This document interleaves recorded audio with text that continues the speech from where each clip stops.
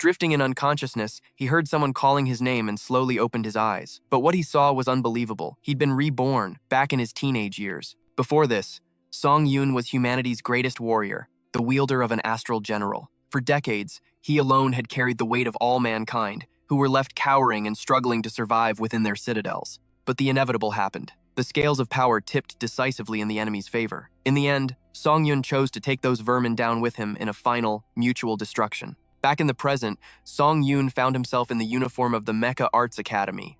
It was only when he stepped outside that he realized he had returned 60 years to the past.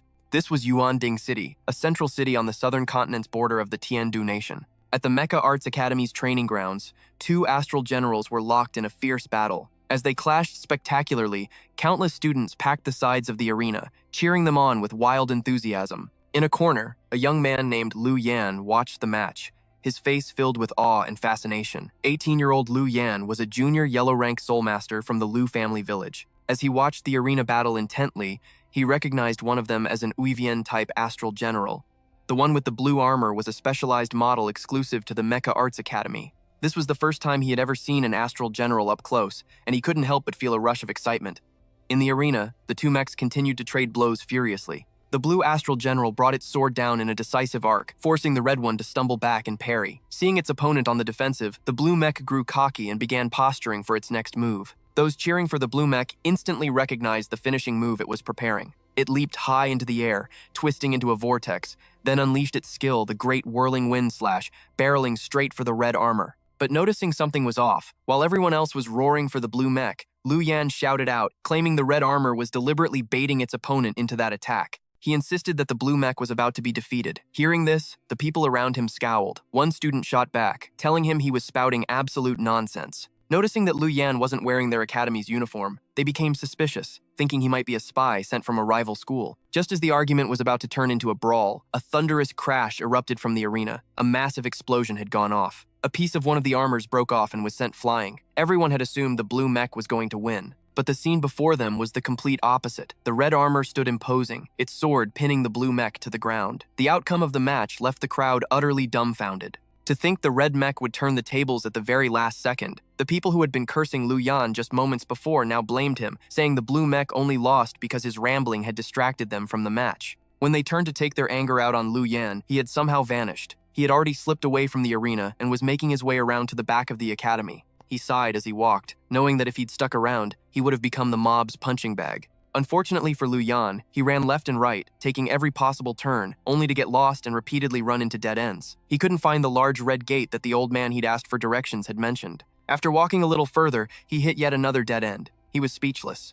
What kind of lunatic designed such a damn labyrinth? His head was spinning, completely lost on what to do. Out of options, Lu Yan decided to just brute force it. He gave up on finding the path and chose to use his soul power to enhance his body and leap over the wall. A golden, metallic light flared around Lu Yan's body. He then shot dozens of meters into the air, clearing the wall and sticking a perfect landing. It was an impeccable jump, and Lu Yan couldn't help but feel pleased with himself. But as soon as he looked up, his eyes were met with the sight of several beautiful girls changing their clothes. He didn't know whether to count himself lucky or cursed for landing right in the middle of the female students' locker room. Staring at the eye-popping scene, Lu Yan froze solid for several seconds. Suddenly, one of the girls, 18-year-old He Yan, the president of Class 10 and a late-stage yellow-rank soulmaster, sensed a gaze and whipped her head around.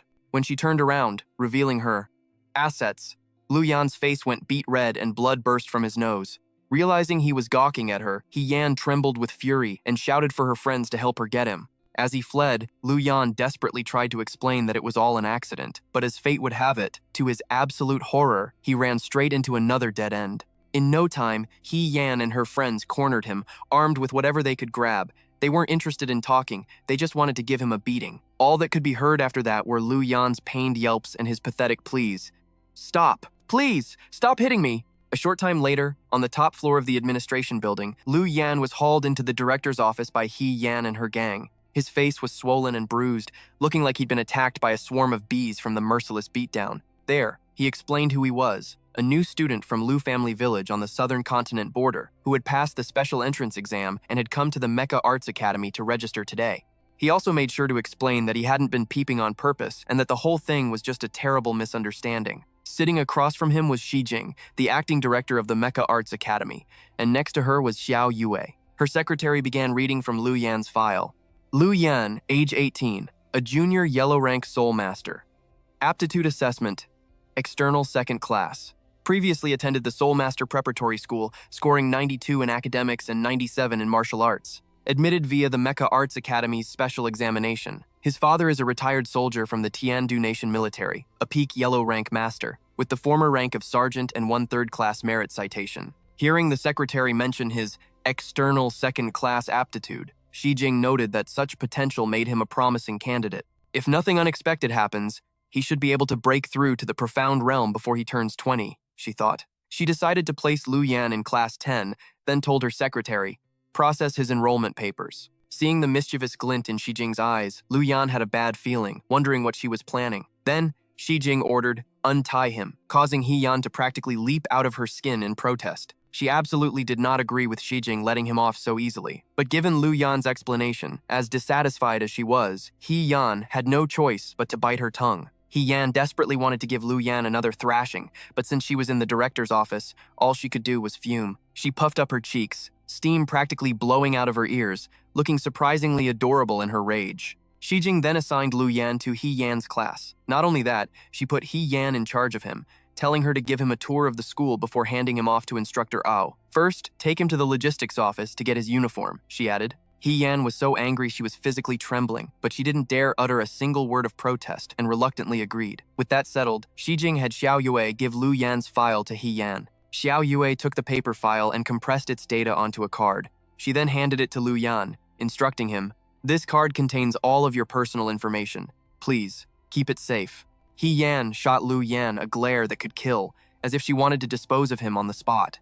Then, she spoke in an icy tone that made him turn to stone. Follow me, student Lu Yan. Without another word, He Yan excused herself and left the director's office. She stormed out, fists clenched, her feet stomping angrily on the floor. Seeing this, Lu Yan hurried to follow her. After the two had gone, Shijing and her secretary remained silent for a moment, just watching the door.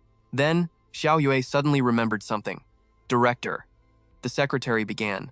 According to a report from Assistant Instructor Cheng, we have a missing student. It's student number 16 from class 10, Song Yun. He's been absent for 3 days now, and we still haven't been able to contact him. Hearing her secretary say he was missing, Shijing found it quite curious. Xiao Yue then asked if she should request clearance to report a missing student to the Public Security Bureau, but Shijing cut her off. Shijing did have an impression of Song Yun, but it wasn't a good one. She remembered him as that piece of trash with the congenitally damaged soul meridians, the one the Tong family from Yong'an City used its connections to sneak into the Mecha Arts Academy. Xiao Yue continued her report. According to the last student who saw Song Yun, that student was in the dorms and was asked some weird questions by him. They also heard him say something about still having 3 days left, and then he just vanished. While focusing on her report, Xiao Yue choked on Shijing's cigarette smoke and turned to scold her. Seeing this, not only did Shijing not stop, she deliberately took another drag and brazenly blew it right in Xiao Yue's face, making her even more furious. She bristled like an angry cat. The two of them bickered for a while before they finally got back to the issue with Song Yun.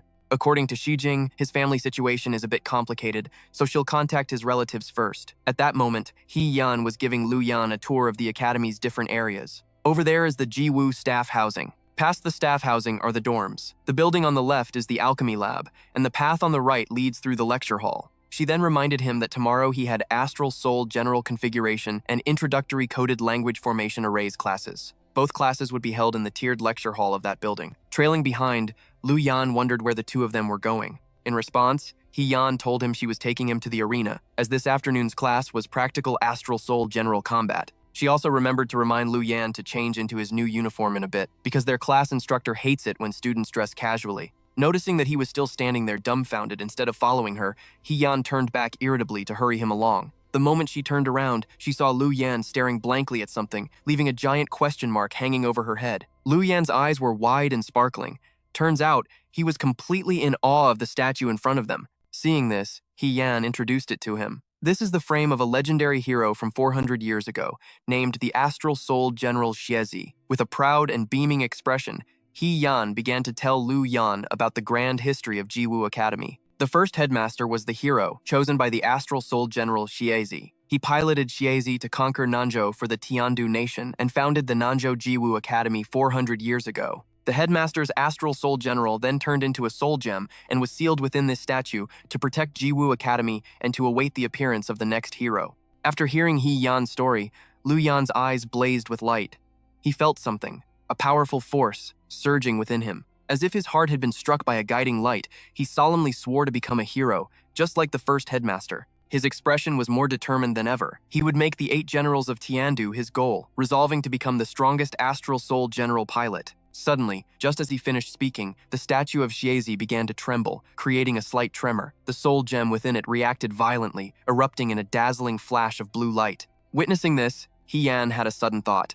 Could that be a soul power resonance wave? Is this really the soul gem of the astral soul general Xiezi? She wondered. Since it was the first time he'd ever seen such a strange phenomenon, it took Lu Yan a moment to snap out of it. He asked He Yan in astonishment if something had just lit up. He pointed toward the Xiezi statue, still completely baffled about what was going on. Before He Yan could reply, Lu Yan rushed over to inspect it, but the earlier commotion was gone now, which only made him more curious. He Yan's mind was reeling in shock. Could the first headmaster's astral soul general really be resonating with this idiot, Lu Yan? She wondered. Is Lu Yan going to be Xiezi's next host? The moment the thought crossed her mind, He Yan immediately rejected the ridiculous idea. She was certain that what she had just seen was merely an illusion. How could the first headmaster's astral soul general possibly choose a fool like Lu Yan? Up ahead, Lu Yan was still engrossed in studying the statue. He licked his finger and poked the astral soul general to test it. At that exact moment, a furious He Yan charged forward and smacked Lu Yan. "Hey, behave yourself," she yelled, "and stop touching things."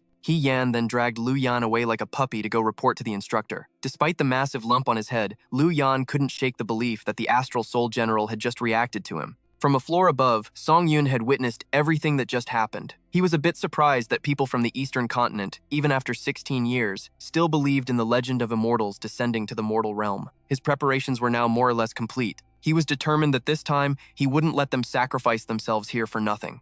Down in the arena, the air was filled with thunderous cheers. On the field, 2 astral soul generals were locked in fierce combat. Sparks flew as their weapons clashed. In an instant, the blue mech completely overpowered the red one to claim victory. The audience below roared with excitement. After the match, Qing Yi, the assistant instructor for Class 10 and an early-stage Xuan rank soul master, asked Instructor Wu if the blue mech should get an extra point since its pilot fought quite well. Beside him, Wu Pei, Class 10's main instructor and a mid-stage Xuan rank soul master, was not the least bit impressed. With an indifferent expression, she commented that the blue mech's fighting style was utterly chaotic. Fighting like that on a real battlefield is just a death sentence. Hearing that, Qing Yi felt helpless and didn't dare to argue. At that moment, He Yan arrived with Lu Yan to report. Wu Pei seemed to have heard about him before, immediately recognizing him as the student who had passed the entrance exam. In response, Lu Yan stood up straight and, despite the instructor's pressure, spoke in a loud, clear voice. The sight left He Yan utterly speechless. Reporting instructor, my name is Lu Yan. I'm 18 years old, from the Lu family in Jingzhou, and I'm at the early Huang rank. I have previously. Before he could finish his introduction, Instructor Wu cut him off. She wasn't interested in hearing such nonsense, and then decided that the next match would be He Yan versus Lu Yan. The instructor's decision left Lu Yan dumbfounded, but before he could refuse, He Yan eagerly jumped in. She couldn't wait to give Lu Yan a good thrashing. Hearing this news, the male students were visibly excited, wanting He Yan to teach the newcomer a lesson. A few of them laughed mockingly as they warned Lu Yan to be careful with He Yan, because her skills were always top tier. As for this battle, Qing Yi couldn't help but feel worried. He spoke up, asking Lu Yan if he was used to piloting an astral soul general. Lu Yan replied that his current skill level was just so-so, from his time as a reserve soul master. He'd learned from his old man in the army, but the problem was, he'd never been assigned an astral soul general. Hearing this, Qing Yi handed him the soul talisman for a Yuanwei type. Here, he said, you can borrow this for today's class. That student is absent today. He then explained that Lu Yan just had to channel his soul power into the talisman to summon the astral soul general. Holding the talisman, Lu Yan was filled with excitement. So this is the Jiwoo Academy's Yuanwei type astral soul general? His eyes sparkled in admiration.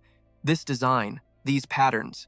Lu Yan felt it was all extraordinary, even more high class than his old man's jade pendant. Seeing his over-the-top reaction, Qing Yi was even more speechless, completely baffled. Stepping onto the platform, He Yan took out her soul talisman and summoned her astral soul general. Across from her, Lu Yan decisively followed suit. Streams of glowing data flashed in midair, coalescing into a blue and a red set of astral armor. Inside her cockpit, He Yan couldn't help but let out a wicked, cunning smile. She was confident she would beat Lu Yan without any mercy, so badly that he'd forget all about what he'd seen earlier. Not wanting to seem weak, Lu Yan even encouraged He Yan to fight him with her full strength. From the stands, the audience cheered enthusiastically for He Yan. They all wanted He Yan to shatter Lu Yan's mech with a single sword strike. Not wanting to waste a single second before she could punch him, He Yan made the first move, stomping hard and leaping high into the air. She shot straight towards Lu Yan. He was already on high alert, but when He Yan saw him doing nothing but backpedaling and dodging, she pressed her attack relentlessly and at high speed. After they exchanged a few blows,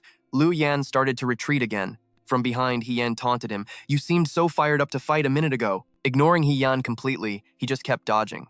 Even Cheng Yi, who was watching the match, was disappointed with Luke Dian's cowardly fighting style of constantly running away. Suddenly, Oh Boy spoke up, telling him not to underestimate Luke Dian so quickly. His footwork seemed chaotic, but he successfully dodged every single one of He Yan's attacks. Instructor Ao's words left Cheng Yi completely stunned. In the arena, He Yan attacked with her dual swords, forcing Luke Dian to rely solely on his shield to defend. He was clearly starting to lose ground. Internally, Luke Dian was struggling to keep up. He had to admit, He Yan's fighting strength was immense. The two-realm difference between Spirit Masters was proving to be a massive hurdle. In the stands, a few impatient spectators started shouting at Luke Dian. Looking at the situation in the arena and Luke Dian's tactics, it wasn't an exaggeration to say they could all see how this would end. One guy in the stands jeered loudly that Luke Dian was only at the early yellow realm, while He Yan was at the late yellow realm. There was simply no way he could win. A two-realm gap meant the power and durability of their battle armors differed by at least 40%. He knew he couldn't face her head-on. He recognized that he couldn't hold out against He Yan forever. Luke Dian chose to back away first, creating some distance. Guessing his intention, He Yan, inside her blue mech, attacked from afar with her gun. As he blocked it with his shield, Luke Dian remarked, "Seems like you don't have very good control over your ranged attacks. From this far away, you're no threat at all. That barely even tickles." Enraged at being underestimated, He Yan snapped. She growled, "If that didn't even tickle, then let's see you handle this." She unleashed her strongest technique. In the stands, the students gasped, unable to believe she was actually using that move. This time, Luke Dian was toast. Even Cheng Yi's eyes went wide as he watched, convinced that there was no way Luke Dian could block this. It seemed He Yan was finally fighting for real. He Yan leaped high, crossing her dual swords as her soul power surged to an unprecedented level. Once she was close enough, she swung them down, creating two intersecting arcs of light that slashed straight towards Luke Dian. The impact on Luke Dian's mech was so severe that he cried out in pain. The students watching couldn't help but wince in sympathy. To be put in his place by He Yan right after arriving. Talk about bad luck. Only Instructor O remained emotionless, quietly murmuring her assessment. Luke Dian had won. Cheng Yi couldn't believe what he was hearing, and strained his eyes to get a better look. A nearby student couldn't help but question her. "Are you kidding, Instructor? Luke Dian's clearly been wrecked." Oh Boy simply replied, "Look closer." Although Luke Dian's red mech was severely damaged, its sword was aimed right at the weak point of the blue mech. According to the rules, Luke Dian had won. Seeing the blade aimed at her core, He Yan's eyes flew open in disbelief, unable to accept the result.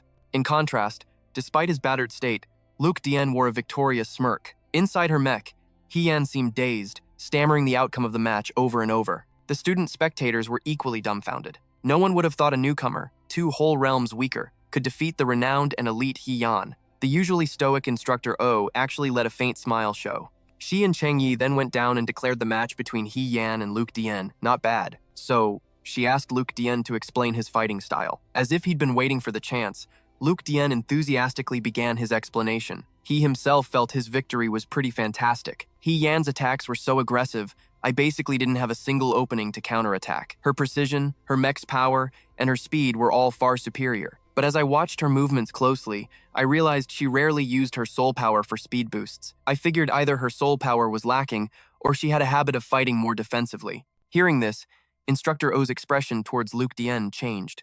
She thought to herself, to be able to stay calm and analyze the situation while fighting a much stronger opponent. This kid is really something. Luke Dian wasn't done. He went on to explain that he created distance to confirm that He Yan wasn't good at using her soul power. Then, he said, I realized she also has a pretty short fuse, so I intentionally provoked her and made her fall right into my trap. At this, He Yan, flushed with shame and anger, tried to hold it in, but her body was trembling. She couldn't bear to hear another word. She turned to Luke Dian and yelled that he just got lucky. But Luke Dian wasn't even listening. He was suddenly freaking out about something else entirely. My mech got wrecked just now, he worried. I'm probably going to have to pay a ton for the damages. His comment made He Yan even more exasperated as she explained it to him. A spirit general is summoned by a spirit master. It doesn't get damaged in a way you have to pay for. Then He-Yan remembered something. Wait, mech number 16. That belongs to Song Yun, right? Hearing that name, Cheng Yi's face darkened. In his opinion, Song Yun was nothing but the 3-minute useless young master who'd been skipping school for the last 3 days. Of everyone there, only Luke Dian didn't get the 3-minute nickname. He wondered aloud, does that mean what I think it means? The other students then explained that Song Yun's celestial soul was rumored to be permanently flawed. He could never level up, in other words. He was the biggest loser of them all. Overhearing the chatter, Instructor O raised her voice to dismiss the students. But just a second later, the sky over the Mech Martial Academy abruptly went dark. He-Yan shivered involuntarily. It's only early evening, she thought. What's going on? Before anyone could process it, countless cracks ripped open across the sky, and from them, hordes of monstrous beasts started pouring through. A citywide emergency alarm began to scream. The sound sent a chill down the spines of Oh Boy and Cheng Yi. The students looked up, their eyes finally focusing on the cracks in the sky. One after another, the monstrous beasts began to fall, right over their academy. Some students were so terrified they collapsed. Horrified by the sight, a panicked uproar spread everywhere. People screamed, "The beasts are here! Run!" The colossal touty beasts landed one after another, wreaking havoc wherever they touched down.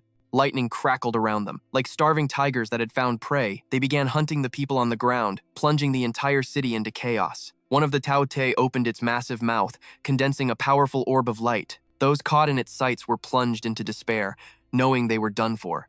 And just as they feared, wherever the light beam swept, people were simply vaporized. Even massive buildings were no exception, obliterated without a trace. The beast's unstoppable beam of light shot straight towards the Mech Martial Academy. Left with no other choice and relying on her battle instincts, Uboy shouted Cheng Yi's name. He understood immediately, summoning his spirit general and using its shield to block the light beam, averting the crisis for the academy. The mere shockwave from the impact sent students flying, and it took a few moments for the attack to subside. But there was a problem. Blocking that single attack had caused 73% damage to Cheng Yi's mech, and his soul power had plummeted to just 22.6%. Hearing the status report, Cheng Yi's face grew anxious, sweat dripping down his temples. This was far worse than he had expected. Following the first wave, the remaining beasts descended. They were Tao Tie, known as the most voracious species of all. Unfazed, Uboy began assessing the battlefield, trying to get a count of the enemies before them. Meanwhile, Cheng Yi yelled at the students to find cover immediately. This enemy isn't something you can handle. At the same time, Cheng Yi was using every available second to replenish his soul power and repair his damaged mech. Despite being told to evacuate, He-Yan and Luke Dian both stepped forward, offering to help. Before they could even finish, Oh Boy shut them down. "Follow your orders," she commanded, as she rushed towards Cheng Yi. Cheng Yi hadn't fully recovered when one of the beasts lunged for him, its jaws agape. In that critical moment, moving at the speed of light, Uboy instantly summoned her own mech and saved him. With a single, badass slash of her sword, Instructor O finished off the beast. Witnessing this epic scene in glorious, uncensored detail left both He-Yan and Luke Dian completely speechless. Her personal mech was known as the White Guardian, but they never imagined it was this powerful. The beasts weren't stupid, though. They tried to ambush her from multiple directions, but with her incredible power, Oh Boy easily detected and countered each attack. However, something bothered her. For a split second, the beast's movements seemed to slow. Behind her, Cheng Yi suggested a retreat. More and more beasts were showing up, and he feared the two of them couldn't last much longer. Instructor Ao cut him off sharply. "Shut up!" Instructor O shouted. They had to hold back these monstrous beasts until reinforcements arrived. Before Ao Boy and Cheng Yi, hordes of beasts swarmed in, and the entire city was filled with smoke and ruins. Seeing this, a horrified Lu Yan asked He Yan what they should do now. With no other choice, He Yan decided to follow the instructor's wishes, urging Lu Yan to leave quickly, because with their level of strength, staying would only get in the other two's way. Although a bit reluctant, Lu Yan could only obey. The two of them quickly headed back inside the academy. On their way back, he noticed countless points of light in the sky. At the same time, Oh Boy received a signal from the command room. Xiao Yue reported that reinforcements were arriving, telling Uboy to form a squadron with Uboy as the commanding captain. The combat order was to defend the arena and not let any beasts escape. After hearing the command, Uboy became even more determined to fight and began to counterattack the beasts. A moment later, countless other spirit generals descended from above. They weren't instructors, but members of the student council who had come as reinforcements. They seemed exhausted, but Uboy pushed through and took command, ordering all mecha to form the 12 mecha formation to fight the beasts. All the spirit generals accepted the order and immediately formed the tiger wing formation. All the spirit generals coordinated smoothly, setting up a defensive line in front of the horde of beasts. The tiger wing formation. With this formation, while the main general is responsible for luring the enemy, the two wings provide cover and attack. It can take advantage of the terrain and is also suitable for long-term defensive combat. Two birds with one stone. Even Shi Jing had to praise Oh Boy, who was truly worthy of the name White Fox of the northern battlefield. Below the command platform, Xiao Yue was in charge of monitoring and reporting on the battle. The defensive line was established, and reinforcements had arrived. Waiting only for that, Xiao Yue asked Shi Jing for the next directive. Upon finishing her words, Shi Jing loudly called for all mecha of the Jiwu Academy to defend their positions to the death and trap all the beasts within the encirclement. They had to hold on until the wave of beasts ended. Receiving the order, Oh Boy and the students became even more determined to defend. This battle didn't need to be won. They just had to hold their ground.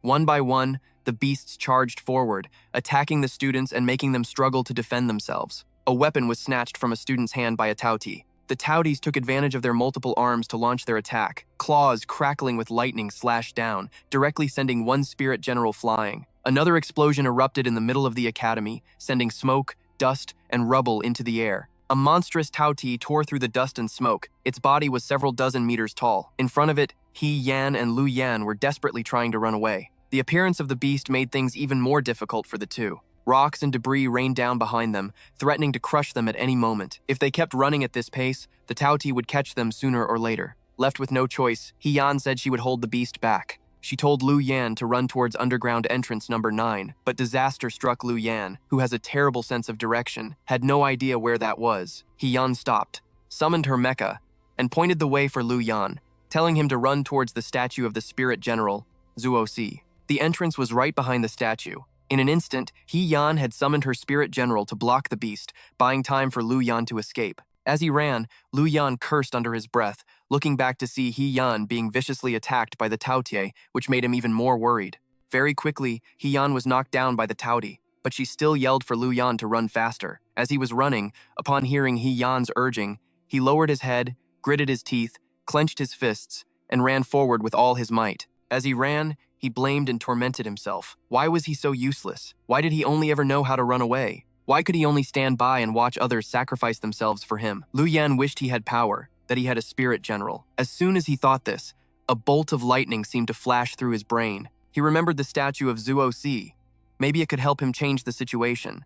He recalled how the statue's soul jade had reacted when he got near it. So, if he was the one chosen by that soul jade, he could obtain the power of the spirit general Zuo Si. The more he thought about it, the more it felt like some force was pushing him from behind, making him run faster and faster. He silently hoped that He Yan could hold on for just a little longer. After a moment, the statue of Zuo Qi was within Lu Yan's sight. As if seeing a glimmer of hope, he broke into a wide smile, flying towards the statue, shouting for the headmaster to lend him strength and for the spirit armor to accept him. But suddenly, Lu Yan stopped, staring ahead in astonishment because there was someone on top of the statue. He couldn't understand what the hell was happening. Moreover, this figure had just damaged the Zuo Si statue and taken something out of it. If he wasn't mistaken, it was the soul jade of the spirit general Zuo Qi. Song Yun stood on the statue, looking down at Lu Yan with a mischievous smile. Lu Yan was so shocked he was speechless, pointing directly at Song Yun on the Zuo Qi statue and demanding to know who he was. Without any hesitation, Song Yun stood under the night sky, his face illuminated by the soul jade, and coolly answered Lu Yan's question. I am Song Yun, and I have returned. The scene changes. The people Song Yun couldn't save in his past life appear in his memory, including instructors and students of the Jiwu Academy, as well as those who once looked down on him and the beloved elder who loved him. Those who cherished and protected him, the brothers in arms from the Xuanjia Guard, the important person who didn't hesitate to sacrifice their life to protect Yunxiang, and the one who had protected and advised him during a crisis. And the ones he could never forget were the unbeatable enemies and the Star-Lord system that was always with him. The people he met on the southern, western, and northern continents, and the inner demons that had plagued him for decades. Suddenly, Yunxiang's eyes flew open. He had just broken free from his own memories during cultivation, his whole body drenched in sweat. A bright light emanated from his body, illuminating everything around him. It was clearly visible even from the outside. Song Yun sat by the window as the morning light streamed into the room. He panted from exhaustion. He had finally broken through. The entire room was thick with his aura. Yunxiang was overjoyed that he had finally broken through. The sigils on his body were clearly visible on his face. Yunxiang felt the abundant power flowing through his body and was satisfied. from the initial stage of the Huang rank to its peak in just 3 days, breaking through 4 realms consecutively.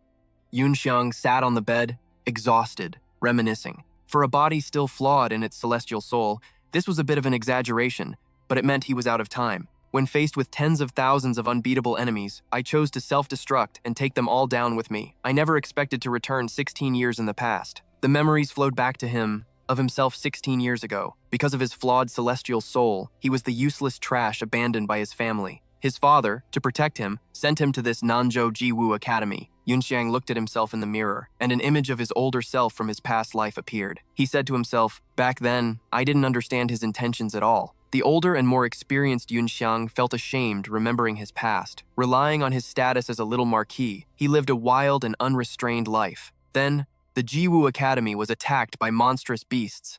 The Song family was wiped out, and Tiandu fell. With the help of the Star-Lord system, I escaped death countless times. The Star-Lord system was created by some sage, and I happened to obtain it in my previous life. Not only does it have some incredible abilities, but it can also copy other people's spirit generals for me to use. I never thought it would be reborn with me. He called upon the Star-Lord system again to check his current situation. The system immediately checked and reported his current status. Looking at the system, Yunxiang fell into deep thought. Although I don't know why the system was reborn with me, it's true that all the spirit generals I collected before and everything else is gone. He clenched his fist, showing his determination. I have to start all over again. The first thing Song Yun did was check the calendar. The day he was reborn was the 9th of November. That means tonight, the Jiwu Academy will be attacked. In these 3 days, relying on the alchemy I learned in my past life on the southern continent, I've continuously broken through from the initial stage of the Huang rank to its peak. In my past life, I was nearly 50 years old before I got a rebirth pill to heal my celestial soul. Even though my sky soul was healed, it still left side effects on my body. Not only am I stuck at the saint stage with no way to break through, I can only use 20% of my combat power and have to rely on soul continuation pills to replenish my strength. Now, if I can just refine one regeneration pill, I can completely restore my sky soul with no more side effects. With that in mind, he headed to the southern continent apothecary in the eastern center of Yuan Ding City to purchase the medicinal herbs. Van Tuong approached the counter and greeted the shopkeeper. "I'm here to pick up the heavenly dragon root I ordered a few days ago." The shopkeeper quickly replied, "Please wait a moment, sir. Let me check for you. It's still in transit. It will arrive this afternoon. As soon as it's here, we'll notify you immediately." Song Yun looked at the shopkeeper, slightly disappointed and sullen. "I still have to wait?" He walked off alone, lost in his thoughts. 16 years ago, alchemy techniques were still very primitive. On the southern continent, a heavenly dragon root was truly priceless. Yet here, I can buy one so easily. As long as I can find the final ingredient for the regeneration pill, I can heal my sky soul. That way, even if I can't repair the star soul general used for the distant might technique, I can still hold back the vicious beasts, he mused. Even with the heavenly dragon root, I'll still have to wait for several hours. In that case, I'll head to the martial arts arena first and set up a few arrays to deal with the vicious beasts. Hopefully, I can minimize the casualties. At this moment, the academy, Jiwu, was very peaceful, as it hadn't been attacked by demonic beasts yet. A familiar voice echoed through the academy. "This is the last spot. Let's set it up here." It was Van Tuong's voice. He was arranging everything in preparation for tonight. "These few arrays I learned on the northern continent are probably 100 years ahead of this eastern continent. It's a pity my current cultivation level is too low. I can only set up arrays that reduce the speed and slow down the movements of the vicious beasts." As Van Tuong was setting up the array, he heard someone outside telling an old tale. According to the legends of the eastern continent, an immortal descended from the heavens and summoned a dharma form outside of the star soul general. Hearing this, he couldn't help but turn to listen in for a bit. The people listening to the story all cheered with excitement. "Hearing you say that, sister, I can feel a surge of energy rising within me." It turned out the storyteller was He Yan. She seemed very knowledgeable about the old legends and continued her story. The very first academy headmaster was the hero chosen by the Star Soul General, Xie Shi. He Yan was completely engrossed, passionately lost in the story she was telling everyone. The Star Soul General, Shi Si. Huh? She went on to tell many other things, while Van Tuong stood listening from the upper floor between the pillars, lamenting. "On this very day in my past life, I ran to you like a stray dog, begging for your power, but I received no response at all. This time, it's different." He called out to the system and told it to scan the statue before him. The system immediately reported, "Scanning the soul jade of the masterless Star Soul General. Target confirmed. Star Soul General Xie Shi. Do you wish to forcibly extract it?" Immediately after, the statue, like a giant robot, was pulled outside, shocking everyone. He Yan was thrilled to see the scene before her, because it was just like what she had heard in the stories. "This is soul power resonance. Could it be the soul jade of Shaixi? Liu Dian, still young and inexperienced, was alarmed by this sight for the first time and nervously asked, "He Yan, did something just light up? What is this situation?" From his high vantage point, Van Tuong saw their surprise, but he paid it no mind.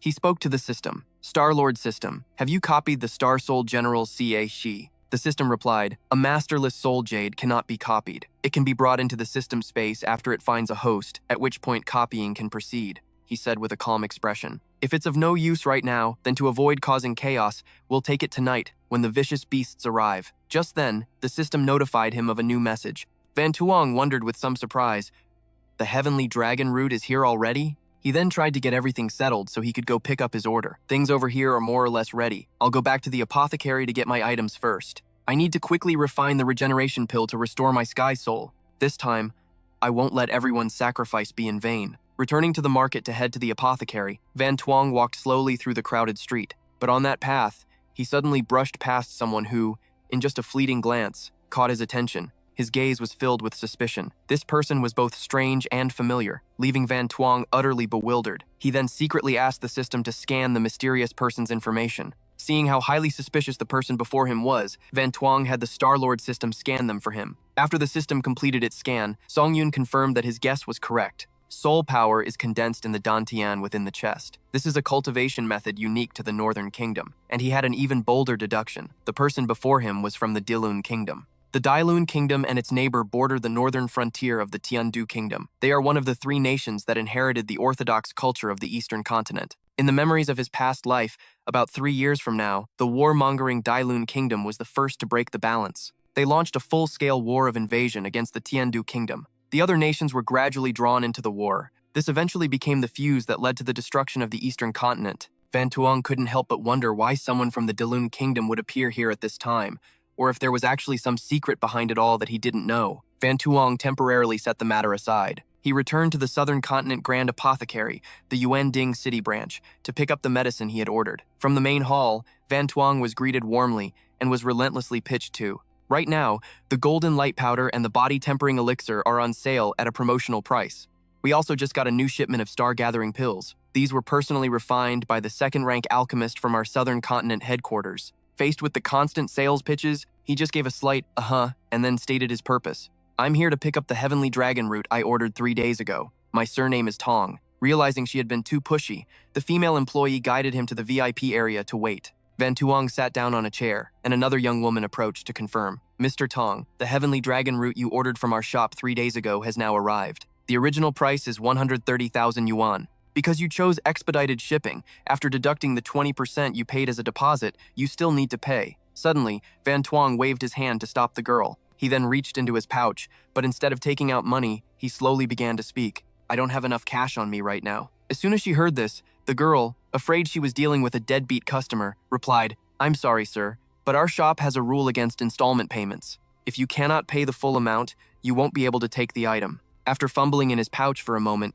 Song Yun took out a spatial storage card. Inside that card are countless medicinal pills. "I want to sell these pills to you." The girl, without even looking, immediately replied again, "I'm sorry, Mr. Tong, but we don't purchase medicinal pills here." But when she took a closer look, her jaw dropped. This is a soul continuation pill, a 3rd-grade pill. And could this be a rare 4th-grade soul condensing pill? This is a star-gathering pill, and its quality is even higher than the ones refined by the Grandmaster at our main store.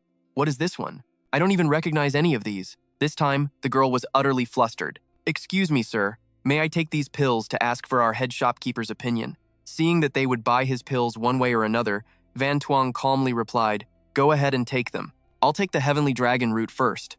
Do you have an alchemy room here? Let me borrow it for a bit." It was the first time she had heard a customer ask to borrow the alchemy room, so she answered hesitantly, "We do have an alchemy room, but because the shop doesn't have a resident alchemist, the room hasn't been used in a very long time." He waved her concern away. "I just need a quiet place that can block out soul power fluctuations." Hearing him say that, the girl led the way. "Then please follow me." In a flash, she had led Song Yun to the alchemy room as he requested. He then went inside by himself. As soon as he entered, Song Yun was quite surprised. An old-style alchemy furnace from 60 years ago. It looks so crappy. A pity this one is broken. I actually really wanted to try it out. Van Tuong sighed, feeling utterly deflated as he accepted this. He sat down on the floor. Luckily, back on the Southern Continent, I learned the void refining technique from the human spirit race. Combined with a refining array, I can make pills even without an alchemy furnace. After taking out his things, Van Tuong began to set up the array. The medicinal ingredients needed for the array were gathered by him one by one. He gently dropped the last ingredient into the four-directional refining array. All the ingredients had been placed into the array by Van Tuong.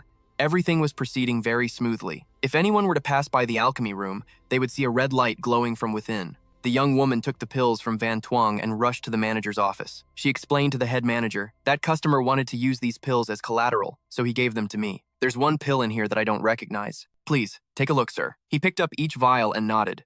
A third-grade essence-gathering pill, a soul continuation pill. This is a soul-condensing pill. And this last one is... He was so stunned by the last pill that he shouted, "This is a blood combustion pill." The head manager looked at the girl who brought the pills and asked her, "Are you certain this customer wants to sell these pills to our guild?" Seeing his urgency, she replied, "Yes, sir." That's what the customer said. He shot to his feet and asked, "Where is he now?" The young woman stammered, "In the alchemy room. He wanted to borrow it for a bit, so I took him there." Just then, she remembered that she'd forgotten to tell him, "The pill furnace is broken, but he's so young, he probably doesn't know how to refine pills anyway, right? He probably just wanted a soundproof place to talk to someone." But in reality, she was completely wrong. Song Yoon's true age was likely even greater than the head manager's, so refining a pill without a furnace was incredibly easy for him. In just a moment, Van Tuong had finished refining a pill. He was drenched in sweat, but delighted to have finished refining a new pill. Immediately after, Song Yoon swallowed the pill he had just created in one gulp. Then, he absorbed that entire 6th grade pill. His soul veins could finally be restored. The sigils on his body lit up once more, and Van Tuong's entire body seemed to be enveloped in a blue flame. At that moment, the head manager and the young woman arrived in front of the alchemy room he had entered. He pointed at the room and asked, "There's been no sound for a full 2 hours. Are you sure that customer has been in this alchemy room the whole time?" She replied sheepishly. "He seemed to have set up some kind of restrictive formation inside. The door can't be opened from the outside." Just as she finished speaking, a sound came from the room, and the door slowly began to open. Van Tuong stepped out from the doorway, having already seen them. He immediately broke into a smug grin, thinking to himself, he took the bait. The young woman who had served him in the VIP room stepped forward to introduce them. "Mr. Tong, are you finished? This is the head manager of our shop. Manager, this is Mr. Tong." The man also bowed politely. "Mr. Tong, I am Hong Fuang." He looked Van Tuong up and down, silently sizing him up. Judging by the young man's clothes, he seemed to be from the Ko Huyen Academy, and yet he could casually bring out so many precious pills. Could he be the young master of some great clan? Or perhaps he's backed by a master alchemist? Van Tuong returned the bow.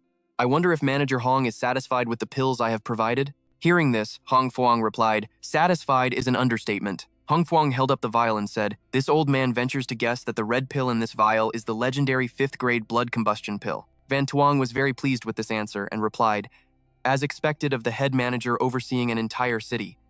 Elder Hong truly has a discerning eye." The man replied humbly, "You flatter me. You flatter me. Mr. Tong, do you really wish to sell this precious item to our shop?" Van Tuong pretended to scratch his head. "I have no choice. I've been in a bit of a tight spot lately." "Go on, Elder Hong, name your price." Hong Fuang launched into a long speech. This blood combustion pill can help a soul master below the earth stage directly ascend a minor realm. If used at the peak of one's realm, it can even help them break through the bottleneck to the next major realm. If you took this to auction, you could certainly get a better price. "Won't you reconsider, Mr. Tong?" He sighed. "I already told you, I'm in a tight spot. Cut the useless talk and just name your price." Seeing how firm he was, the man began to calculate the prices for all the pills he'd brought. He said gleefully, "However, this old man wishes to befriend you, Mr. Tong, so I will take the liberty of using my authority as head manager to make an executive decision. 444,000. We'll round it up to 500,000. I wonder if that is to your satisfaction?" Van Tuong laughed to himself. "This old fox. He sees how young I look and thinks he's getting a bargain. Next, he'll try to probe the origin of these pills." Imitating the haggling ladies at the market, Van Tuong played hard to get, rubbing his chin. 500,000, huh? Seeing his reluctance, Hong Fuang grew a little anxious and added, "Mr. Tong, to be honest with you, our shop could only sell these pills for 600,000 at most. Paying you 500,000 is the absolute limit of what this old man can authorize. How about this old man throws in some medicinal ingredients worth tens of thousands more for you, Mr. Tong?" Seeing the fish had taken the bait, he took out his spatial card and said, "Elder Hong, that's not what I meant. My house of Markiku An has never been one to take advantage of others." He then materialized 2 more 5th grade pills and said, "I'll add 2 more blood combustion pills. Make it an even 1 million in total." Holding the 2 new vials from Van Tuong, Hong Fuang's mind reeled. He just casually took out 2 more 5th grade pills? Could this young man really have a 5th grade pill master behind him? Wait a minute. The House of Marquis Qiuan? Is that the Marquis Qiuan who is one of the 8 generals of Thien Do? This young man must be a young master from the Tong family of Nam Chao. It really is the blood combustion pill. And this quality, it's not just high grade. It's practically peak grade. He rejoiced inwardly. This bait should be more than enough to lure out the big fish behind you people. This head manager, Hong Fuang, is, with 90% certainty, a descendant of a branch family of the Hong Merchant Guild from my past life's memories. In my past life, the Hong Guild was one of the 3 great merchant guilds of the Eastern continent, controlling 70% of the market share for medicinal ingredients and refinement in the Tiando Kingdom. The intricate web of the Hong family's connections in both the political and business worlds has been built up over several generations. Not only are they unfathomably wealthy, but they also have a frightening network of connections and resources. In this life, to stop the coming beast tide, I not only have to rapidly increase my own combat power, but I also need to build my own power base. Money, connections, and resources, all 3 are indispensable. Hong Merchant Guild, a big fish like you. Just let me make good use of you. After thinking for a moment, Hong Fuang said, "Young Master Tong, this isn't the proper place to talk. Why don't you come to my office for a while and sample some of the tea I've been saving?" Van Tuong went along with it, replying, "You're too kind, Elder Hong." With that, they all went to Hong Fuang's office. Once the transaction was complete, his system notified him, "Your bank account has received 1 million yuan." Afterward, Song Yun asked Hong Fuang about the price of the Heavenly Dragon Spine. Hong Fuang immediately interjected, "Young Master Tong, while the Heavenly Dragon Spine is rare, it's not considered a particularly valuable item. It's a paltry 30,000. This old man will make the decision to waive the fee for you." Van Tuong didn't refuse. He raised his teacup and replied, "If that's the case, then I'll graciously accept." Taking a sip of the hot tea, Song Yun complimented its fine taste. Meanwhile, Hong Fuang called the young woman to his side and said, "Go fetch the gold card marked with the number 3 from the 3rd drawer under my desk." Soon after, a glittering card was presented before him, leaving him very puzzled. Hong Fuang replied warmly, "Young brother Tong, I imagine you already know that our Nam Shao Grand Apothecary is an enterprise under the banner of the Hong Merchant Guild. This card is a platinum-level membership card for the Hong Merchant Guild. With this card, you will receive the benefits and discounts of a platinum member at any shop under our guild's banner. It is a small token of this old man's sincerity, and I hope young brother Tong will accept it." And so, Van Tuong left the apothecary with the card. Before he left, they even waved goodbye to each other. Only when Van Tuong was far away did the young woman beside Hong Fuang dare to ask, "Head manager, why were you so incredibly courteous to that young Master Tong? Did you figure out something about his background?" He just smiled and replied, "He mentioned the house of Marquis Kuyuan earlier, and his surname is Tong.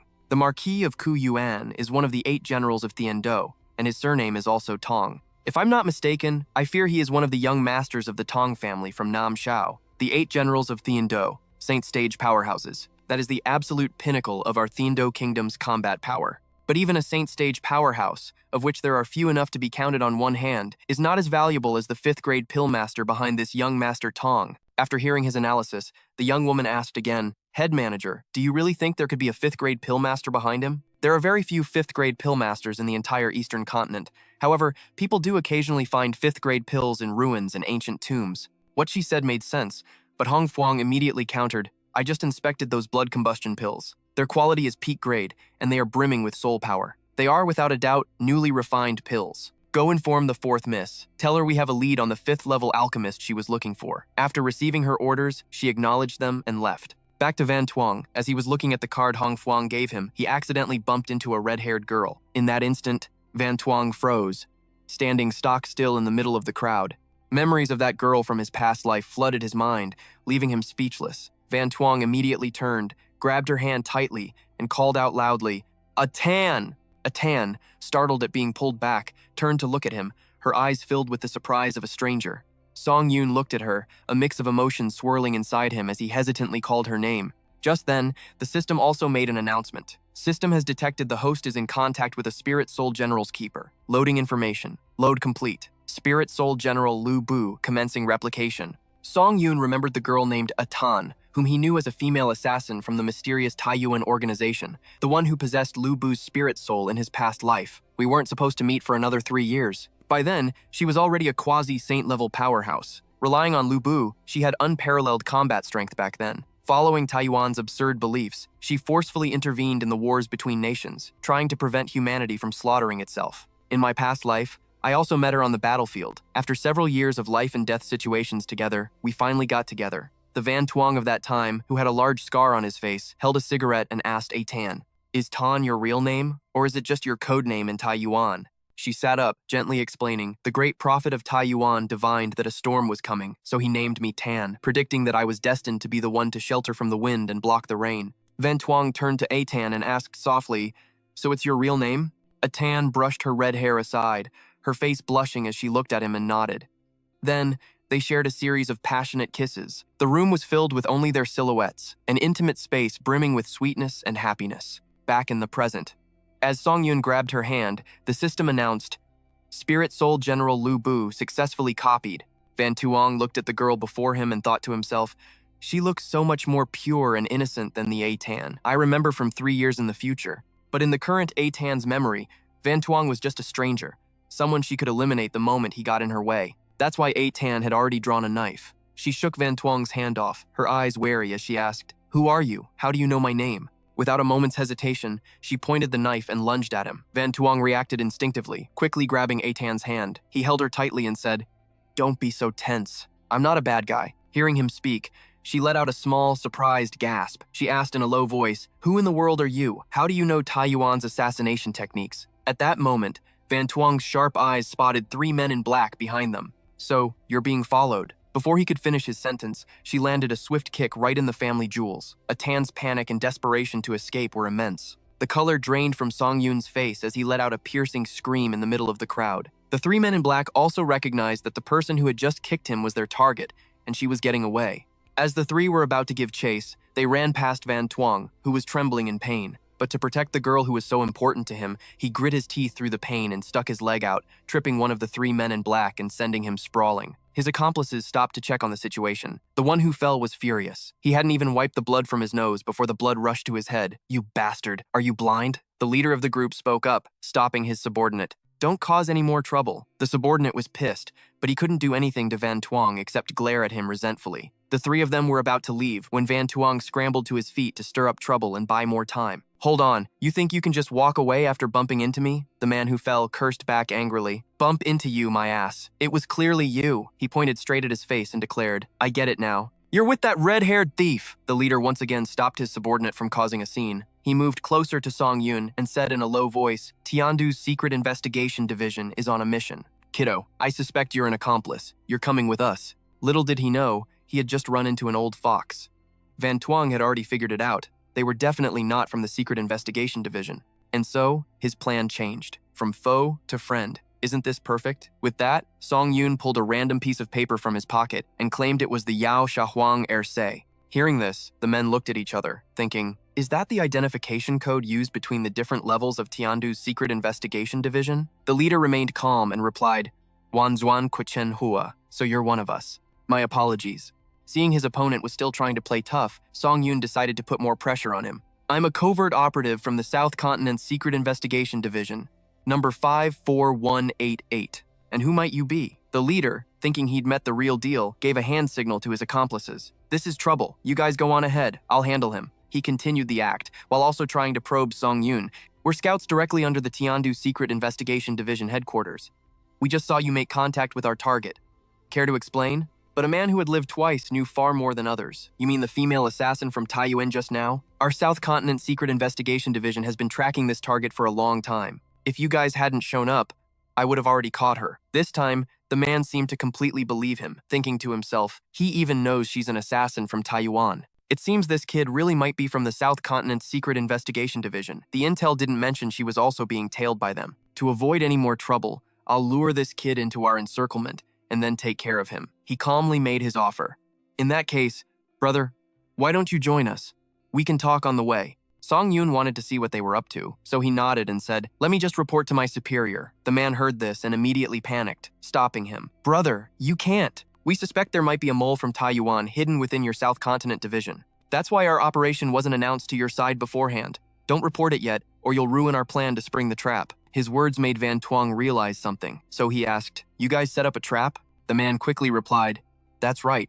Our people have set up an encirclement outside the city. We're pretending to chase this female thief, but we're actually luring her into the trap. They've already gone far. We have to hurry. So that's how it is. As expected of the elites from headquarters, such a thorough plan. The man thought he had fooled Van Tuong, but he wasn't so easily tricked. Even as he followed, Van Tuong thought to himself, "What an idiot, trying to impersonate a secret investigation division agent in front of me. In my past life, I was the commander of the Xuan Ting Guard in Tiandu. I've lost count of how many times I've dealt with the secret investigation division." Van Tuong even checked the man's soul power. His soul power is condensed in his dantian. This guy is from the Dilun Nation, just like the man in black I saw near the Martial Academy. I can't believe so many spies from the Dilun Nation have already infiltrated this place at this time. Song Yun suddenly remembered something. Wait a minute. In my past life, the South Continent Martial Academy was destroyed during a beast tide, and Seoul Jade General Zuo Si also vanished without a trace. Could it be related to these Dilun Nation spies? Van Tuong was still thinking, trying to recall the events of his past life as he followed the leader of the men in black. But then, he suddenly saw a candy cart by the side of the road and thought to himself, "Strawberry Tanghulu? I remember Atan seemed to like these." And just like that, Song Yun stopped at the candy stall and bought a whole bunch of different candies, making the shop owner extremely happy. After paying, he took a bite of one of the candies. "Let me try it first, see if it's sour." The leader of the men in black watched him, assessing the situation. Suddenly, he asked, "By the way, brother, I forgot to ask earlier." Though he was already half doubting, he still wanted to confirm Song Yun's identity. "My name is Gu Ming. You can call me Old Gu. What should I call you, brother?" As if anticipating his intention, Song Yun, standing behind him, replied with a smug smile, "My name is Cheng Yi. You can call me Little Cheng." The path they took was now far from the central city market, and over there, the person whose name had just been mentioned, Cheng Yi, was sneezing nonstop. Seeing this, Oh Boy, who was beside him, asked, "Are you all right, Instructor Cheng?" He quickly replied, "I'm fine." At that moment in the dense forest, where branches intertwined, a figure suddenly zipped across a tree branch. That person was A Tan. She had managed to escape into the forest, but despite her speed, two of Gu Ming's henchmen still blocked her path. A Tan had no choice but to land on a branch to make a stand and figure out her next move. But they didn't give her a single moment's rest, chasing her relentlessly. Because of this, A Tan had to start running again immediately. Finally, A Tan decided to stop running and landed squarely on the ground. The moment she touched down, she spotted a figure right in front of her. This opponent seemed to be a heavy hitter, judging by the grim expression on A Tan's face. From the dark hollows of the trees, an old man with silvery white hair emerged, yet his body was still incredibly strong. He was the captain of the three men in black from before. He let out a sneer and ordered the formation to activate. Following his command, a formation array appeared above her head, engulfing the entire area where she stood. All the subordinates under his command appeared one by one, sliding down from the tree branches to the ground to fight her. Besides fighting people, Atan also had to face two ridiculously huge robots. Right now, Atan's situation was not looking good. She was like the filling in a dumpling, completely surrounded by them on all sides. The old captain held Atan's file in his hand, muttering to himself, Taiyuan's top assassin, known as the red-haired death god, real name unknown, an astral master half a step into the earth realm, and the wielder of the Lu Bu astral general. A glimmer of excitement shone in the old man's eyes as he laughed loudly. I never expected her to be such a beautiful little girl. His soldiers advanced step by step, but Atan still hadn't made a move. One of them gave a nasty grin. Don't bother looking. This area is locked down by a spatial array. You can't escape. Why don't you just surrender obediently? This girl looks pretty good. How about we let the brothers have some fun first? The one who had just spoken immediately got a blade to the face. His head was split in two, blood splattering everywhere. Atan, still fiercely defiant, asked all of them, "Was that fun?" The blood from the man splattered onto another, making them feel humiliated and instantly enraged. Another man stepped forward to command, seeking revenge for his comrade. "You filthy bitch, get her." Their captain just stood by and watched, not making any suspicious moves yet. At the same time, Gu Ming had led Van Tuong back to their ambush point. The array has been activated. Looks like they've managed to stop that assassin. Van Tuong, holding a candied fruit skewer, thought to himself, the spatial fluctuations are intense. While following Gu Ming, he had observed very carefully. This was a level 5 barrier-type spatial array. Just as Song Yun had predicted, it was indeed a level 5 spatial barrier. As soon as he arrived, Van Tuong was met with the sight of a whole mess of things, but what he cared about most were the two robots that hadn't moved yet, Gray, Ui, Vien models. They're city guard machines. It seems these people, after entering the country, managed to acquire astral abodes for their astral generals through some shortcuts within Tiandu. Gu Ming came to report his presence to his captain, but the old man just gave a cold grunt and remained silent. Atan was still single-handedly cutting down the black-robed men one by one. She didn't fear any of them who rushed at her. Amidst the relentless slaughter, a familiar figure made her look up. Van Tuong, with the candy skewer in hand, made a welcoming gesture and spoke. "We meet again." At this moment, he was still casually poking his cheek with the stick from his candied hawthorn. But instinct is a terrifying thing. Song Yoon's hand instinctively grabbed the shirt of a nearby black-robed man and pulled him over to block Atan's knife. He shouted angrily, "Why are you attacking me? That was dangerous." "I'm not with them." Atan was having a crisis of faith. Who on earth was this man? He clearly had the meager cultivation of a yellow rank, yet he was able to dodge her attack. The captain of the black-robed men saw one of his subordinates die because of Song Yoon and could only watch in stunned silence. He turned to Gu Ming and asked irritably, "Who is this person?"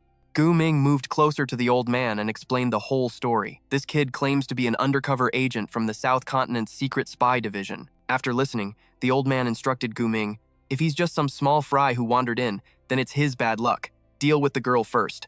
We can find a chance to get rid of that small fry later." Hearing this, Gu Ming nodded in agreement. Looking closely, Atan wasn't just surrounded by 2 giant robots, but a total of 4. The old captain was no longer standing by. He began to control the robots to attack her. Atan was busy fighting the black-robed subordinates, but still sensed the danger from behind. She was quick on her feet and managed to dodge a fatal blow from a robot. Realizing the situation was dire, Atan also began to summon her astral general. Afterward, her power seemed to instantly surge. The energy radiating from her was immense. Immediately after, a beam of light appeared from the sky and shot down into the middle of the forest. Atan and her astral general had successfully merged into one. The parts of Atan's astral general were gradually assembled and armored.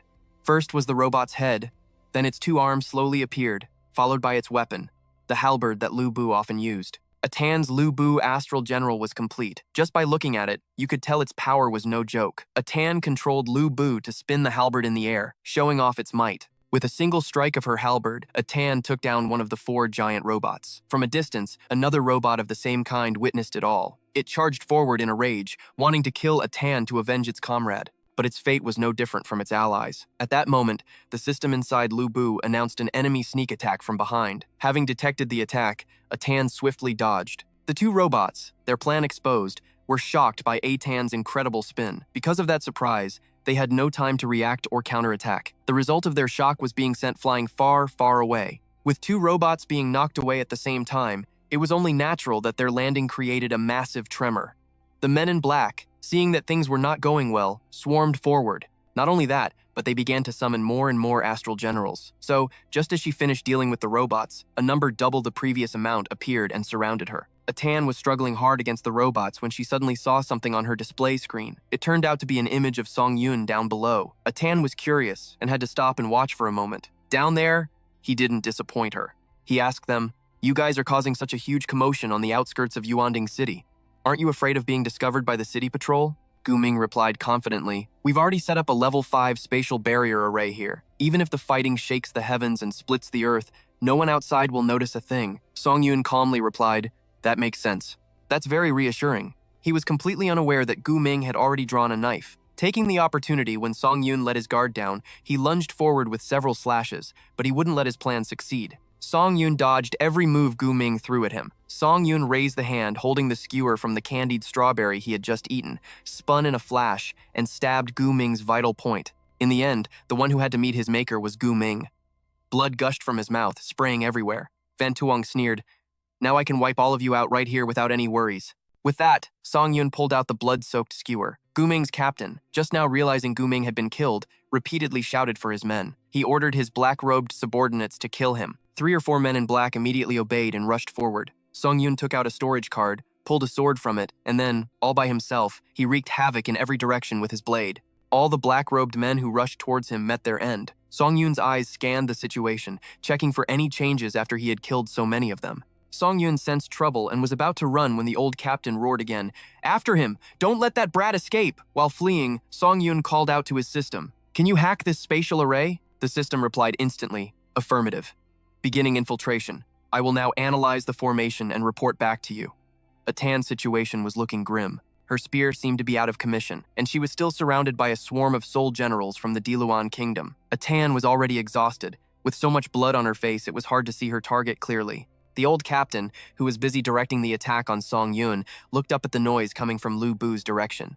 He ordered the man beside him, "It's time to capture Lu Bu. Activate the star-imprisoning soul-locking formation." At that moment, numerous formations appeared around Atan's Lu Bu Soul General. From these formations, countless chains shot out and seized Lu Bu. The formations manifested on all sides, continuously unleashing more chains. Lu Bu's neck was also bound by chains, making it difficult for Atan to move, no matter how much she struggled inside. Both of her hands were chained as well, locking Lu Bu's spear in place and rendering it temporarily useless. In short, Atan and her soul general were completely immobilized. Atan roared in frustration. "What the hell is this thing? Damn it!" She struggled to break free, but it was useless. She strained, trying to snap the chains with sheer force, but couldn't. Inside Lu Bu's cockpit, Atan desperately tried to find a way out, but she was powerless against the old man's chains, and panic began to set in.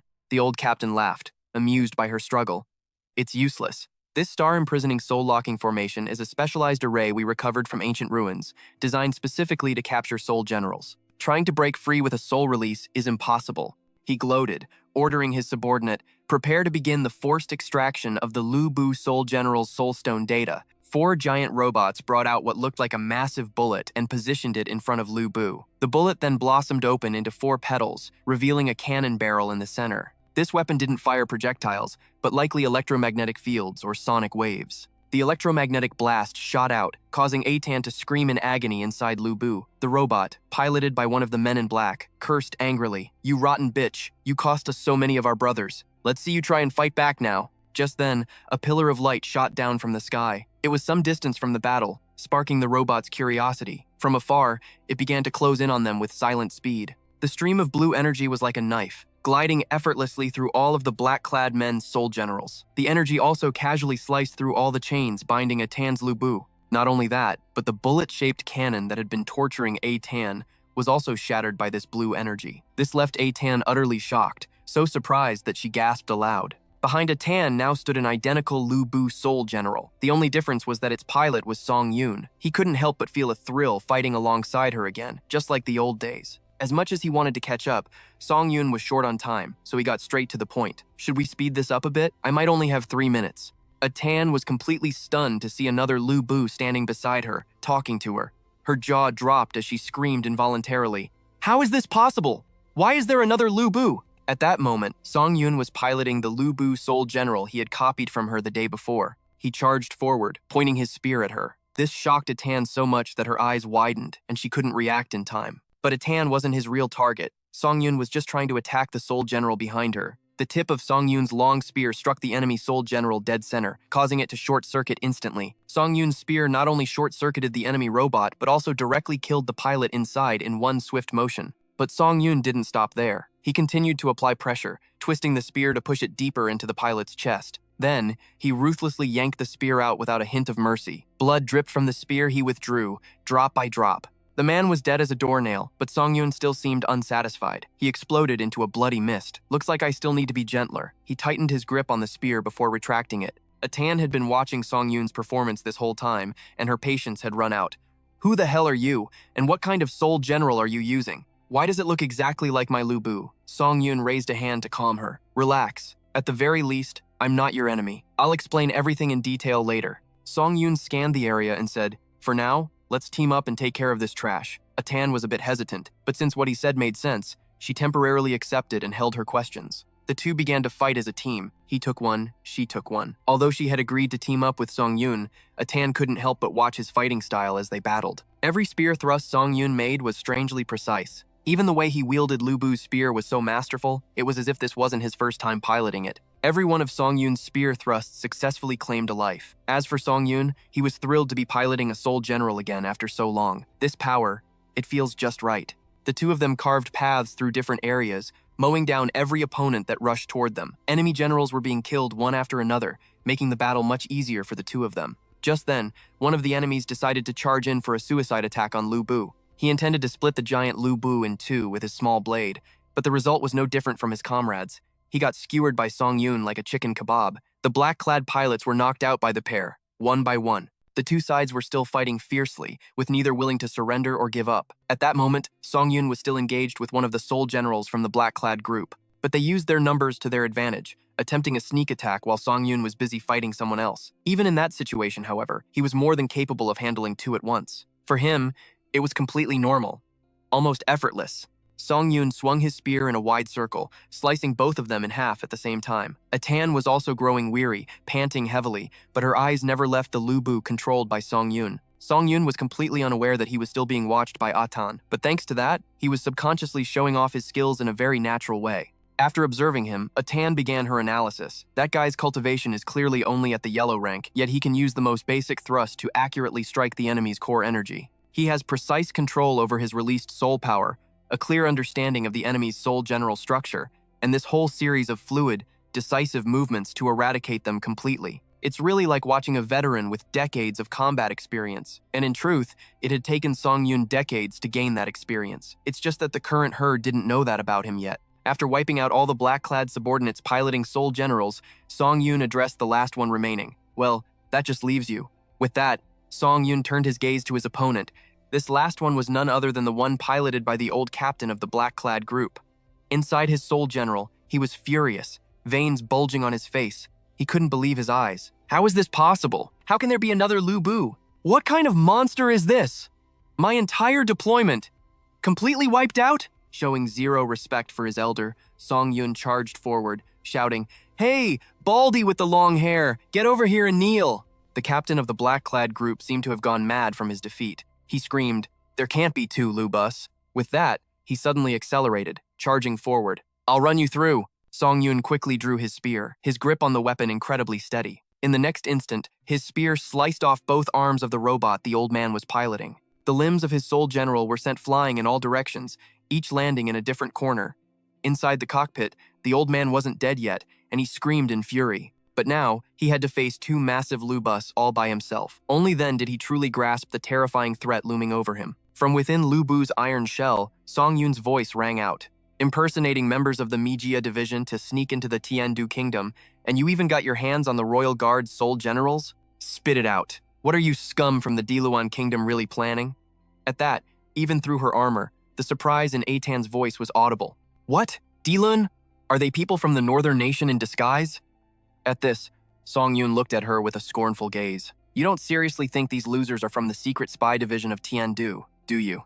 But it seemed Atan really did think so, because when he hit the nail on the head, her face flushed bright red with embarrassment. Hearing his cover blown, the old captain's face darkened as he asked, "How did you see through it and walk away?" It was nothing. Then the old man roared maniacally, "All of you, go to hell! Long live the general!" From behind, Atan quickly realized he was burning his soul power. He was going to self-destruct. Hearing this, Song Yun immediately said, "Trying to self-destruct on me? Not a chance." Atan, beside him, also realized what he was planning. Is it possible to use a resonant wave of similar soul power to suppress a self-destruction? Song Yun channeled all his soul power into his fist, ready to punch the old man in the face. Inside the Lu Bu soul general, he yelled, "Get out of my sight!" One punch from Song Yun seemed to knock the very soul out of the old man, making his aged soul power seem like nothing. Song Yun's punch was so strong that the man was sent flying out of sight. Only after a long moment did he reappear, falling from the sky, with blood spraying from his nose. According to Newton's third law, an object acted upon by a force will be met with an equal and opposite reaction, and the same applied to him.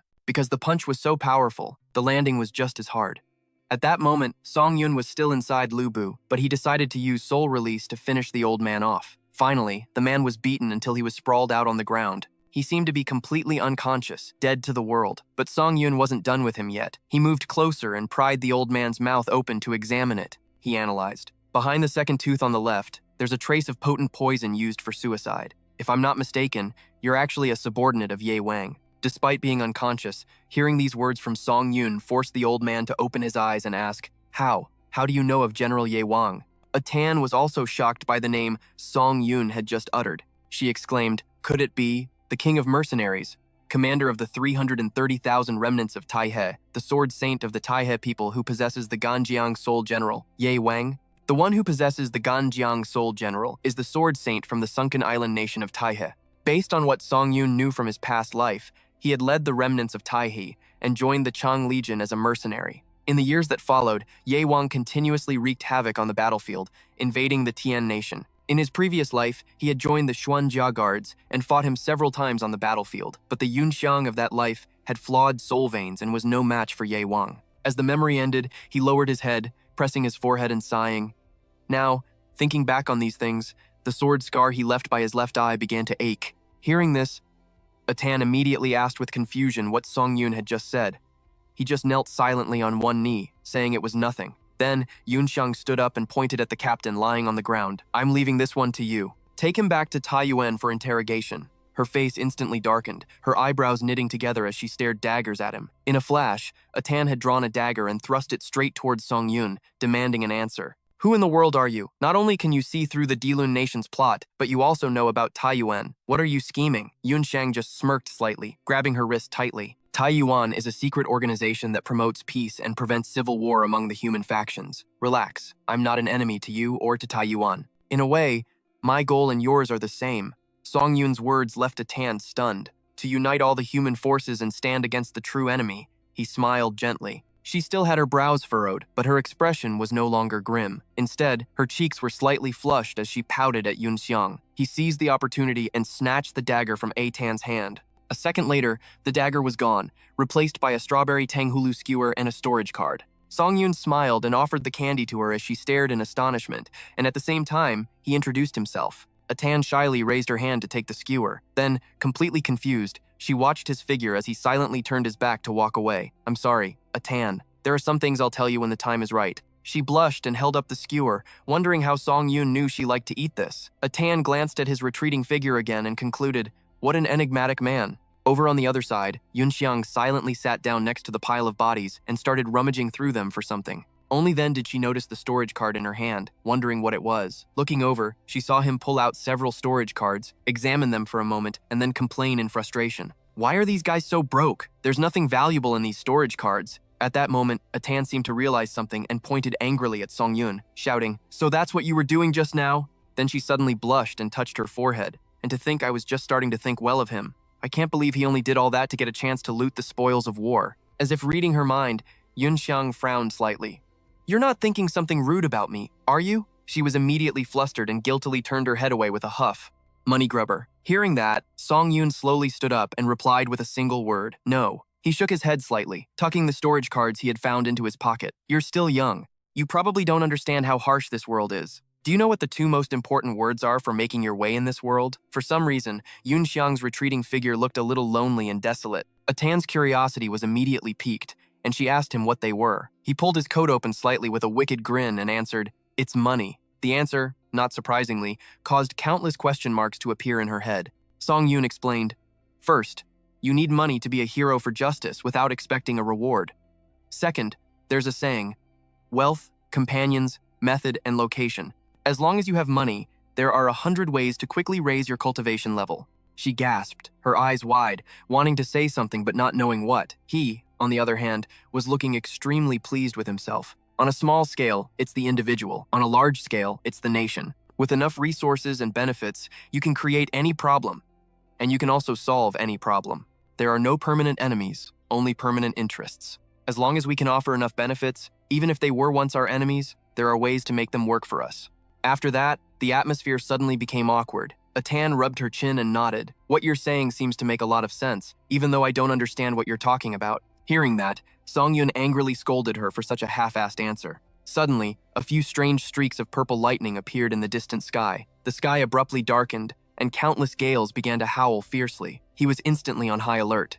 Atan was also puzzled by the strange scene around them. Song Yun suddenly thought of something and his jaw dropped in shock. "A rift? How can that be? The beast tide is arriving earlier than in my past life's memory." Atan had also recognized the rift. Her eyes widened as she muttered 3 words, "Cheng Yuan Ding." Immediately after, Atan whipped around to look at the person tied to the base of the tree and yelled, "It really was you!" Surprised, he also turned his head and exclaimed, "It was them?" At the base of the ancient tree, the old captain, who had been bowing his head, suddenly took a few deep breaths and then laughed loudly. He bared his bloody teeth and cackled as he spoke. "It seems the first squad has completed its mission." Song Yun suddenly asked her, did Taiyuan already know something was going on? Atan fell silent, her brow furrowed with an unreadable expression. Seeing this, he anxiously pleaded, "Please, tell me." Finally, she frowned, turned her head, and agreed with a look of reluctance. "Fine, since you helped me just now." Atan began to speak slowly.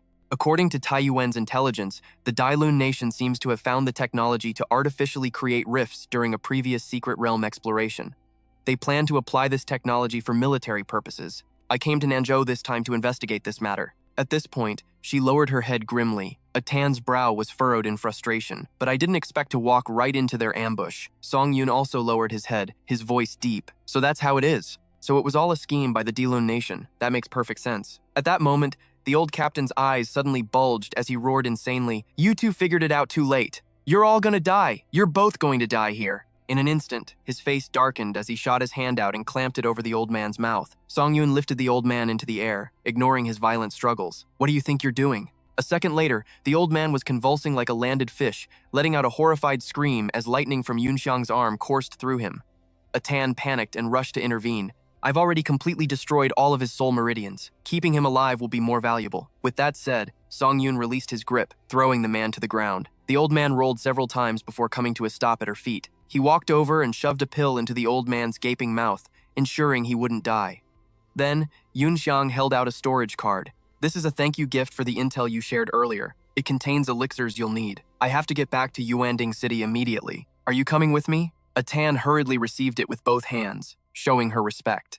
She bowed her head slightly in apology. "I have to return to the Nanzhou branch. It's not that I'd watch the residents of Yuanding City die and do nothing. I just have a more important mission. I'm sure the City Guard and the Mech Martial Academy can handle this." Song Yun immediately smiled understandingly and waved his hand. "You don't have to say it. I get it. Just take this long-haired guy with you first." He then turned away and summoned the system. "Can I use Lubu's Spirit General Beast, the Crimson Flame Dragon Steed?" A moment later, the system replied that he could force its use, but it would cost 3 times the normal soul power. Hearing this, Song Yun decisively threw 3 pills into his mouth and agreed. Atan watched, her jaw dropping in astonishment. 3-star soul-continuing pills. Those cost 50,000 Tiandu coins apiece, and he just took 3 at once. He stood still in the vast forest, 2 circles of soul energy, one large, one small, forming around his body. As he finished, a dazzling pillar of light shot straight up into the sky. She looked up and, realizing something, gasped. "Wait a minute. Could it be?" The body of a spirit beast gradually materialized, with a spirit general riding on its back. The crimson flame dragon slowly took form in the air, its eyes blazing red. A moment later, Atan stared at Song Yun riding on its back and shouted in amazement, "A spirit form crimson flame dragon steed." Her eyes widened in disbelief. "That's a spirit general beast that can only be unlocked at the heaven tier. Even I can't use it. How can he?" As she thought this, Atan suddenly remembered something. That's right, the Mech Martial Academy's Zuo Si. According to Taiyuan's intelligence, the legendary spirit general Zuo Qi has the ability to transform into other spirit generals. Could this man be the owner of the Zuo Qi spirit general? At that thought, she suddenly shouted Song Yun's name, making him turn back in surprise. The Weiliang Kingdom's target this time is related to Zuo Si. You have to be careful. Atan cupped her hands around her mouth, shouting with all her strength. After hearing her, Song Yun left her with a thanks and soared into the sky. Where he had stood, only a sunken crater and a few lingering sparks of lightning remained. Atan looked down, breaking into a nervous sweat. Since when did the Tiandu Kingdom have such a mysterious powerhouse? She grimly pulled up her collar, covering her mouth as she thought of the Zuosi spirit general. This could shatter the balance of power between the 3 kingdoms and become the spark that ignites a war. I have to report this to the organization immediately. Meanwhile, Song Yun was rocketing forward on the back of the crimson flame dragon. It tore through the air like a raging wind. He leaned forward, his eyes fixed ahead. So the Yilin Kingdom created the rift, all to steal the Zuo Si Soul Jade. No wonder in my past life's memories, the Zuo Si Soul Jade's whereabouts were unknown after the beast tied. Song Yun wondered if the rift had appeared earlier because of him, either because he interfered with the Zuo Si Soul Jade this morning, or because he intervened in the ambush on Atan. It doesn't matter. If my actions can change history, then I have to save them. Having made his decision, Yunxiang shouted a command, and the crimson flame dragon accelerated, blasting forward like a rocket. By now, Yuanding City was engulfed in towering flames and smoke. In the West District, the desperate cries for help from the suffering people mixed with the crackling of the blaze. Guo Yuan was on one knee, leaning her entire weight on her sword just to keep from collapsing. At that moment, the Yuanding City Guard, the 5th Squad of the West District Garrison, had arrived to block the path of several savage beasts. "Instructor Guo, are you all right?" 2 guardsmen walked over, carefully helping her to her feet. The woman called Instructor Guo was Guo Yuan, an early Xuantier instructor from the Mech Martial Academy. She frowned, panting heavily. "Captain Chu, thank you for your help just now." Without turning around, he replied, "Don't mention it. I should be the one thanking you for bringing your students as reinforcements." The speaker was Zhu Tong, captain of the 5th Squad of the West District Garrison and a peak Huangtier warrior. He frowned, hesitating, only to have them sacrifice themselves here. Zhu Tong looked in anguish at the bodies of the students strewn across the ground. At this, he turned furiously toward the giant beasts before them and cursed, "You goddamn monsters!" Suddenly, one of the guardsmen shouted to Zhu Tong, "Two more on the left!" Mu yelled out a panicked warning. "Another one appearing at our 11 o'clock." Suddenly, a guardsman started, having noticed something. Known as Four Eyes, he frowned, trembling as he counted the number of beasts. A moment later, he announced in horror, "We're screwed. There are 40 of them on the right." The remaining men were instantly terrified. "There are only a few of us left. We can't hold out much longer. Should we retreat?" Zhu Tong immediately roared, "We can't retreat. Our orders are to defend this position to the death and stop the beasts from breaking the perimeter. We cannot let our brothers' sacrifices be in vain. We soldiers of Tiandu face mountains of blades and seas of fire, but we never retreat. Tiandu will be victorious." He raised his sword and declared this resoundingly. The others, their spirits ignited by his resolve, roared in unison, "Tiandu will be victorious." The two guardsmen supporting Guo Yuan also stared grimly ahead. No one noticed what was happening far behind them. Behind a crumbled wall, two civilians were fearfully peeking out. Zhu Tong began giving orders. "Instructor Guo, we'll hold these beasts back. Use this chance to lead the students and the civilians behind us to retreat first." As he finished speaking, he took off and launched himself into the air. Zhu Tong led the charge, with two guardsmen following close behind. They let out a unified battle cry, "Kill!" The beasts were just as fierce, opening their massive fang-filled maws and roaring back. Both sides charged straight at each other, filled with a do-or-die intensity. Zhu Tong swung his sword down, but the beast caught the blade. Suddenly, where did he pull another sword from? While it was occupied with the first sword, Zhu Tong used the second to land a painful strike on the beast. Elsewhere, Mu Fenyun asked, "Instructor Guo, are we supposed to retreat?" Guo Yuan lowered her head.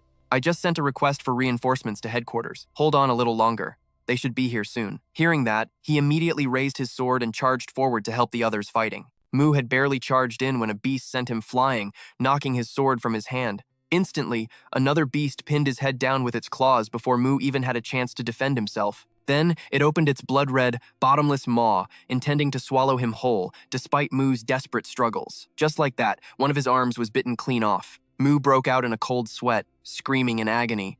Nearby, Four Eyes, who was struggling with his own beast, screamed Mu's name. He panicked when he saw the other beast opening its mouth again, about to devour what was left of his teammate. Just then, a roar came from nowhere. "Get off him!" Following the shout, Zhu Tong slammed his foot into the beast's body, making it release Mu in pain. He anxiously helped Mu up from the ground, telling him to get back on his feet. Meanwhile, Four Eyes was grabbed by the leg, and a beast was trying to slam him into the ground hard enough to leave a crater. Another guardsman, holding back a beast's massive jaw, anxiously turned and called out to him. The beast suddenly lashed out with its sharp claws. The guardsman was instantly sent flying, crashing to the ground. A moment later, the few survivors gathered together, facing the beasts that had surrounded them. One guardsman was pinned to the ground by a beast's massive, clawed foot. At the same time, Four Eyes was being pulled by his arms and legs, on the verge of being torn apart. Zhu Tong impatiently asked Guo Yuan, "Why aren't the reinforcements here yet?" He turned his head and hesitated. We're not really going to die here, are we?" The beast immediately extended its sharp claws. With a swipe of its arm, it knocked Guo Yuan's sword away, causing her to lose her balance and fall backward. A nearby Wei Yuan-type mecha pilot saw this and screamed in panic, "Instructor Guo!" The beast balled its hand into a fist, raised it high, and prepared to strike Guo Yuan. The pilot of that Wei Yuan type was terrified and helpless as she witnessed the scene. At that moment, all she could do was lie there and pray silently, "Oh gods, please, anyone, send anyone."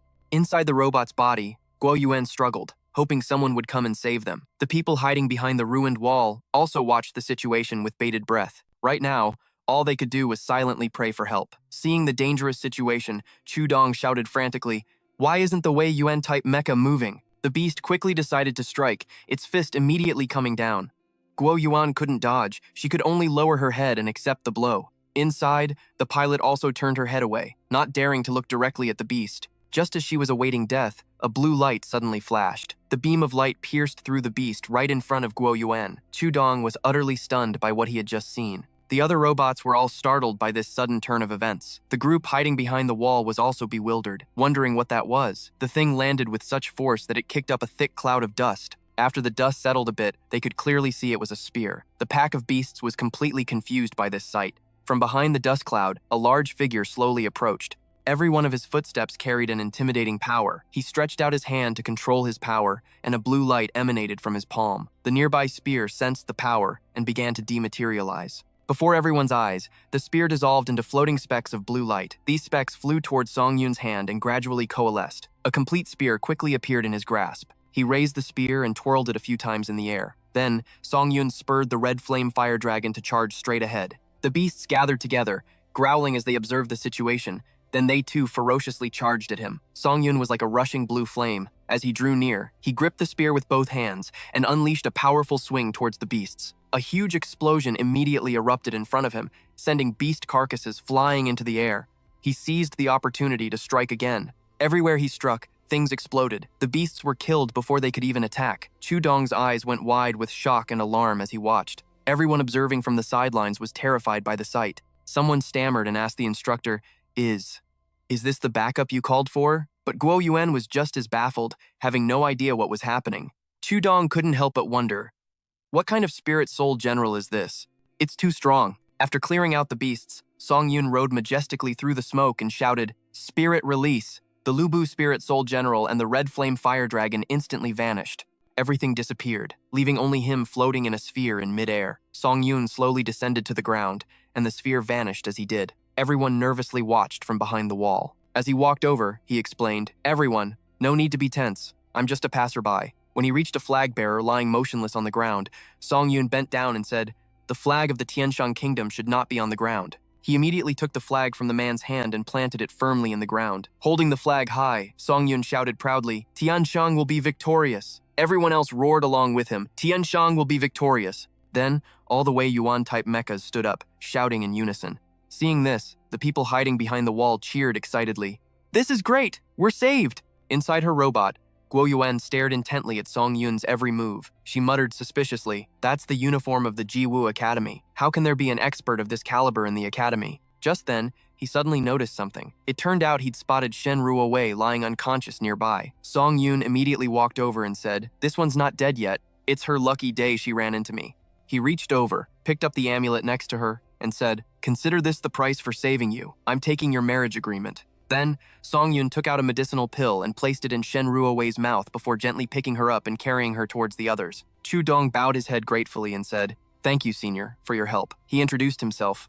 I am Chu Dong, captain of the West City District Patrol Team. Hearing this, someone behind him whispered awkwardly, Captain, this guy looks like a student from the Jiwu Academy. Is it really appropriate to call him senior? This completely enraged Chu Dong, who snapped, Shut up! In knowledge, there is no first or last. The strong are to be respected, but Song Yun paid it no mind. He handed Shen Ruowei to them and said, No need for formalities. This student can still be saved. I've already given her a spring rejuvenation pill.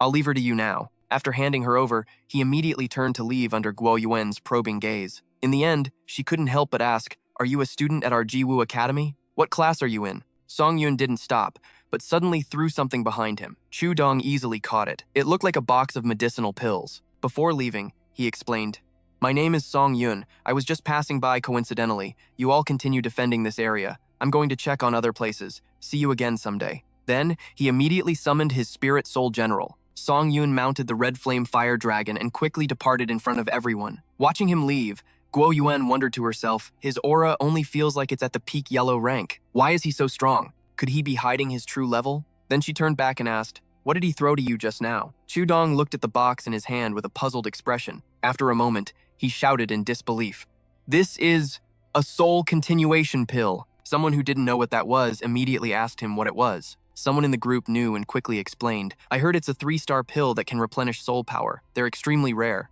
At auction, a single pill can go for up to 50,000 Tianshang yuan. Hearing this, everyone gasped in shock. This one bottle is my entire year's salary.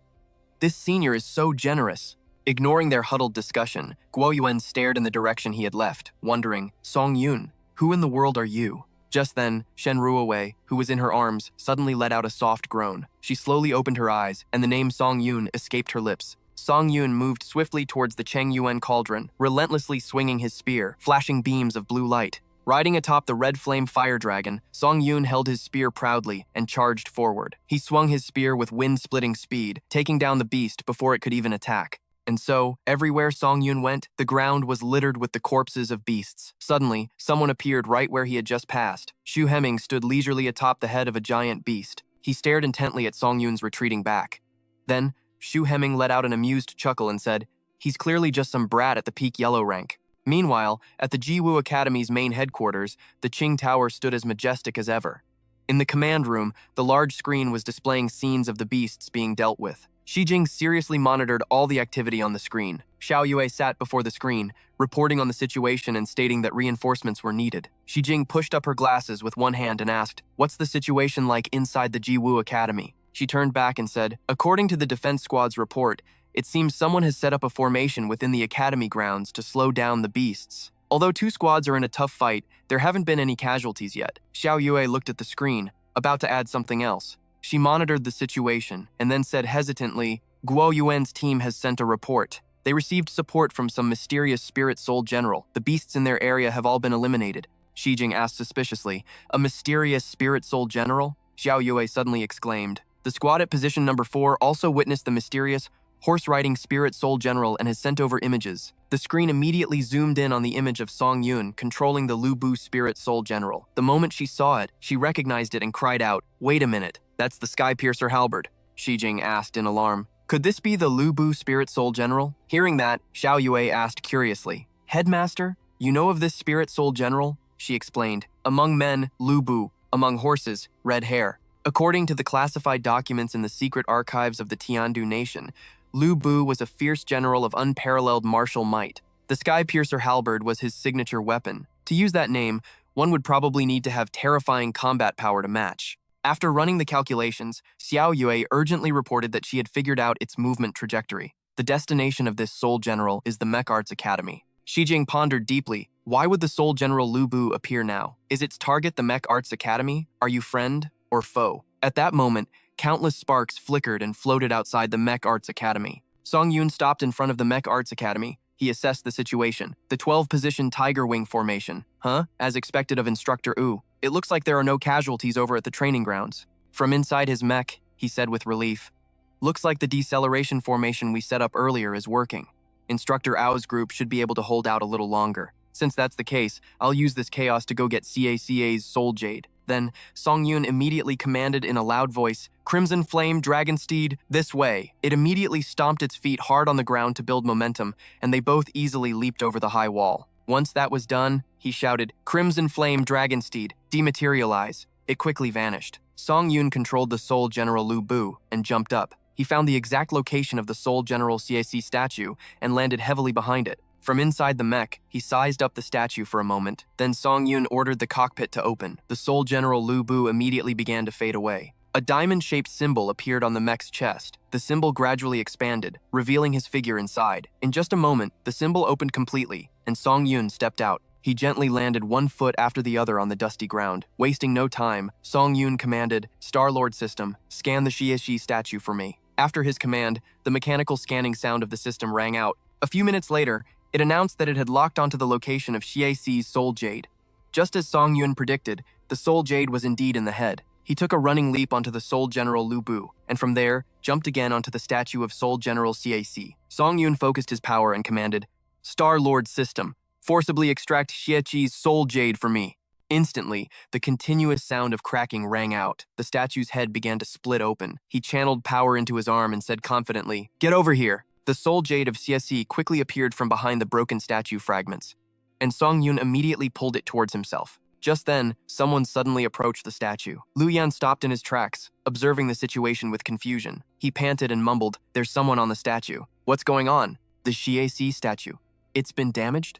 After taking a closer look at the green object floating in the air, Lu Yan guessed, could that thing in his hand be the Soul Jade of the Soul General Xie? Song Yun had already noticed the other person's arrival. He recognized him. It was Lu Yan. Memories of his past life immediately flooded back. Back then, the kid was a new transfer student. He had been hiding behind a bush when the kid suddenly jumped out. Lu Yan was even cautiously observing the surroundings. In his past life, it must have been on this very day that Song Yun accidentally went into the girl's locker room and ran into Lu Yan. At that time, the kid was stunned and pointed at him, asking loudly, "Who are you?" He immediately signaled for Lu Yan to be quiet. But unfortunately for them, He Yan, who was inside, heard the noise and yelled, "Song Yun, you rotten pervert. This time you even dared to bring someone else to peek." Then, a group of female students immediately grabbed clubs and chased after them, cursing non-stop and demanding to tie him up and hand him over to the principal. The kid ran while pleading his innocence, while he playfully taunted them. In the end, they were both caught and brought to the principal, where they were assigned their fate. Lu Yan, you will join Song Yun's group in Class 10. Tied up and beaten to a pulp, he had obediently agreed. Back then, Song Yun had even explained the statue to Lu Yan. This is the Xie statue. I tried a long time ago. It's a piece of junk, completely useless. Hearing that, Wu Pei said disdainfully, I have no interest in hearing your useless words. Song Yun, you fight this guy. He Yan, lend your mech to Lu Yan. The two immediately got ready to fight. Lu Yan said politely, Senior Song, considering we just went through that ordeal together, please go easy on me. He growled back, You idiot. It's all your fault I got caught back there. I'll settle this score with you, slowly. Back in the present, the kid pointed at Song Yun and stammered, Who are you? Having already obtained the soul jade, he answered nonchalantly, I'm Song Yun, and I'm back, he thought to himself, meeting again in this life. And the first thing this guy says is exactly the same as in the last one. Hearing this, Lu Yan frowned, feeling like he'd heard that name somewhere before. After a moment of thought, he finally remembered. Lu Yan pointed an accusatory finger. You're the 3-minute wonder who's been missing for 3 days. Before he could finish his sentence, he realized Song Yun had already vanished. He suddenly appeared behind Lu Yan. Before the kid could say a word, he knocked him unconscious. Lu Yan's body immediately slumped to the ground. After knocking him out, Song Yun felt a pang of guilt and apologized to him. He remembered that, according to his past life, Lu Yan went missing during the battle at the Mech Arts Academy. After that, he became Test Subject 0 in the Wylan Nation's Artificial Host Project, appearing on the battlefield during the invasion of Tiandu as the masked figure, Mask Zero. Although Lu Yan was later saved by that group and became one of them, he ultimately died a hero's death. Looking at the kid's slightly awkward figure on the ground, Song Yun felt helpless. But then something occurred to him. Based on his previous theory, if the people from Wylan were the ones who took the soul jade from the Xie statue, then Lu Yan's disappearance was probably because he was captured by them. Come to think of it, Mask Zero, who controlled the Soul General Wu Jiao, did bear some resemblance to the Xie statue. If that's the case, then in this timeline, Mask Zero will no longer appear. Although you'll lose the chance to become a hero, you'll also be spared the suffering of being captured by the Wylan Nation. He silently sent a message. Lu Yan, from now on, you can just live peacefully as a normal student. Then, Song Yun considered how he should handle Xieqi's soul jade. He asked aloud, Star-Lord System, can you analyze this soul jade and replicate the stats of the Soul General Xieqi? After a moment of analysis, the system reported, insufficient authority. Analysis failed. Ownerless soul jade cannot be replicated. It can be absorbed into the Star-Lord system for now, and replicated later when a suitable host is found. He had no choice but to agree to absorb it for now and figure it out later. Now that Xi's soul jade was obtained, Song Yun felt he should go save the instructor and his classmates who were struggling in battle. He looked at the Soul General Lu Bu before him and thought, in my original plan, I never expected to obtain Lu Bu before the beast tide. Having it appear in front of them doesn't fit my elegant and low-key style. Song Yun raised his hand and shouted, retract Lu Bu. Without missing a beat, he took out the soul talisman he had picked up. According to the plan, using the Wei Yuan should be enough to deal with the beasts in the Mech Arts Academy. So, this soul talisman has its use. Yun Xiang was a bit skeptical and asked the Star-Lord system, can you replicate the Wei Yuan model? It loaded for a few seconds, then an announcement rang out. Replication failed. Data source not found in the StarNet. Hearing this, he asked further, so, you can only replicate authentic items created in ancient times? You don't support the production of fakes? Is that it? The system immediately denied it and told Yun Xiang to figure it out himself. He didn't ask any more questions and accepted the answer. A second later, Yun Xiang commanded, Soul General Wei Yuan model, appear. The Wei Yuan model Soul General obeyed and quickly assembled, forming piece by piece with great speed, until finally, its head was formed. A majestic Wei Yuan model Soul General appeared right before Yun Xiang. He looked at it and his lips curled into a slight smile. The Wei Yuan model. How nostalgic. Song Yun deftly swiped his hand across the item information panel to browse. The 33 light crossbows, the beast head round shield, and the standard issue Tiandu longsword. But to him, none of this Academy-issued equipment was any good. Yun Xiang could only frown as he looked through them. In the end, he decided to make do with 2 weapons, the 33 light crossbows and the longsword. Van Tuong forced a smile and announced, just lie there for a bit. I've got to go save someone else first. True to his word, he began to control the Wei Yuanxi spirit soul. He quickly leaped high into the air. The entire city was now engulfed in a sea of fire, with everything being burned to cinders. A ferocious beast lunged forward, wanting to devour its prey. Terrified, He Yan shielded herself with her hands, screaming uncontrollably. Suddenly, the beast's arm seemed to be forced to slow down. The girl, raising her hand to block, was also a bit surprised. Even though the beast was forcibly slowed, it still landed a blow that sent He Yan flying. She stared at the beast, her mind filled with questions. The beast's movement seemed to have been slowed by some kind of power. She didn't know why, but she was just glad to be alive. He Yan was sent flying, her back slamming into a stone wall so hard it left a large crater. The beast opened its maw wide and roared. So close to death, she screamed continuously in despair. 4 arrows of light shot out from nowhere. They embedded themselves directly into the beast, taking it completely by surprise. It slowly turned its head, its eyes blazing with fury, searching for the one who had wounded it. A powerful robotic leg landed lightly on the ground. The crossbow used to shoot the beast was still smoking. Van Tuong quickly retracted the crossbow. He frowned in disapproval. Just as I thought, the ranged weapons of this era are still too weak. The beast instantly dashed forward, targeting Van Tuong for its attack. It swung a powerful slash, but he dodged it with ease. Van Tuong then tightened his grip on his sword. He and the beast dashed past each other, both aiming to inflict damage. Both were startled, turning back to regard each other warily. The beast was quick to slash with its claws. He didn't just stand there and take it, carving countless slashes into its body with his sword. From a distance, Van Tuong built up speed and charged toward the beast. In a single motion, he leaped high above the beast's head. It couldn't react in time to his speed and was stabbed from above by Van Tuong's sword. The immense pressure forced the beast to its knees, unable to stand. After landing the strike, he immediately backed away, putting distance between himself and the beast. Its slime slowly began to ooze out. Watching all this, He Yan couldn't help but exclaim, "This guy is so strong. His moves seem even more powerful than Instructor Ao's." Van Tuong turned around and said, "The Wei Yuan Shi's single sword isn't all that great. All those slashes were just like scratching an itch." At that, Van Tuong grinned. "Spirit host system, can you forge me Lu Bu's Sky Piercer halberd?" Instantly, the sword in the Wei Yuan Shi's hand dissolved, replaced by an enormous and powerful-looking halberd. He was very satisfied to receive such a fine weapon. Seeing the massive halberd before her, He Yan's jaw dropped in utter astonishment. She couldn't contain her excitement, marveling endlessly at its sheer size. Meanwhile, the beast renewed its attack on Song Yun. It charged straight at him, its claws ready to strike. Gripping the Sky Piercer halberd tightly, Song Yun advanced without hesitation. His fierce demeanor would show it who was the stronger one. A halberd strike and a claw swipe clashed simultaneously. Neither side held back, each aiming for a fatal blow. After the attack, he stood majestically without a single scratch, while the beast was now covered in wounds, a fresh gash on its body. And then, before it could even make a sound, he sliced it in two.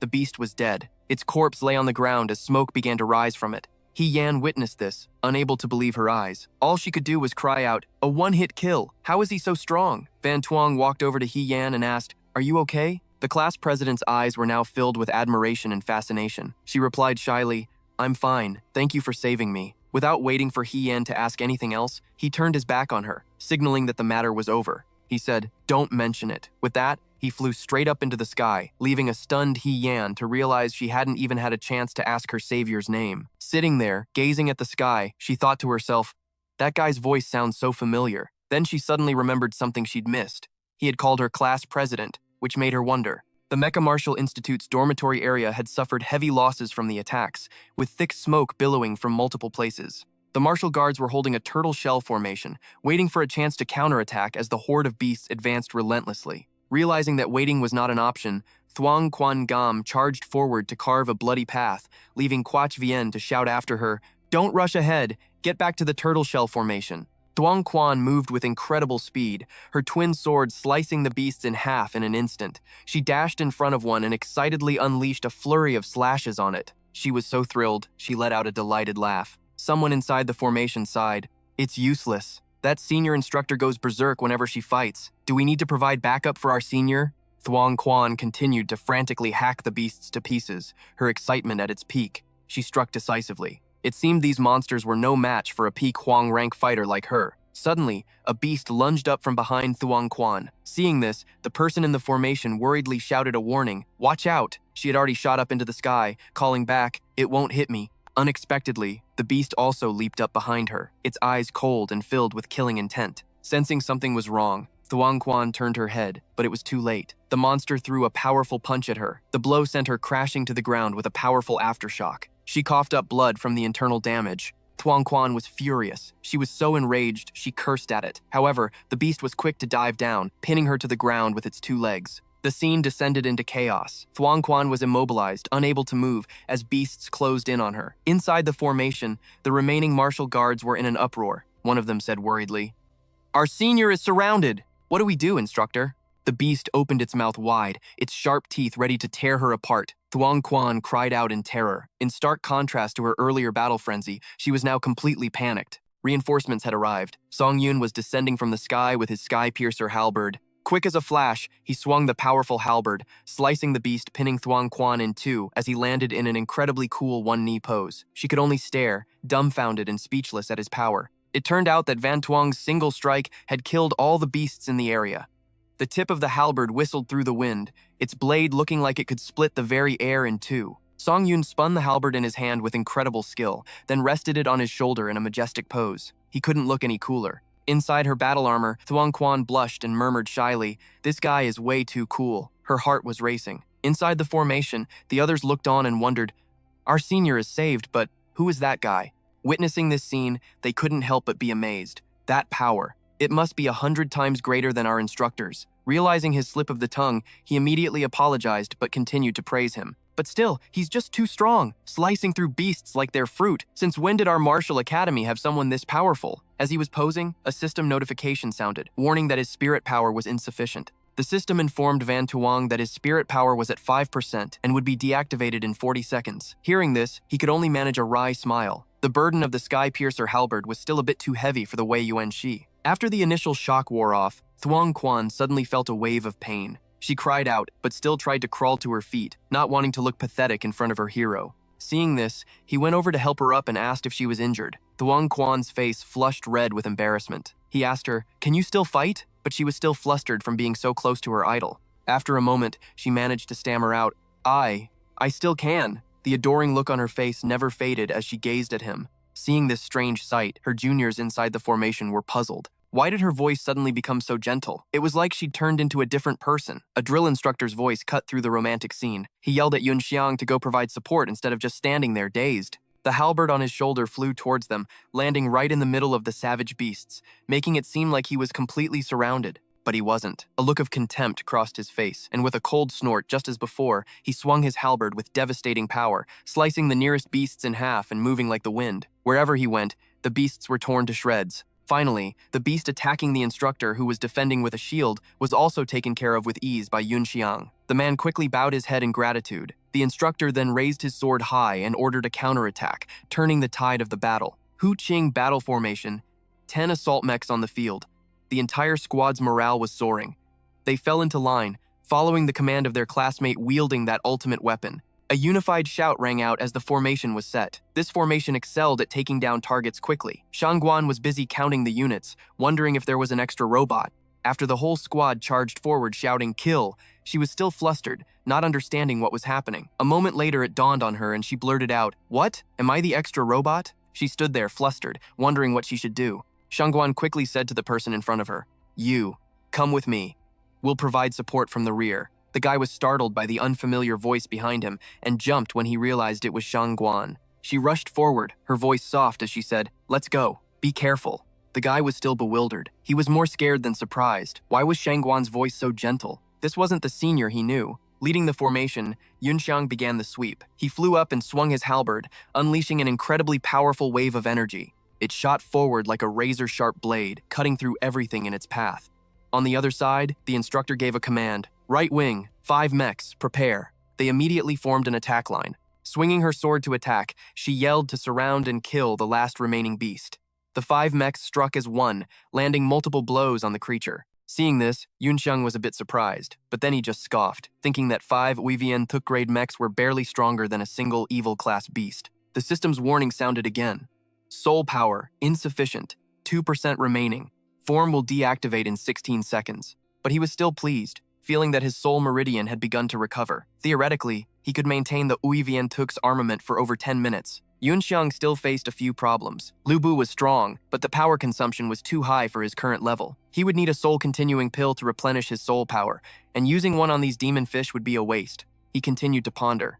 The combination of the Uivian Tuk and the Sky-Piercer halberd was a decent balance, guaranteeing power output while also reducing the drain on his soul power. The armaments of the Uivian Tuk in this era were too weak. Suddenly, his eyes lit up as an idea flashed through his mind. After this beast tide was over, he'd find a chance to modify the Uivian Tuk's weapons. Yunxiang's mind raced with a series of new upgrade ideas: Dong Yuanzhu's flying swords, Ao Bing's heavy firepower, the mobility of Cao Ren and Bai Qi. He couldn't hide his triumphant grin. Suddenly, the system alert sounded, pulling him from his thoughts. It warned that his soul power was insufficient and would deactivate in 8 seconds. He returned to reality and realized he had to end the current battle first. The battle had become incredibly fierce, with smoke billowing up from everywhere and shouts echoing to boost morale. They were still fighting desperately. Though they were struggling to eliminate the savage beasts, their spirits remained high. The instructor surveyed the situation and shouted a warning. Everyone, only 3 left, but don't get careless. Maintain the formation. On the other side, Yunxiang continued to display his overwhelming power.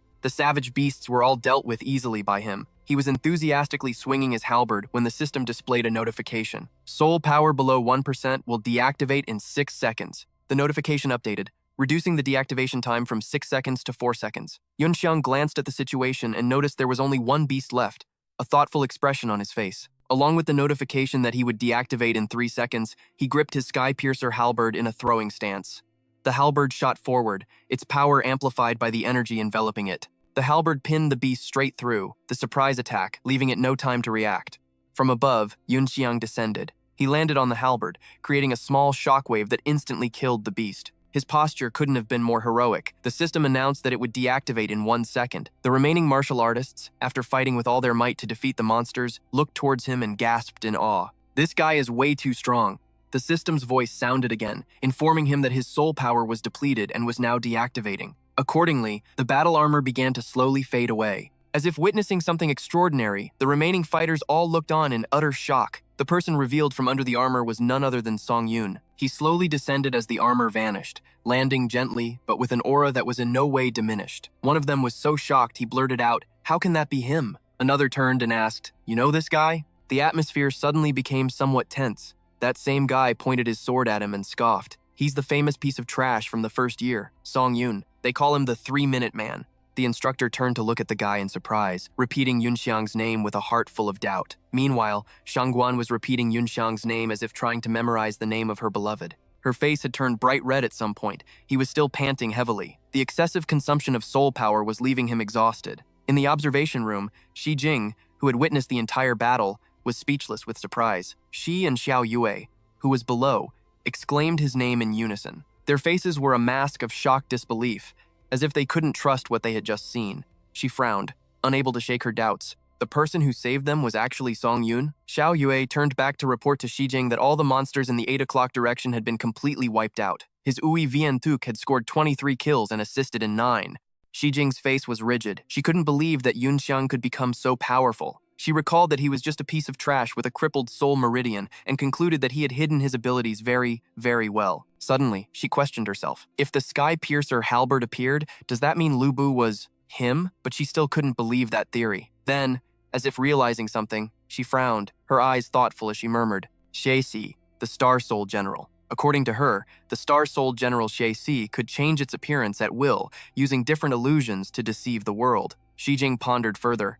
Could this kid have become the host of Xieqi? Could the Song family have used their connections to get him into the Mecha Academy with the goal of targeting the Star Soul General CAC? She decided she had to question him after the Beast Tide ended. She ordered Xiao Yue to report on the situation in the other sectors. A map of the battle zones appeared before her. On the battlefield, the smoke had stopped rising, with only embers floating in the air. The instructor began a discussion with Instructor Wang, seeing that Yunxiang had deactivated his form and was beginning to regulate his soul power. She suggested that they should also deactivate to avoid consumption and stabilize their own soul power. After the order was given by the instructor, all the battle souls were deactivated.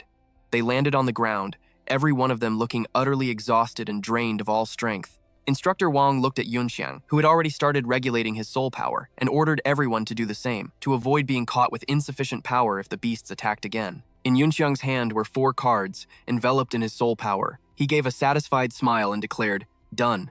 A voice cut through his thoughts. "Hey, student." Instructor Wang had walked over to Yunxiang to thank him, and also to ask for his information. He replied with a confident attitude. "Song Yun, first year, class 10. As he answered, he quickly stuffed the cards into his pants pocket to avoid being seen. The other martial artists exclaimed in shock, "It's really Song Yun? How can a first year be that strong? No way!" Shangguan, her face flushed red, walked towards him and said softly, "Junior Yunxiang, thank you for saving me." "I'm Yinchen. From the first year, huh?" Hearing this, Yunxiang froze, muttering to himself, Yinqian, it can't be such a coincidence, can it? In his memory, Yinqian was the host of the Soul General Longshu. In the war between Tiandu and Dilun 5 years from now, the great Shangguan family betrayed Tiandu. This woman had caused Yunxiang countless troubles in his past life. His face darkened as he strode seriously toward her, silently recalling that if it weren't for a stroke of luck, he would have died by her hand. He suddenly grabbed Shangguan's wrist, pulling her hand towards him. Shangguan, stunned, could only cry out in protest. The martial guards outside voiced their disapproval. Who is that punk to dare and grab Senior Shangguan's hand? What is he trying to do? Bringing her hand to his face, he thought smugly, the Soul General Longshu, obtained without any effort at all. Meanwhile, Shangguan's face was flushed, her heart pounding uncontrollably as she stammered, What do you want? Yunxiang immediately commanded the system to replicate the Soul General Longshu. He thought to himself that he had to take this early opportunity to kill her before she became a real threat. Only then could he eliminate a powerful enemy ahead of time. Shangguan thought Yunxiang, grabbing her hand, was a prelude to a confession. Coupled with her father's talk of only accepting a live-in son-in-law, she feared he wouldn't agree and had the even bolder idea of sealing the deal. Her father and brother wouldn't be able to object. Suddenly, the system's notification chimed. Replication failed. The target likely does not yet possess the Soul General. Yunxiang glanced at Shangguan, thinking in surprise. He questioned the system. Is there some kind of mistake here? He was certain she was the host of the Soul General Longshu. In his past life, he had replicated Longshu from her body. The system presented its analysis. Possibility 1 is that the current host of the Soul General Longshu has not yet died. Possibility 2 is that the Soul General Longshu has not yet manifested, and its soul jade is in an ownerless state. Yunxiang realized the crucial point. He recalled that the Shangguan family obtained Longshu's soul jade while exploring the Shinba mystic realm. According to his calculations, the Shinba mystic realm would open within the next 10 months. The romantic scene in everyone's eyes was cut short when the instructor signaled them to stop. Only then did he notice he had been holding Shangguan's hand for a bit too long. He quickly let go, feigning embarrassment. My apologies. I was too impulsive. I didn't hurt you, did I, Senior? She was already smitten with Yunxiang, blushing and stammering as she said, It's okay. Junior Song, did you know me before this? Why were you so worked up just now? Shangguan's junior brothers couldn't help but marvel. Senior's acting so strangely. Even her tone of voice has changed. This isn't the Senior we know. Yunxiang waved his hand dismissively to cover up. I've just heard stories about Senior Shangguan. I got carried away for a moment. Hearing this, the people around them grew jealous and suspicious. He's obviously just lusting after her. Stay away from our Senior. Yunxiang took a vial of medicinal pills from his clothes. He then took one out, put it in his mouth, and swallowed. Looking at Shangguan, he gestured for her to hold out her hand. Flustered, she could only hold her hand out towards him, not daring to meet his eyes. Her heart filled with joy, wondering what he wanted to do. Could it be that he wants to hold her hand again? Shangguan's face grew redder by the second as she murmured, Junior Song, be gentle, don't hurt me. He could only respond helplessly, exasperatedly refuting her. That's not what I meant. Turn your hand over, palm up. Shangguan looked bewildered, not understanding what was happening. This seemed different from what she had imagined. With that, he placed a pill in her hand. The pill glittered captivatingly. She looked at it in surprise and asked, A soul recovery pill? Yunxiang responded with a firm confirmation, directly shocking the instructor into exclaiming, What? A soul recovery pill? He rushed over to the two of them to look at the pill. He cried out, It really is a soul recovery pill. One of these is worth 10 months of my salary. Shangguan's affection for him deepened. Her eyes filled with love. Meanwhile, the instructor could only stare at the pill with longing. As Yunxiang put the vial back in his pocket, he said, For you. Use it quickly to restore your fighting strength. According to his memories, if he hadn't saved her just now, she would have survived on her own through some trick or sheer luck. But now, he had completely upended the course of history. He had to ensure that Shangguan wouldn't die before obtaining her soul general. Obeying his words, she put the pill in her mouth without hesitation. The instructor watched the pill disappear with even greater regret. Suddenly, it felt as though an abundant stream of power was flowing through her body. Soul power surged within her. She could feel that it was both potent and gentle, and she reaped huge benefits. It felt as if her body was being filled with 1 billion stars. Shangguan had never experienced a sensation like this. She exclaimed excitedly, The quality of this soul recovery pill is far better than the one I've used before. They're not even comparable. Is this a supreme grade pill? Even masterpiece grade might not be enough to describe it. The instructor immediately seized the opportunity to approach him, fawning extravagantly. Student Song, you see, the instructor and the other students are also exhausted from fighting. I was wondering if you had any spare soul recovery pills to share with everyone. Yunxiang quickly refused, politely saying that he didn't have that many left. The instructor persisted, Well, you could at least leave 2 for your instructor. If not, just 1 will do. To avoid being bothered further, He had to placate the instructor. Although I don't have any spare soul recovery pills, I did prepare this. Everyone was confused, not knowing what he was about to do. He took out 6 cards from his clothes. They radiated a green energy, circling in his hand. Yun Xiang threw his hand up high, and the 6 cards flew into the air. He shouted, "Set formation!" The 6 cards spread out evenly in 6 directions. They linked together, creating an enveloping barrier. Tiny particles of energy began to fall from the top of the barrier onto the people below. Immediately, they felt their recovery rate increase by 5 times. Someone exclaimed in surprise, "This is a level 4 formation, a spirit gathering formation." But normally, it only boosts recovery by 2 to 3 times. I've never seen a 5 times boost before. Seeing that everything was settled, Yun Xiang told everyone to stay and recuperate. "I'm going over to the martial arts arena to check things out." He took out Wei Yuanxi's card, preparing to deploy it, and bid farewell to everyone there. He shouted, "Soul General, manifest!" Wei Yuanxi appeared once more, his posture as imposing as ever. He dashed off, leaving everyone with the words, "We'll meet again, if fate allows." Unwilling to part with him here, Shangguan called after him, "Wait, I'm going with you." Taking out her summoning card, her eyes showed a resolute expression. As she shouted, "Soul General, manifest!" she chased after him, leaving the bewildered instructor behind. He shouted after them in frustration, "Shangguan, you get back here! We have to continue defending this position." The only reply was the consoling voices of the remaining people. "Don't bother calling, instructor. They're long gone." Worried, she quickly spoke up to ask about her comrade's situation. In the distance, other vicious beasts approached. The beasts appeared with their mouths wide open, smoke rising from them, revealing that the recent cannon barrages were their doing. The difference here was that they weren't standing close to the group, but were positioned quite far from the battlefield. Oh boy noticed the anomaly, thinking to herself, "So they're not coming any closer." The vicious beasts had discovered that close combat would be slowed down by the strange formation, so they had resorted to firing from a distance. Before Oh Boy's team could even stabilize their formation, the beasts began gathering energy for their next wave of attacks. A man had just shouted a warning that the next volley was coming, and to prepare for defense. With that, he raised his shield, ready to defend. Oh Boy spun around and yelled, rejecting the idea. "Don't! Scatter now! The Uivu Thuk's shields can't block this type of attack." Suddenly, a beam of light shot down from the sky, carrying with it a terrifying surge of power. She exclaimed in utter confusion, surprised by that immense power. The beam of light flew forward, pierced through a vicious beast, and its power was so terrifying that it destroyed an entire building before finally stopping. The noise stopped, and what appeared was a heavenly halberd, pinned straight into a building after its rampage. The vicious beasts realized a new enemy had attacked and turned to snarl menacingly in that direction. They changed their target, preparing to launch a barrage at the new enemy. Down below, Oh Boy's group could only stare blankly at where the tremor had come from, repeatedly asking who did it. Over here, Van Tuong, with a cold and sharp expression, let out a small smile. Looked like he wasn't too late. He raised his hand to summon the halberd back to him, and it immediately began to slowly appear. The halberd gradually materialized in his hand, its aura not diminishing in the slightest, but instead seeming to grow stronger. The vicious beasts began their mass barrage towards Van Tuong, beams of energy shooting through the air. Worried for him, Oh Boy shouted a warning. "Someone, get out of the way."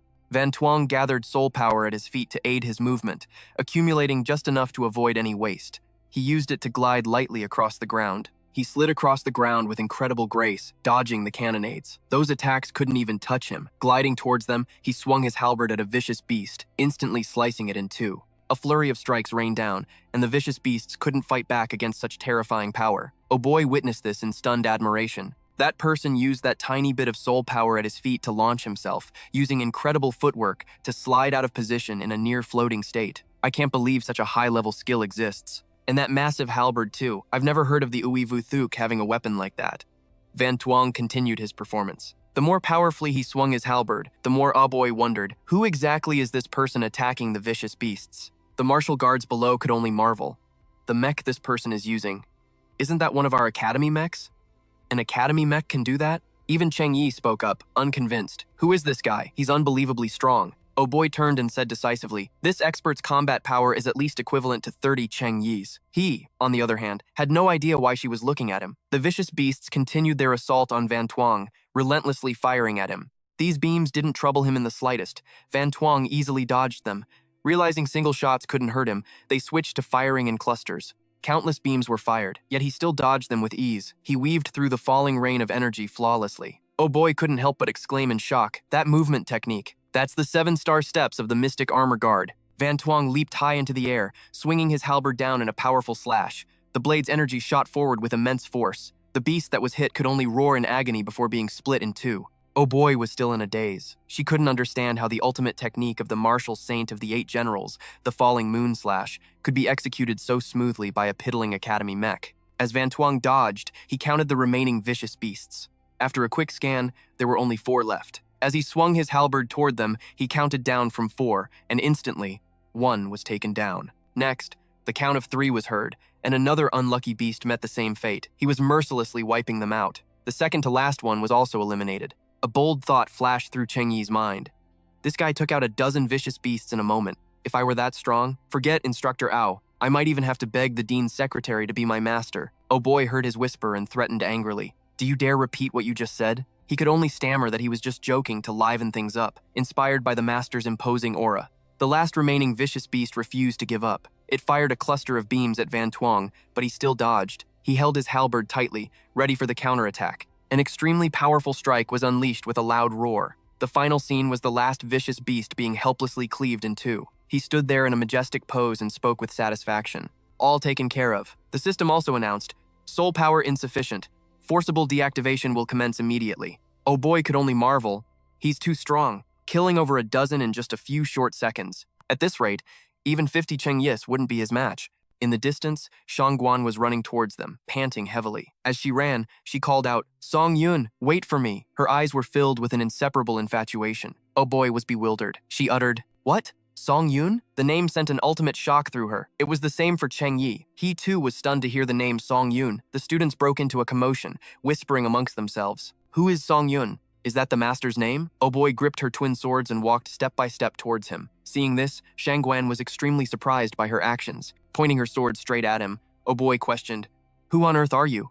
At the same time, his battle armor deactivated, slowly dissolving into the air. The battle armor vanished, revealing the silhouette of a man slowly descending. Song Yun's form gradually appeared. One side of his martial arts uniform materialized, then the other, implicitly confirming to the others that this was someone from the academy. He landed gently, gracefully, but with an undeniable presence. The students erupted in discussion again. He's wearing the Martial Academy uniform. The master from before was a student? How is he so strong? Cheng Yi was shocked, his mouth hanging open as he blurted out, how can it be the kid who's been missing for the past 3 days? Oh boy's expression grew more tense than ever, as if she feared something. Looking towards her, Van Tuong spoke softly and slowly. Hello, Instructor Ao. He stood there amidst the thick smoke of the battlefield, raising a hand in greeting as he spoke. I've returned. Amidst the grim battlefield scenery, a boy's shrill scream echoed everywhere. Song Yun, it's really him? Still in disbelief, she continued to ask again, this time with Cheng Yi chiming in, is it really him? Below, Van Tuong responded with a friendly smile. Hello, Instructor Ao. Instructor Cheng, long time no see. Cheng Yi sighed. It really is this brat, and I almost begged to be his student just now. Suddenly realizing something, he pointed at him and asked, you've been missing for days. Where did you go? Unwilling to accept that Van Tuong was so strong, he immediately interrogated him. How were you so powerful just now? Don't you have damaged soul veins that can barely last for 3 minutes? Van Tuong could only put on an innocent face and reply, didn't it just automatically deactivate because my time was up? As he spoke, Van Tuong reflected internally, realizing his maintenance time had increased by 20%. His body was gradually adapting to the recovery from the regeneration pill. Cheng Yi still didn't accept that excuse. He continued to press him. Who are you kidding? You were out there for at least 5 minutes. He turned to ask Oh boy, seeking an ally. Right, Instructor Oh? Her gaze was still lost in thought, and she didn't answer right away. After a moment, Oh boy spoke, her eyes stern and determined to get to the bottom of it. Song Yun, don't you think you owe us a clear explanation? Waiting for just that cue, Cheng Yi immediately chimed in to support her. He yelled angrily, that's right, start explaining! Oh boy continued to question him, asking why Van Tuong had pretended his soul veins were damaged to hide his true strength since enrolling. Cheng Yi was about to chime in again, but he suddenly realized something wasn't quite right with what Oh boy had just said. He spun around and whispered, asking her again if she was the one who said Yun Xiang was hiding his true strength. Cheng Yi looked flustered, as if he didn't understand what Ube was getting at. Ignoring him, Ube spoke seriously once more, asking, who are you, really? We're grateful that you stepped in to help, but we still need an explanation. Yun Xiang could only manage a forced smile. He honestly didn't know where to even begin explaining to them. Suddenly a sound caught his attention. He whipped his head around, his eyes widening in surprise. Ube and Cheng Yi were just as shocked as Yun Xiang by the sudden appearance. High above, a suit of battle armor was descending. This battle armor was completely different from the previous ones, possessing an unusually imposing aura. It made a rushed landing, creating a huge tremor on the ground. It seemed the person inside was in a great hurry. The powerful shockwave forced Yun Xiang to shield his face with his arm. He stared intently at the battle armor. It landed with an air of solemn dignity and majestic power, and the person inside shouted, "Disengage." The combat armor immediately began to retract, and the person inside was slowly revealed. It was Shi Jing. As she descended from the mech, her expression was grave, mixed with a hint of tension. It seemed the reason for her arrival was extremely important. Seeing Shi Jing, Wu Bei, and Cheng Yi immediately exclaimed in surprise, "It's Director Gu." The two of them quickly disengaged their own combat armors. Then, they bowed respectfully and said, "Greetings, Director." Shi Jing raised a hand, signaling for them to stop. As she walked toward Yun Xiang, she ground out his name, but he remained perfectly calm, showing no signs of fear. Amidst the tense atmosphere, he calmly clasped his hands in a formal greeting to Shi Jing. "Hello, Director Gu." Her questioning gaze met his as she spoke first. "On behalf of the instructors and students, I thank you for your timely assistance. However, I would also like to hear your explanation for hiding your true strength." He thought about how he hadn't hidden the existence of the Star-Lord system in his past life, but it was still unclear whether Shi Jing was a friend or foe. He could only stammer, "About that, I don't know where to start." Shi Jing's brow furrowed, clearly annoyed by his vague and indecisive answer. She opened a system panel and began operating it. Beeping sounds filled the air, and then a giant cage fell from above, completely enclosing both Shi Jing and Song Yunxiang. He observed the cage around him and wondered to himself, "I can't hear anything from the outside. Is this a soundproofing formation? After a moment, Yun Xiang realized that Shi Jing had used the Ji Wu Academy's Grand Mountain Protecting Array, creating 2 paper-thin layers of soul force to block sound from escaping. He seemed intrigued by this novel formation. Feeling that it was now safe, he replied, "The matter of my personal strength is private information. Does the Ji Wu Academy have the right to ask about it?" The control panel vanished as she spoke to him directly. "I don't have time to beat around the bush with you, so just say what you need to say." She walked toward him as she spoke. "The Ji Wu Academy doesn't necessarily need to know your private information. But what if it's related to the Astral Soul General, XA2? Shi Jing moved closer, forcing Yun Xiang to hastily step back. He was both confused by what she was saying and afraid of the weapon she held in front of her. Shi Jing laid out her analysis. "You concealed your strength, pretended your soul force was damaged, and used your family connections to get into the military academy through the back door. Your main objective was to target the Astral Soul General, XA2. Yun Xiang blushed slightly at nearly being attacked and asked, "Why are you saying this?" Swallowing nervously, he thought to himself, "Those soul jades are massive. No. I mean, XA2's soul jade really is in my hands. Shi Jing pointed a finger straight at his face and declared, "Stop pretending. The truth is, you've become Zatu's host. The Lu Bu that appeared in the West City district was just a disguise you created using Zatu's illusionary abilities." His response was a look of pure bewilderment. Yun Xiang was surprised to learn that Zatu even had such an ability. He had never replicated it in his past life, so he had no idea. The surroundings grew silent as the formation blocked all sound from escaping. 2 martial guards discussed among themselves, "What are they saying? I can't hear a thing." One of them sighed with envy, "I'm so jealous. I wish I could get a close-up look at the director's assets, too." Shang Guan, standing outside, took a moment to hack into the system to eavesdrop. Her face was filled with contemplative surprise when she heard that Yun Xiang was Sa-Tu's host. Shi Jing was presenting her argument. "This patrol drone recorded Lu Bu's trajectory. Someone saw you appear on the battlefield with their own eyes." According to the Tiandu Kingdom's official records, Zatu can not only create illusions of other generals, but can also copy some of their abilities and techniques, and even conceal the Astral Soul Master's true strength. It's impossible for someone to advance 3 minor realms in just 3 days. Therefore, the signs of a fake cultivation level prove that you are, in fact, the host of the Astral Soul General, XA2. Cheng Yi was stunned when he heard this. "That kid is Zatu's host? How is that possible? I always thought he was a good-for-nothing." As for Yun Xiang, he found her seemingly convincing arguments truly baffling. He even mused that their deductions were so wild, he almost wanted to believe them himself. He had never intended to hide the existence of the Star-Lord system from others. It was something he had obtained in that strange, secret realm in his past life. There were still so many unanswered questions. He decided that after the Beast Tide ended, he would go explore that secret realm. But Shi Jing had mistaken the system's replication ability for Zatu's illusion powers. He could use that misunderstanding to his advantage and let Zatu take the blame for the system. All he had to do was pretend to be Zatu's host. He immediately put his plan into action, acting as if his secret had been exposed. He stammered, "I hid it so well, yet the director still saw through me." He then smiled confidently and said, "Director Gu's reasoning is truly brilliant. I won't pretend anymore. That's right, I did indeed obtain Zatu's soul jade." A voice rang out, "I didn't expect you to admit it so readily. Your family's old master must have long since discovered that you and Zatu's soul jade have a certain degree of compatibility. Shijing smiled smugly. So he began planning to arrange for you to enter the Ji Wu Academy, then use the opportunity to take Zatu's soul jade, am I right? Unfortunately, man proposes, God disposes.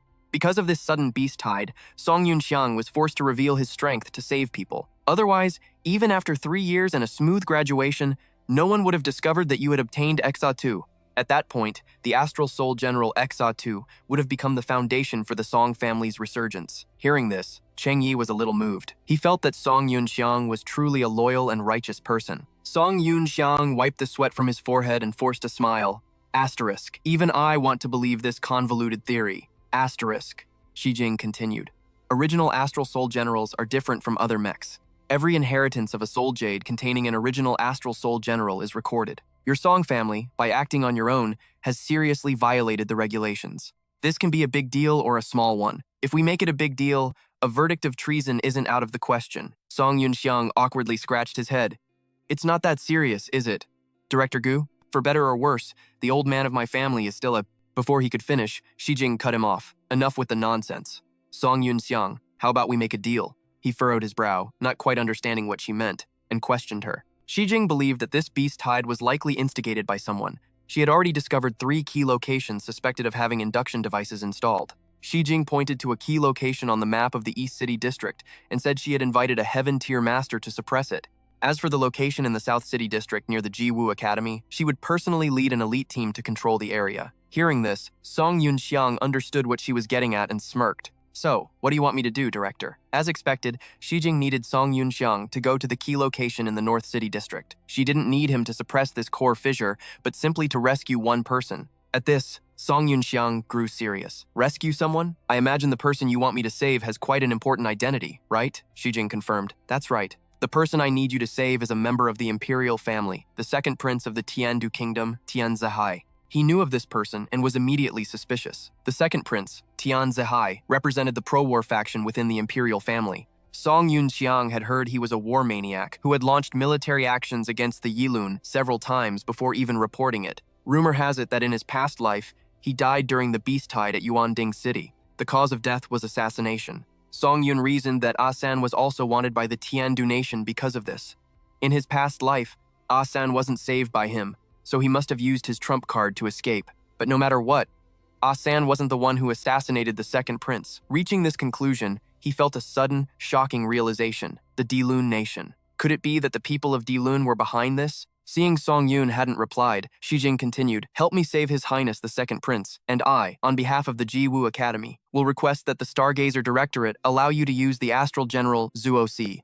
Do you accept this deal?" Yunxiang felt she was overestimating him and added, "His Highness surely has experts by his side, yet he's still in danger. I'm afraid rescuing him will come at a great cost to me." Seeing this, Shijing crossed her arms with a difficult expression and agreed to one more condition. Hearing this, he thought to himself, she compromised so easily. On the surface, the Gu family supports the Crown Prince's faction, so they're sending me to avoid exposing their secret ties to the Second Prince's faction. Despite these thoughts, Song Yun ultimately accepted the deal. Even so, a shred of doubt remained in his heart. Is the Gu family actually on the Second Prince's side? Or are they playing both sides? The Heartstone Fissure in the North District. Will I find Ah San there? After a moment of scattered thoughts, Song Yun decided to just go and join the fun, whatever.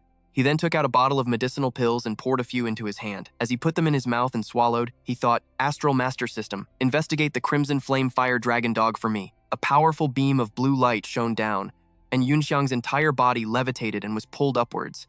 It was the Astral Soul Formation. At that moment, fragments of the Astral Soul seemed to be merging together to form Lu Bu. The core nucleus emitted a magical blue light like a flickering flame, and the details of the Astral General became clearer. Finally, the Astral Souls combined to form a majestic-looking Lu Bu. Everyone who witnessed this scene was stunned into silence. This is... On the other side, everyone was wide-eyed with astonishment, murmuring amongst themselves. "What kind of Astral General is that? That's way too cool," Cheng Yi exclaimed in shock. "So cool. With that powerful, commanding presence. Wait a minute. Why doesn't he look like the sculpture of Zuo Si?" Shijing felt the same way. Although its appearance was that of the Astral General Lu Bu, the color was different from the Lu Bu she knew. Suddenly, she shouted, "Song Yun, coordinates 351696 of the North District. Receiving the location, Songyun signaled that he understood. He tightened his grip on the iron chain, assuming a ready stance. Yinchin came running from out of nowhere, hurriedly chasing after him and demanding to go with him. She thought to herself, the host of the astral general Zuo-Si must become the son-in-law of the Shangguan family. While running, Yingqin transformed into a robot, her mechanical feet stomping hard on the ground to launch herself forward. Before Songyun could even react, she had already leaped onto him and was hugging him tightly. He exploded in anger, yelling, "This crazy woman! It's overloaded!" She paid him no mind, laughing with delight as she hugged his waist tightly. Songyun was furious, but then he had another thought. She supports the second prince's faction, so it's fine to bring her along. Having thought it through, Songyun told Yingqin to hold on to him tightly. Hearing these words from him, she was so thrilled she blushed, biting her lip and smiling shyly with the face of a lovesick girl. At this moment, Songyun didn't forget to remind Yingqin to hold on to him tightly. After giving the instruction, Songyun quickly spurred his horse, leaping 1,000 meters into the air. Gu Shijing, who was watching all of his actions from below, pursed her lips with an unreadable expression. Cheng Yi, seeing Yingqin go with him, yelled, "Director Gu, that student went with him too. Is it okay to not manage her?" Shijing said there was no time to deal with her anymore. She told Yu Pei and Cheng Yi to gather their people and head to the Heartstone Fissure in the South District. As soon as she finished speaking, Cheng Yi and Yu Pei immediately obeyed the command and set off. Shijing looked up in the direction Songyun had left, wondering to herself, "Are you truly the host of Zuo-Si? I hope what I said earlier can help you deceive the others. As for your secret, I'll be the one to drag it out." In the middle of a ruined city surrounded by blazing fires, a blue flame suddenly shot forward at high speed. That blue flame was from Songyun's horse. On its back, Yingqin was doing her best to shoot down the monsters. She used a gun that fired blue energy blasts at the monsters, enraging them and causing them to charge. Seizing the opportunity, Songyun quickly drew his sword. He only needed a single slash to annihilate them. The slain monsters let out wretched screams. Right behind him, Yingqin was still enthusiastically shooting down the charging monsters. Meanwhile, Songyun continued to kill them with just a few swings of his sword. After a while, Songyun grumbled with some annoyance. "Could you please stop pulling monsters for me? We're in a hurry right now." Hearing this, Yingqin quickly apologized. "I just got a little carried away as soon as I entered the battlefield," he thought to himself. Logically speaking, even if the Jiwu Academy didn't look after this crazy woman, she probably would have survived. But if my reincarnation is starting to change things, then it's better to bring her with me. Wait until I've restored the dragon armor Astral General and made sure there are no loose ends. At that time, I'll kill her.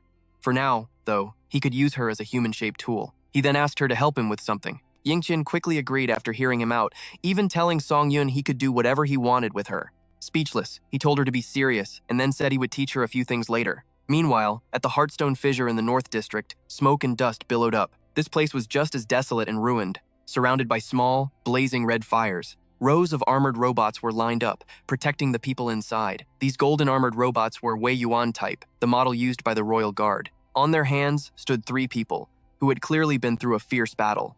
The young man was Tian Zehai, the second prince of the Tiandu nation, and he was screaming, "Commander Liu, hang in there!" The person lying in his arms was Liu Zhenwu, commander of the Royal Guard's cavalry. He was dying. "My apologies, Your Highness. It was this subordinate's carelessness." Tian Zehai continuously slapped his own leg, cursing the Dilun nation and blaming himself. Zehai hadn't expected Dilun to actually cause a beast tide. If he had known sooner, he could have wiped them out. He continued to blame himself for endangering millions of citizens, and now falling into the Dilun nation's trap. Seeing this, Liu Zhenwu tried to reassure him. "Your Highness need not blame yourself. It is this subordinate's duty to protect his master." As he spoke, he coughed up blood. A worried expression was clear on Tian Zehai's face. "Commander Liu, don't talk anymore. Just hang in there." He looked up and hurriedly said, "Xiao Mai, have the reinforcements still not arrived?" This was Xiao Mai, his combat maid. She reported to Zehai that reinforcements were on their way. Just as she finished speaking, Tian Zehai held out his hand and told her to give him a rejuvenation pill. But Xiao Mai hesitated. "But Your Highness, this one is meant for you in case of an emergency." Liu Zhenwu grabbed Zehai's hand. "Your Highness, you mustn't.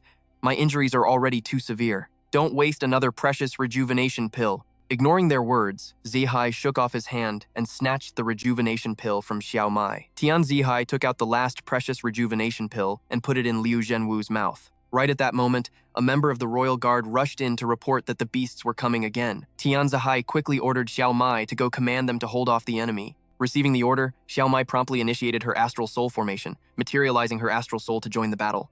Xiao Mai quickly issued a command. 8 robots formed the Dark Moon formation. They followed her order, forming up to protect the second prince. In the middle of the night, a loud, piercing sound tore through the quiet space. Along the road, the hordes of beasts automatically parted to make way for something. A monstrous beast emerged from the smoke, its powerful footsteps cracking the ground. This was a Kyungchi species, a terrifying monster with heaven-tier combat power, a rock-solid body, and the destructive force of a tank. A Royal Guard member shouted a warning. "We have an enemy on this side too." Another guard was shocked. "What? Enemies on both sides?" From a distance, a figure holding a weapon and riding a majestic horse emerged from the hazy smoke, causing everyone to panic. Meanwhile, in the center of the southern district, a tear in the gloomy sky formed a vortex. At that moment, Shijing stood proudly atop a skyscraper, piloting her robot. She suddenly shouted, "All units, form up!" Shijing raised her hand to signal the command. City guard robots at the front for defense, instructor robots on the flanks for guerrilla tactics, and student robots at the rear for covering fire. From a distance, legions of robots swarmed the entire city like ants, their presence majestic and imposing. The tier in the sky grew larger and larger, threatening to rip the heavens in two. From within the tier, massive white teeth gradually became visible. Finally, a colossal, vicious beast slowly emerged. Realizing the moment had come, Shijing gave a decisive command. "It's here. Get ready." Receiving the order, the legions of robots below took aim.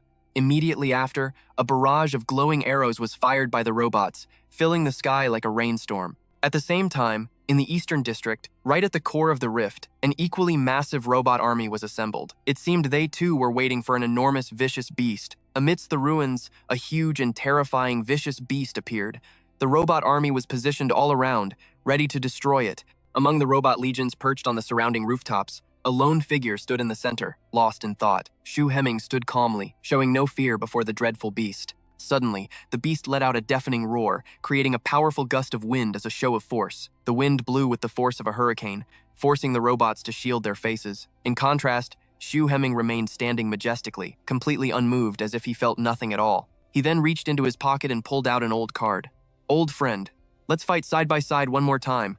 A robot spoke up, questioning, "Are we just going to watch like this? Shouldn't we go down and help Elder Shu?" The robot next to it replied hesitantly. "The great Elder Shu is a heaven-tier master who can tear vicious beasts apart with his bare hands." That robot continued, "When a grandmaster fights, it's best for us to just watch from a distance." Meanwhile, on the battlefield of the Northern District, the landscape was desolate and ruined under a dark, gloomy sky. Suddenly, a beast's foot, pulsing with dark power, stomped down hard on the ground. A horde of dog-like vicious beasts wearing iron armor charged forward. These were small-sized calamity hounds, wild rank in power. They attack in packs, preferring to devour the corpses of other beasts over engaging in direct combat. The Royal Guard started to panic.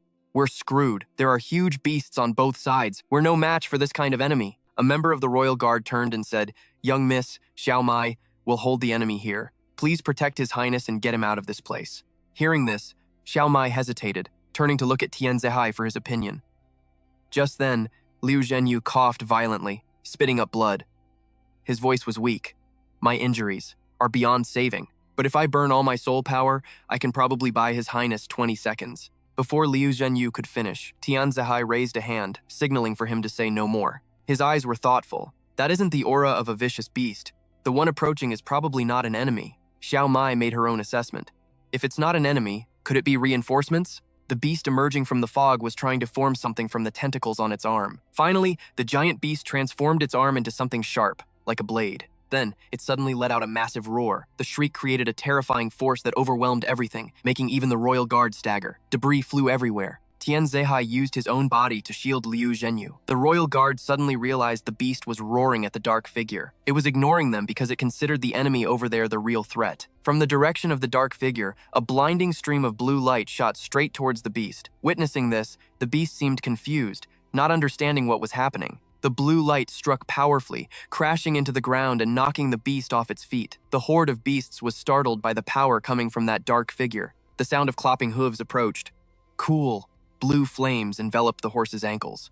The dark figure was Song Yun, slowly approaching on his iron horse.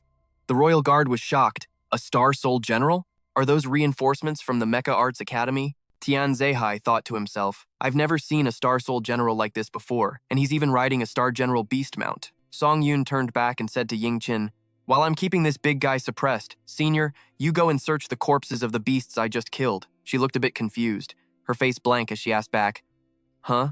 The beast corpses?" Song Yun grimaced. Didn't I teach you on the way here? Inside the stomach pouch, 50 centimeters from the left rib bone, you can dig out the void crystal, right? The beast stood still, growling for a moment. In front of it was a spear emitting blue bolts of electricity. When the beast tried to move forward, it was blocked by a glowing barrier. Not far away, the royal guard silently watched the strange scene. Observing from a distance, Tian Zihai guessed, "That's a formation." Hearing this, Xiao Mai gasped in amazement. "What? A formation?" He gritted his teeth and continued. "The weapon that the mounted Star Soul General just threw seems to be enchanted with some kind of barrier formation." The royal guard then realized something was off. So this Qiangqi is trapped by a formation? Should we retreat now or just wait and see? Wait, how can something as profound as a formation be used so casually? Tian Zihai frowned, deducing, "No, that's not it. Looking at the rate the soul power is dissipating, this formation probably won't last long." He concluded that the Star Soul General was just trying to buy some time. Seeing this, Xiao Mai also wondered, why do they need to buy time? Inside her mech, she was watching the situation outside on a small screen and saw a student robot digging a stone out of a beast's corpse. Just then, Tian Zihai seemed to realize something and shouted, "Is that a void crystal?" Xiao Mai replied, "A void crystal? You mean that purple crystal?" Tian Zihai explained, "Void crystals are also called space stones. They're said to grow in the stomach pouches of Taote beasts and have space-compressing abilities. A Taote can use this to devour things 10 times its own body size." Hearing this, Xiao Mai remembered that this was the precious material used to create storage talismans. She thought to herself, so this thing grows inside a vicious beast's stomach? Tian Zihai continued, "That's right, void crystals are priceless. All Star Soul Generals need this material for their storage soul talismans." At that moment, Xiao Mai finally understood that Song Yun was buying time to collect treasure. Meanwhile, the weapon Song Yun had thrown to the ground was constantly fading, and he was struggling to channel more power into it to prolong the effect. Inside his mech, Song Yun was panting from exhaustion. The soul prison formation is about to break. It can't hold this guy much longer. He took out 3 medicinal pills and asked Yinchin if she was done yet. Outside, Yinchin ran back towards Song Yun, holding 3 void crystals. "I only got 3. Is it enough?" Seeing them, Song Yun quickly reached out his hand.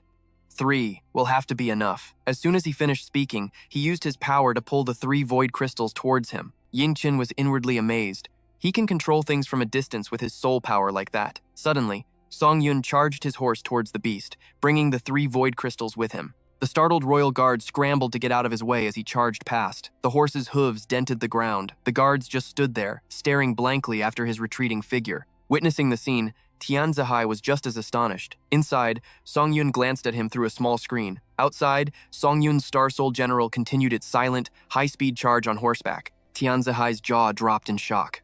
Is that the Star Soul General, Lu Bu? But something about it looked... Suddenly, Song Yun gathered his strength, leaped high into the air, and let out a great shout. Blazing Fire Dragon Hook Soul Dispersion. At the same time, he summoned back the weapon he had just used as a medium. In an instant, the spear appeared in Song Yun's hand. This was also when the monstrous beast broke free from the soul prison formation. It let out a massive roar. Suddenly, the beast opened its mouth wide, and a spherical object emitting a powerful light shot out. Then, a large purple beam of light shot straight towards Song Yun. He immediately leaned to the side, nimbly dodging the enormous beam. Seeing this, the beast stomped its foot hard in apparent frustration, letting out a low growl. Its stomp caused the entire ground surface to crack. At that moment, Song Yun leaned back, his hand still gripping the spear tightly as his whole body prepared to exert force. He used all his strength, aimed straight at the beast, shouted, and charged forward. The 2 sides clashed in midair, creating flashes of lightning. Just then, Song Yun directed a void rend crystal to stab into the beast's arm. But not only did it fail to injure the beast, Song Yun was instead sent flying 1,000 meters by it. Its blow was so powerful that it sent him crashing through several buildings. Xiao Mai was terrified. "This is bad, Your Highness. That cool-looking red soul general is no match for the Qiangqi at all." Very quickly, Song Yun regained his composure and appeared before the beast. Before he could even catch his breath, the beast charged straight at him. Inside, Song Yun thought to himself that he was currently only at the peak Emperor rank. Even controlling Lu Bu, it would be difficult to solo a heavenly rank Qiangqi. Then, the eyes of the Lu Bu Soul General, controlled by Song Yun, suddenly flashed with a small glint of light. He abruptly shouted, "Explode for me!" As he finished speaking, the void rend crystal on the beast's arm moved as if it had received an order. Then it detonated, causing the beast to howl in agony. Observing the situation, Tian Zihai's eyes widened in shock. What was that explosion? The beast, having lost an arm in the blast, staggered as if it had lost its balance. At this moment, Song Yun spoke up. My apologies. As I am now, I'm no match for a heavenly rank opponent. I can only resort to some unreasonable little tricks. Suddenly, from somewhere, cheers praising Song Yun erupted. The royal guards in the distance shouted, "Incredible!" He infused soul power into a void-rend crystal, creating a small-scale spatial collapse through an overload explosion. Tianzehai also stood up, clapping in admiration.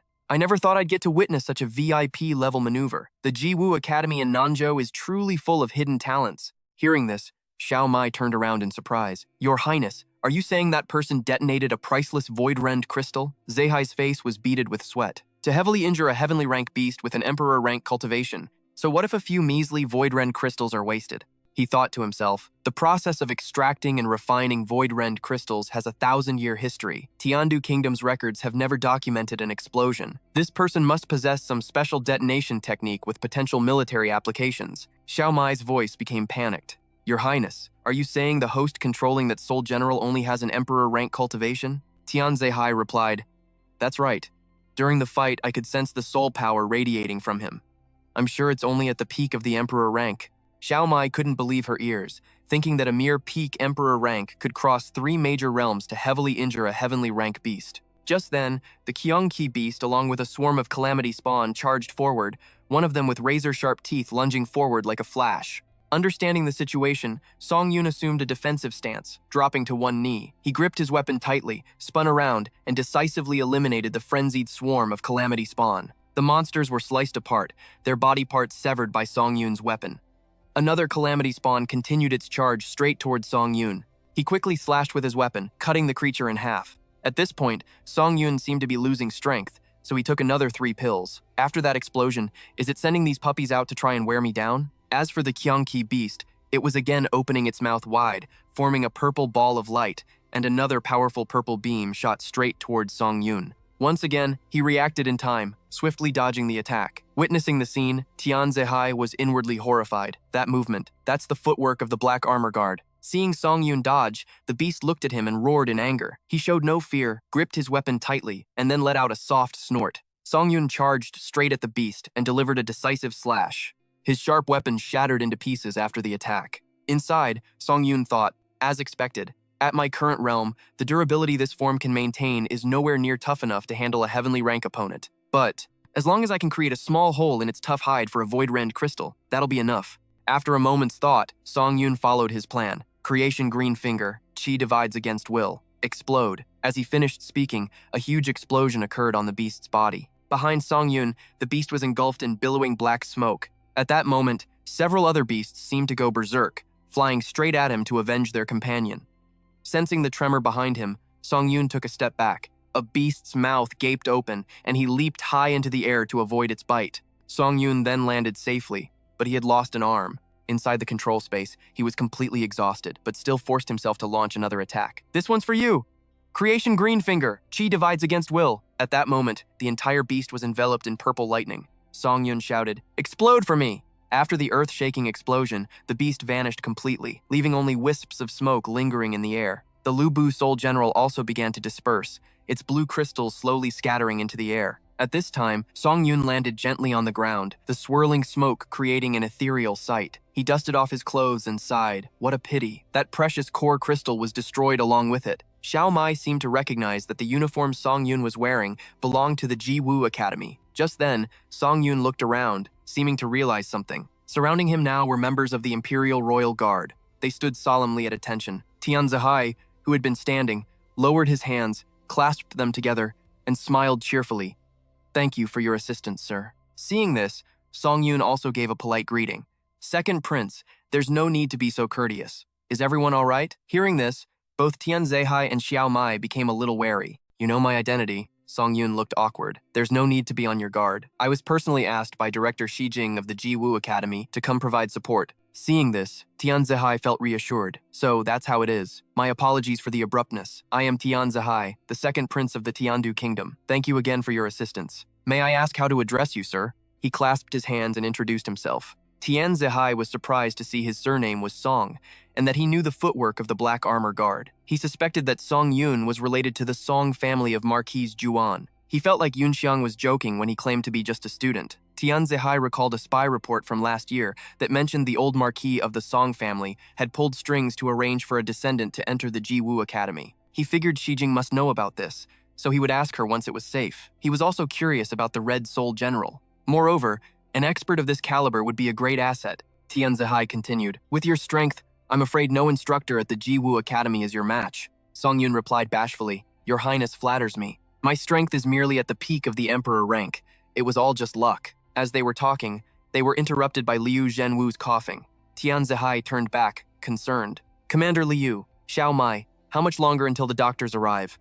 Xiao Mai checked immediately. "The Yuanding City Lord's office has dispatched an emergency team. They are on their way now. It's estimated they will take another 3/4 of an hour to arrive." Tian Zihai feared that Liu Zhenwu wouldn't be able to hold on for that long. Hearing that someone was injured, Song Yun offered to take a look. As he stepped forward to help, he was immediately blocked by Xiao Mai. Seeing her attitude, Thien Trech Hai reminded Tiao Mai not to be rude. Song Yun gracefully leaped onto the hand of the robot where Lu Chanvu was lying. He gently placed 2 fingers on Lu Chanvu's chest for a moment, and a blue light enveloped the gruesome wound. He then diagnosed it as a piercing wound caused by the external projection of soul power from a heaven rank master. Although the internal organ damage wasn't severe, his soul veins had ruptured, preventing the injured man from circulating soul power to heal himself. Seeing how skilled he was, Thien Trech Hai couldn't help but ask, "Sir, you also know the medical arts?" Van Tuong said he only knew a little, but without any tools, he could only use a spring pill to keep him alive. Thien Trech Hai mentioned that he had already used one and feared another wouldn't help. Song Yun took a bottle of spring pills from his pocket and poured the entire thing into Lu Chanvu's mouth, causing Thien Trech Hai to gasp, his mouth hanging wide open in shock. He figured if one pill didn't work, he'd just use a few more. He then tossed another bottle to Tu Mai to keep Lu Chanvu alive. In the East District, at the Litho Core Fissure battlefield, a monstrous beast was on a rampage. Tu Hak Min stood opposite the monster and scoffed with contempt. He pressed his lips together slightly, still trying to force the fissure open for one last desperate struggle. If that's the case, then let's end this with this move. Following Tu Hak Min's command, the robot he controlled quickly raised its massive sword and roared, 10,000-mile sword style, third form. As soon as the words were spoken, a long streak of light appeared in midair, carrying immense power. A single sword strike, shattering mountains and rivers, descended, leaving half the city in ruins. The beast, caught right in the center of the attack, was instantly obliterated. A long, deep gash split the earth, crumbling the ground and rock around it. The beast, lying directly in the path of the slash, had no way to escape. The sword's aura was gradually enveloped by scorching red flames emanating from the monster. Immediately after, the beast exploded, painting the entire area red. The crowd of onlookers screamed in shock. So strong, he was instantly killed. The other robots witnessing this couldn't help but marvel at such terrifying power. One of the robots turned and disagreed.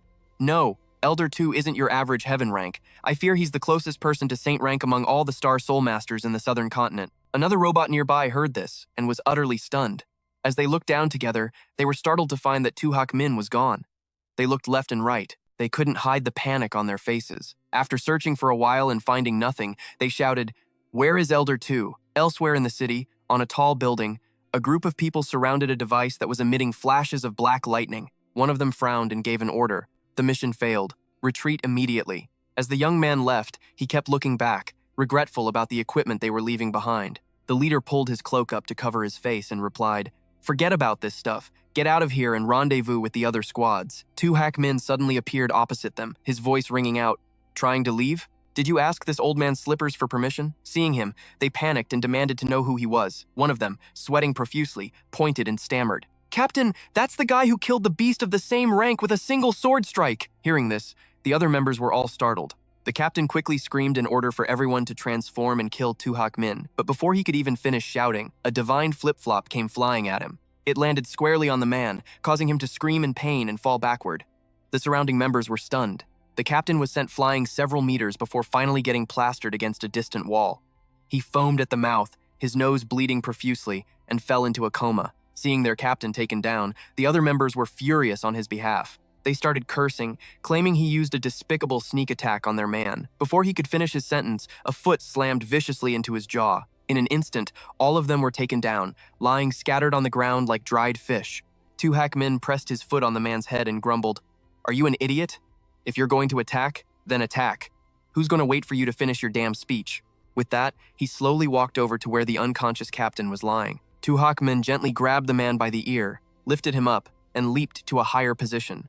From there, He could see the entire city slowly being engulfed in a sea of fire. Tu-Hak Min exclaimed in surprise. So the last one is finally about to be dealt with? Tu-Hak Min lowered his gaze to the captain, his eyes narrowing as he said, "You're coming with me for a trip." The man, dragged by his ear, cried out in excruciating pain, begging him to let go. Holding onto his ear, Tu-Hak Min leaped gracefully from one building to another, each jump accompanied by the man's piercing screams. Tu-Hak Min used his extraordinary speed to leap continuously, and carrying the young man in his hand didn't seem to slow him down at all. Elsewhere, at the Khor Fisher battlefield in the South District, Ko Thi-Tin was on a fortress wall, observing the battle below. Down below, a mutated beast was surrounded by tens of thousands of other robots. Their commander gave a clear order for everyone to hold the formation and maintain high alert. The beast roared continuously, slime dripping from it without end. The surrounding robots remained vigilant, afraid it would go berserk and cause some unmanageable trouble. Not long after, it collapsed. The surrounding robots won, much to their own astonishment. They cheered joyfully for their victory over a heaven-rank beast. It was truly unexpected. Victorious, they couldn't help but feel proud, thinking that heaven-rank beasts were nothing special and not so tough after all. They then shouted together, "Thien Do will be victorious!" Ko Thi-Tin stood there like a statue, watching the other robots celebrate their victory. Outside, the robot she controlled stood solemnly amidst the smoke and fire, its sword planted in the ground, looking incredibly cool. On her end, she let out a sigh of relief and wiped away her sweat. A heaven-rank beast is truly powerful. Thi-Tin observed the front line, thinking to herself, even gathering the power of 1,000 mystic ranks was barely enough to put up a fight. Luckily, we won, but it came at a considerable cost. Suddenly, Tu-Hak Min flew in from out of nowhere, startling her. He landed gently, still holding the unlucky man in the black cloak by the ear, and greeted Thi-Tin. By the time Tu-Hak Min arrived, Ko Thi-Tin had just finished resting. She bowed respectfully, and he replied cheerfully, "Yes, good work, little Ko." Tu-Hak Min threw down an unconscious Di-Lun member. He said he had caught him near the fissure in the East District. At a glance, Ko Thi-Tin guessed he was a spy from the Di-Lun nation. She wasn't sure whether to hand him over to the city guard or the Secret Service Department, but Tu-Hak Min was suspicious. The city guard and the Secret Service have most likely been infiltrated by them. I don't trust them, so I'm leaving this man with you.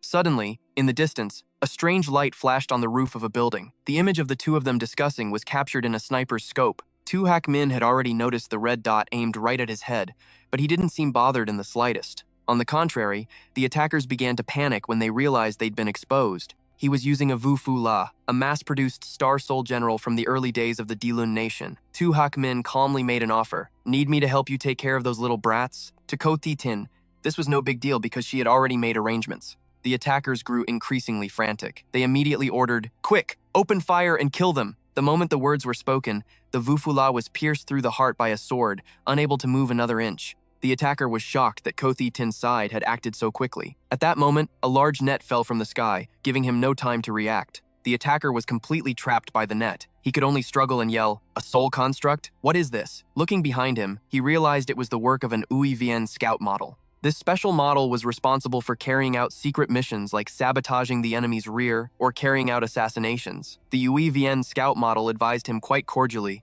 "It's useless. This is a soul-binding net that can disrupt the flow of soul power. Just surrender quietly." In a flash, the Star Soul unit had captured all the attackers from the Di-Lun nation. Having completed its mission, the UVN scout model sheathed its sword and awaited further orders. Just then, Tiu Nguyen spoke up. Reporting to the director, there were a total of 5 targets. All have been neutralized. Shi Jing received her signal from the virtual screen and immediately gave the order, "Bring all survivors back to the Martial Academy. I'll interrogate them myself." Xu Hemming was very pleased with her problem-solving skills, praising her cheerfully. "It seems you spotted them a long time ago, didn't you?" Her cultivation level is average, but her grasp of strategy and troop deployment is truly brilliant. Shi Jing replied humbly, "Your cultivation, Elder Shu, is truly world-class, slaying a heaven-tier opponent with a single strike. You are truly worthy of being the head of the 4 swords of the southern continent. My meager skills are nothing worth mentioning in your presence." Seeing that the situation here was no longer a concern, Hemming had no time for empty pleasantries and announced his departure. "It looks like you've got everything under control here. I'm going to check out the North District. There's a kid over there who I find quite interesting." As soon as he finished speaking, he leaped away lightly. Xu Hemming's Qinggong was truly extraordinary, allowing him to move between buildings with great ease. Hemming's words made Shi Jing a little curious. She wondered if the kid Elder Shu found interesting was His Highness the Second Prince, or that mysterious Song Yun. But now was not the time to find an answer to that question. She had to deal with the matters in this district immediately. At the Rockheart Fissure battlefield in the North District, the Spirit Soul generals were gathering in one place. In Tianzehai's hand was a full vial of elixir that was emitting a soft glow. He looked at the vial with a disbelieving and suspicious gaze. How is this possible? Is this really a rejuvenation pill? Seeing this, Song Yun asked curiously, "Your Highness, you've studied alchemy as well?" Tianzehai replied, "Although I am no alchemist, as a prince, I have studied some alchemy under the royal family's 5th grade alchemist. Although its quality has reached an extremely high grade, that's not all there is to it," he analyzed with a puzzled expression. "The pill veins on this rejuvenation pill weren't forged using any technique or process, I know. In other words, in terms of crafting technology, I fear it's many years ahead of the Tiandu nation. If the effects are still..." Tianzehai immediately turned to ask for an opinion. "Commander Liu, how do you feel?" But he was astonished by the scene before him. Although still unconscious, color had gradually returned to Commander Liu's face, and the wounds on his body were healing at a speed visible to the naked eye. Seeing Liu Zhenwu had regained consciousness, Tianzehai immediately rushed to his side to ask, "How are you feeling?" He replied with a look of relief, "Your Highness, I just had a dream. I dreamt I was in a warm stream made of the essence of all things, like a beam of light shining into my chest, causing the energy in my body to surge so rapidly it blew my clothes away. I felt I was one with nature, as innocent as a seed. No, I was a seed, immersed in that ocean of light. I feel as if my entire life has been renewed by this." After a moment of reveling in the fresh sensation, Liu Zhenwu finally realized, "My wounds, they're healed?" Hearing this, Tianzehai couldn't help but be amazed. "Really? This is too unbelievable." He noticed something else strange. Is it an illusion? Why does it feel like the hidden injury in my lower back, accumulated from years of training, is gone too? This discovery surprised everyone even more. Suddenly, Xiao Mai pointed at him, trembling. "Wait a minute. Commander Liu, have you gotten younger?" Comparing his appearance before and after taking the pill, Tianzehai realized it was true. The wrinkles on his face were gone. The commander, who once had a weathered face, now looked to be only in his 30s, and even his graying hair was gone. He stared at Song Yun's questioning face and thought, "I originally thought he was just a martial artist with superb strategy, and even considered recruiting him. But if there's a grandmaster of alchemy like this behind him, then I can only try to befriend him." Tianzehai decided that befriending him was a must. Suddenly, a cheerful voice rang out, breaking the awkward atmosphere. Yingqin chirped from a distance.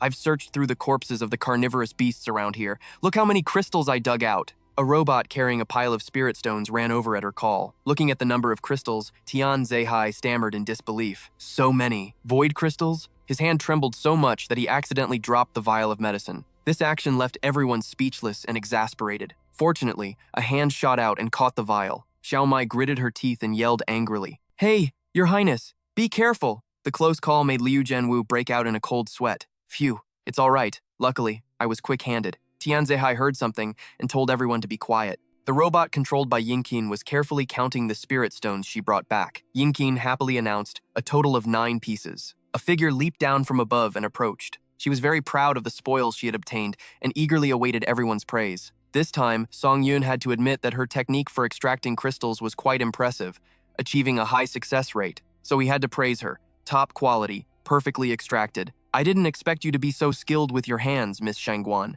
As she had hoped, Yingqin was ecstatic with the praise. "I've been great at dissecting corpses and stuff since I was a kid. The moment I hold a knife, I just naturally get excited." Tianzehai jumped down from the Spirit Soul General to join the group. He made a sincere proposal. "Thank you for the elixir that saved Commander Liu. I have another, rather bold request. I hope you can part with these void crystals for me." This put Song Yun in a difficult position. "That's not really appropriate, Your Highness." Yingqin let out a small gasp, seemingly surprised by the prince's actions. Seeing this, Tianzehai tried to persuade him. "Rest assured, I certainly won't take your spoils for free." Song Yun started to get interested. "Oh, is Your Highness proposing a trade with me?" He confidently held up 3 fingers. "This much, for all the void crystals. Deal? You should know that void crystals are strategic resources controlled by the Imperial Court. It's not easy for you to take them out of here. I assume. Your Highness isn't purchasing these crystals through official government channels, are you?" Song Yun negotiated without backing down. "Since Your Highness is using personal funds to buy them, I've already given you the lowest discount.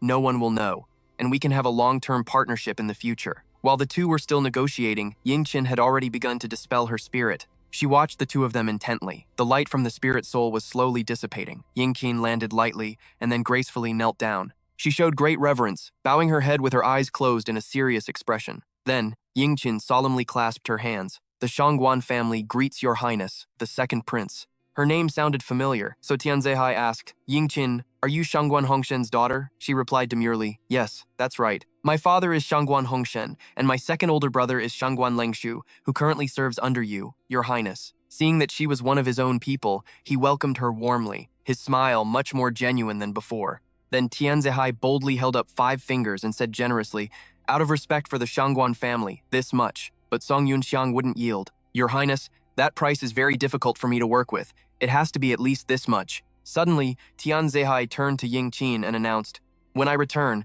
I will immediately promote your brother by 3 ranks. Hearing this, she was overjoyed and hurriedly thanked him. Thank you, your highness. Then he turned sharply to Song Yun and whispered secretly, please, that's all I have in my budget for now. Do me a favor, and I'll owe you one. After hearing that her brother would be promoted, Yin Qin began to lean towards Tianzihai's side, looking expectantly at Song Yun. Seeing her expression, he had no choice but to agree. All right, fine, I'll take a small loss. It's a deal at that price. The deal was successfully closed, so Tianzihai felt relieved and announced he would be leaving for a moment. Song Yun thought to himself, based on my memories from my past life and the current situation, the Shangguan family really does support the second prince. Could it be that their betrayal in my past life was related to the second prince's death around this time? Only now did he notice that Ying Qin's gaze seemed a little overly intense. She lunged forward and grabbed his shirt. Song, don't I get a rift crystal too? Don't worry, the Shangguan family is paying, Song Yun asked, confused. Why don't you just go dig one out yourself? Ying Qin said with a look of regret. But you just killed all 12 of the Taoti that were here. Besides, I already checked the other Taoti corpses, but it's really hard to find a complete crystal. This was the real reason she didn't just go find another one herself. Meanwhile, Tianzihai's group of 3 were secretly discussing something on the side. Xiao Mai clutched the card, sniffling. Your Highness, do we really have to spend so much money? This is everything we've painstakingly saved for over a year, she said, heartbroken. I'm sorry, I promised I would always protect you guys. Xiao Mai suggested another plan.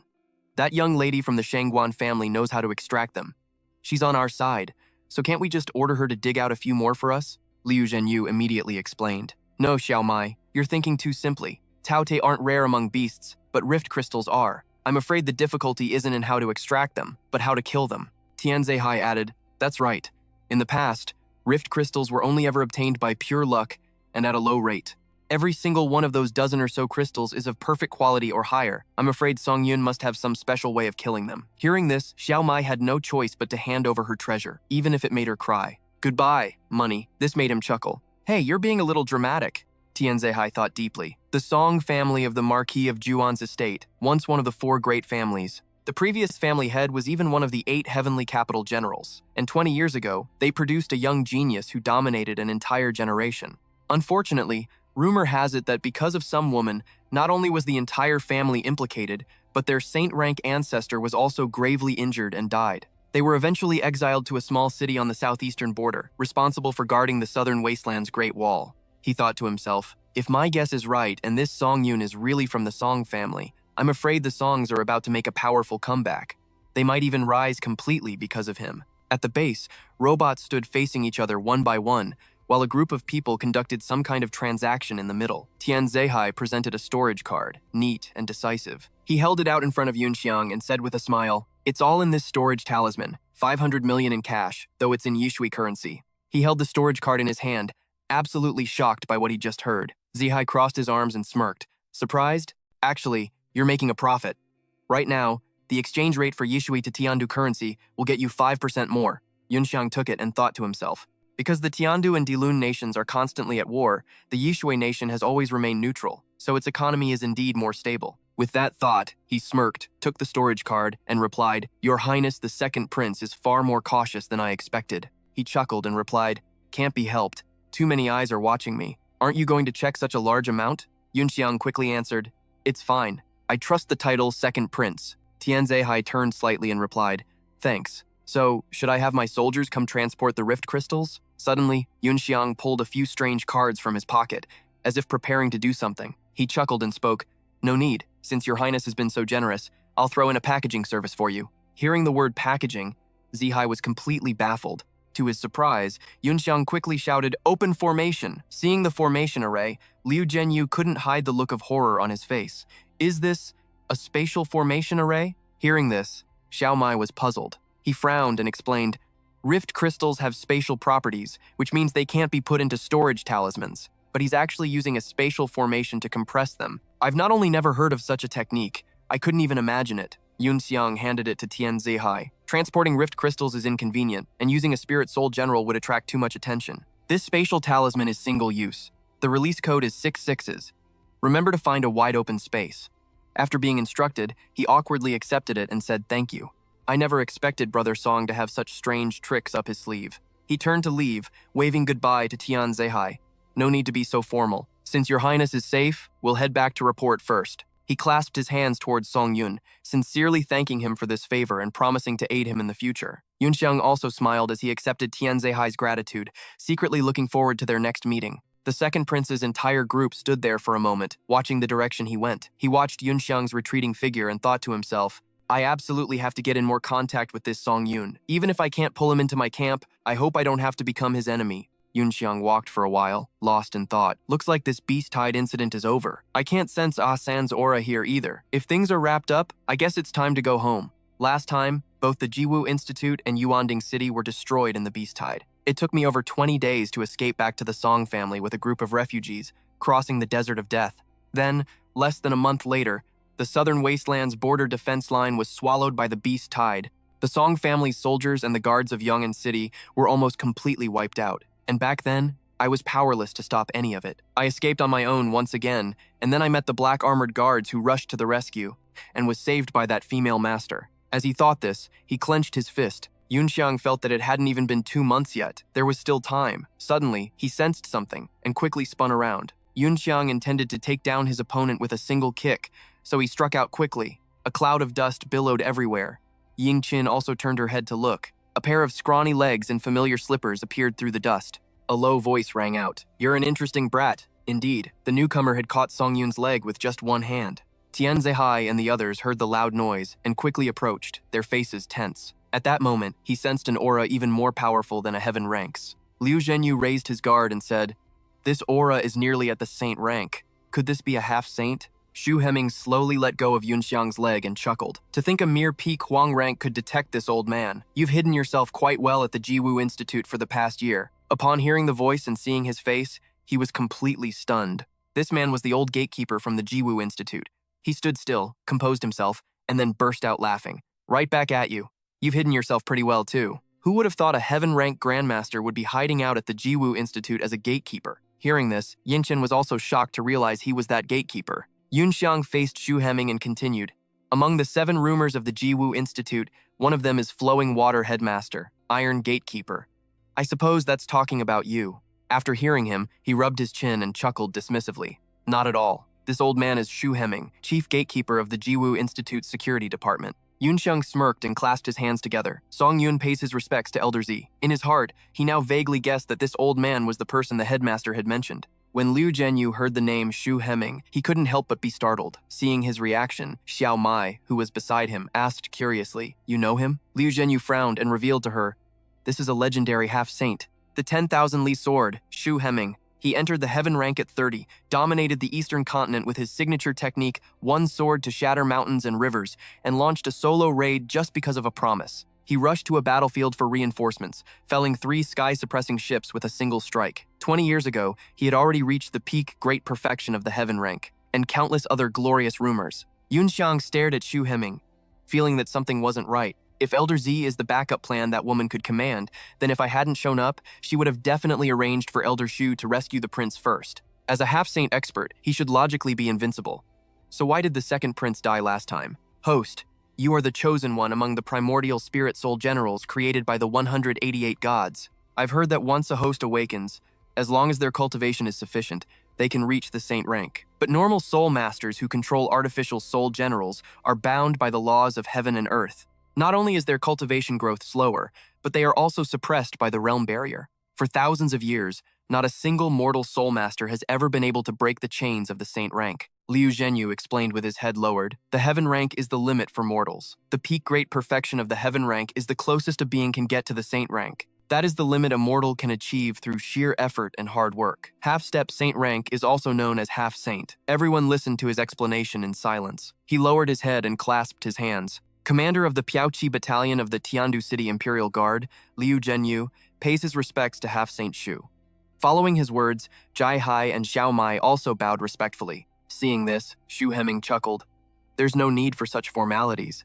Song Yun lowered his head, thinking for a moment. It seems the Eastern continent in this era hasn't yet established a system for training mortals to break through their shackles. So, if I could train a saint-rank army, wouldn't I be able to crush this era? Isn't this old man Shu before me the perfect test subject delivered right to my doorstep? He would be the first experiment in my plan for a mortal heaven-rank army, his eyes now filled with stubborn determination. Looking at Yunxiang, Hemming spoke with a hint of unease. Song Kid, why do you have the same excited look in your eyes as a chef who's just found a rare ingredient? You're not scheming something, are you, kid? Called out, he scratched his head and avoided the probing gaze. You're overthinking it. My eyes hold nothing but admiration for you. That's what he said, but in his heart, he wanted to absorb the old man's mastery. Shu Hemming gave a forced smile. Kid, stop acting in front of this old man. Shu Hemming changed the subject. I heard from Miss Gu that you are the host of Xiexi. Hearing his words, Zhai Hai's group couldn't help but show their surprise. Xiao Mai couldn't hide her feelings and asked, He's the host of Xiexi? Your Highness, didn't you just say that the Crimson Soul General was Lu Bu? Tian Zhaihai rubbed his chin, thinking for a moment before it all clicked. He looked up and said, I've also heard that the Xixi Soul General can create illusions of other Soul Generals' appearances. Besides, this legend is widely known from the storybooks circulated everywhere. So you're saying the Lu Bu from before was just a cover used by Brother Song? Hearing this, Song Yun could only laugh to himself. Why do you all think that? Fine, if that's the case, I'll just let CSC take the blame for the Soul System's whole mess. After a moment of thought, he burst out laughing. This concerns a personal matter of mine, so I hope you will all keep it a secret. Zhai Hai looked at Yunxiang with an expression of admiration for his sworn brother. You didn't hesitate to reveal your identity to save me. I will accept this kindness. We will keep your secret safe. Seeing his sincerity, Yunxiang felt a little guilty and offered his thanks. Shu Hemming had been squinting at him the entire time. Finally, he lowered his head and asked, Song Kid, if I'm not mistaken, you were the one who dealt with the heaven-rank beast that appeared in this core fissure, weren't you? Yunxiang was silent for a moment, then replied, You could say that. He continued with the previous line of questioning. Even for the Xiexi Soul General, it shouldn't have been easy to win based on your peak Emperor rank cultivation, right? I'm very curious how you managed to kill an enemy of a higher rank. Or, have you been hiding your true strength all along? Is your real cultivation level even higher? Could it be that your Song family has some unspeakable secret? Just as Xiao Mai was about to speak up and explain, she was stopped by Tian Zhaihai. She quickly obeyed, covering her own mouth with her hand, a look of confusion on her face. Yunxiang waved his hand. It's fine. Since old Shu has already asked, I have no reason to hide it anymore. He briefly explained the process of detonating the space-rending crystal to defeat the heaven-rank beast of the same tier. After hearing everything, Shu Hemming couldn't help but shout in surprise. What? Detonating a space-rending crystal? As far as I know, space-rending crystals are crucial materials for crafting storage pouches and Soul General fusion pouches. Even when they're melted down and processed, I've never heard of a situation like the one you described. He frowned at this new information. Yunxiang smiled and clarified, Detonating a space-rending crystal? Of course, it's not that simple. I used a few special tricks. As soon as he started speaking, the surrounding people quickly perked up their ears to listen in. He couldn't stop them, so he just had to give a wry smile and continue. I carved a formation array onto the space-rending crystal and used an alchemy technique to activate it, reversing the crystal's inherent elemental structure and causing a spatial collapse. Zhai Hai spoke up, slightly puzzled. So that's how it was. It involves both formation arrays and alchemy. Doesn't that mean your method is impossible to replicate? Hearing that, he just smiled proudly. I'm afraid it would indeed be difficult for others to learn. Suddenly, Yunxiang sensed something and went on high alert, his eyes darting around. He quickly warned everyone around him. Enemies! Be careful! Sensing they were surrounded, Shu Hemming stood still in silence. He looked at Yunxiang, secretly surprised and impressed. This kid actually detected them a step faster than me. The Royal Guard robots also quickly assembled, shouting to protect Tian Zhaihai. On the rooftops of the tall buildings, the silhouettes of other robots appeared, causing the Imperial Guards below to panic. The robot captain, Yu Fuluo, crossed its arms and snorted coldly. So, we've been discovered? The stealth capabilities of the Holy Sect's new prototype still have a lot of room for improvement, it seems. It quickly issued a command. All units, disengage stealth. Primary objective, kill the second prince, Tian Zhaihai. You have 15 minutes. Begin the operation. Song Yun scanned his surroundings, counting from 1 to 15, 23, then 24. Finally, he voiced his doubt. 3 robot teams. Have a total of 8 teams, and a heaven-rank captain. Yunxiang's quickness from start to finish gave Shu Hemming another shock, and he marveled internally. This kid's detection speed is actually faster than mine and more accurate. He glanced over and gave a wry smile. Your Highness, if the Dailun Kingdom merely wanted to kill you, would they really need to go to such great lengths? Tian Jihai crossed his arms and theorized, to be able to infiltrate so many Dilun masters into the heart of Tiandu. I'm afraid my eldest brother, the crown prince of the stability faction, is behind this. Suddenly, Yun Xiang detected another hidden heaven rank aura and warned everyone. Once again, he stunned Shu Hemming with his sensory abilities. The robot captain, Yu Fuluo, began to issue orders. All units, target is Tian Jihai. Take aim. Upon receiving the order, dozens of other robots aimed their gun barrels at the designated target, preparing to act. Tian Jihai's robots seemed to be surrounded by the gun barrels, with no way to escape. An Imperial guardsman raised his sword and yelled, "Switch to shields! Protect His Highness!" In unison, the other robots obeyed, switching to shields and forming a circle around Tian Jihai. Song Yun suddenly tossed 2 formation array cards into the air, his attitude as calm as if he had anticipated this all along. The 2 protective formation arrays enveloped Tian Jihai and Shangguan Yinjin. After using 1 protective formation card for their personal protection, Yunxiang activated the remaining card. Instantly, an even larger shield formed, protecting everyone inside. Shu Hemming watched this series of actions, completely astonished. Level 5 protective formation arrays, and both activated in an instant. This kid's methods are truly deep and unfathomable. Yunxiang tossed him a small bottle and made a request. "Old Shu, this is for you. I need you to protect those 2. Be careful of the expert." His sudden words left Shu Hemming a bit confused. He quickly reached out and caught the bottle, though he still didn't know what it was. The moment he opened his hand to look, Shu Hemming couldn't hide his shock. After a long preparation, the robot captain Yu Fuluo lowered its hand and gave the order to fire.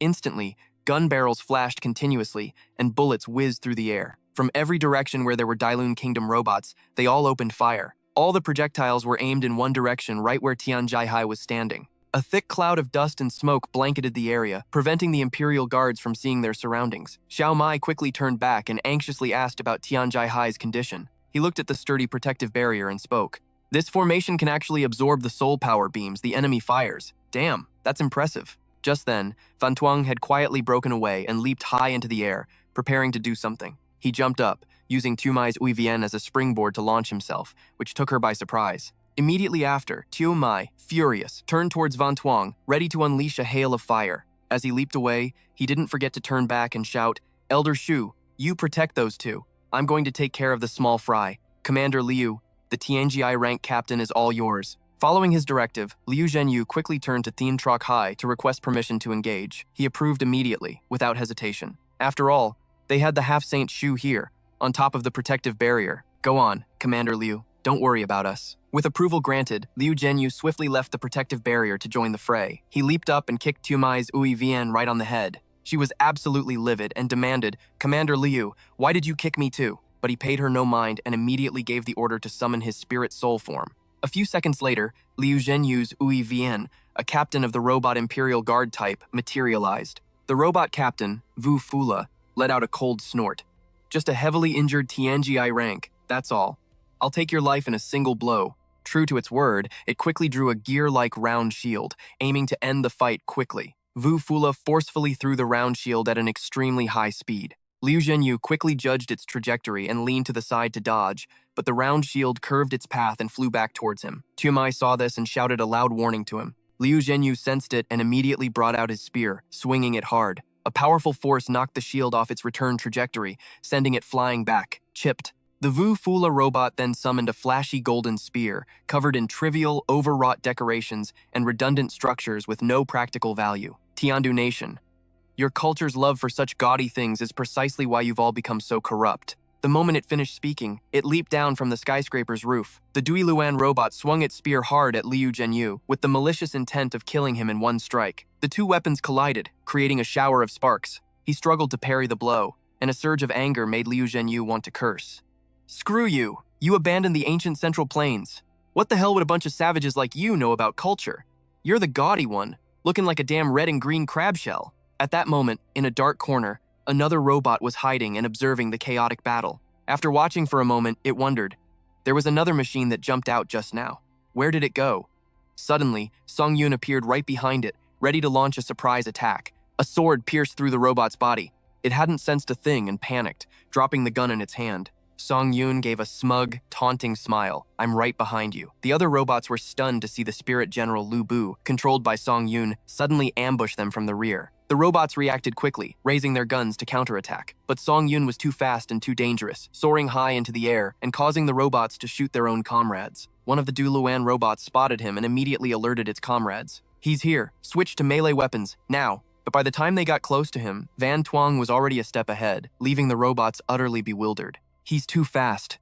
The spirit Lu Bu, controlled by Song Yun, swiftly slashed a robot's shoulder. The machine couldn't believe its eyes, stammering, "How? How is this possible?" In its other hand, it raised a spear that gave off a cold light. In no time, several robots were sliced in two, completely unable to fight back. Then, Song Yun stomped hard on the ground, using the momentum to suddenly launch himself high into the air. He raised his spear high, aiming straight for the robot in front of him, causing it to scream in panic. How can he be this fast? It scrambled to put up a feeble defense. Damn it, what kind of monster spirit general is this? He seized the opportunity, lunging in a straight line at the robot, making it cry out in pain. Inside the cockpit, Song Yun was slightly out of breath from expending so much energy. The Vu Fula's armor is thicker than the Uivien's, and these guys are all at the DGI rank. Fighting them with my current cultivation level is still too taxing. Back to Liu Zhenyu, who was soloing the Dui Luan Nation's Vu Fula captain. The robot couldn't help but wonder, is that the spirit general Lu Bu? How is that possible? Why would Lu Bu show up here? Although it didn't show it or leave any openings, it was panicking internally. Could it be that the second team failed to lure and capture Lu Bu? Those Taihei mercenaries are completely useless, just as I thought. As if reading its mind, Liu Zhenyu charged forward.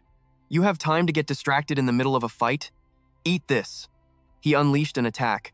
A headshot aimed at the robot Kilin wags its tail. Fortunately, it reacted quickly and dodged the critical blow. The Vu Fula roared, "Damn you." In another part of the battlefield, the spirit general Lu Bu, controlled by Song Yun, was just as formidable, having taken down yet another opponent. His spear impaled a Du Luan unit, forcing it to dematerialize after losing its combat capabilities. On the rooftops, the other Du Luan robots kept their guns aimed at him. "Fire! Don't let him get any closer!" That Du Luan unit was sent flying several meters away like a rag doll. Song Yun quickly dealt with the Vu Fula grunts and leaped high into the air. The Dui Luan unit that was thrown from above landed with a thud outside the barrier, completely motionless. Inside the glass enclosure, Thien Troc Hai pursed his lips and remarked, "Not only can he pierce the enemy robot's armor with the smallest amount of force, but he can also capture a live one that quickly. He's like a fish in water amidst the slaughter of these spirit generals." From the distance, a voice called out from the glass enclosure. "All generals, hear my command. Switch from defense to offense.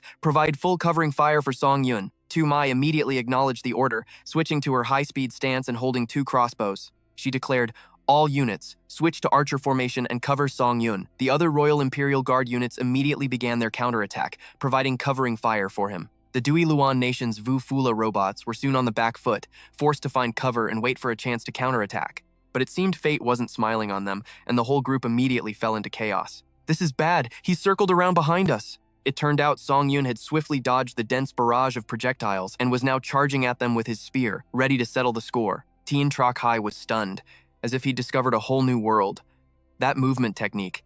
It's the 7-star stepping of the Xuanjia Guard. He used a similar levitation technique from the Xuanjia Guard when he fought Qiong Qi, but I heard that technique originates from the star-stepping sect. Within the Xuanjia Guard, only a handful of elites are qualified to master it. He raised a hand to his chin, deep in thought. Although the Xuanjia Guard was established 100 years ago, the ones who truly reached its peak were the 6 prodigies of Xuanjia from 20 years ago. Among them, Song Lang was the leader of the 6 prodigies, an 18-year-old Tianjia rank prodigy, the 3rd son of Marquis Song Jingzong of Juan. Song Yun is also from the Song family.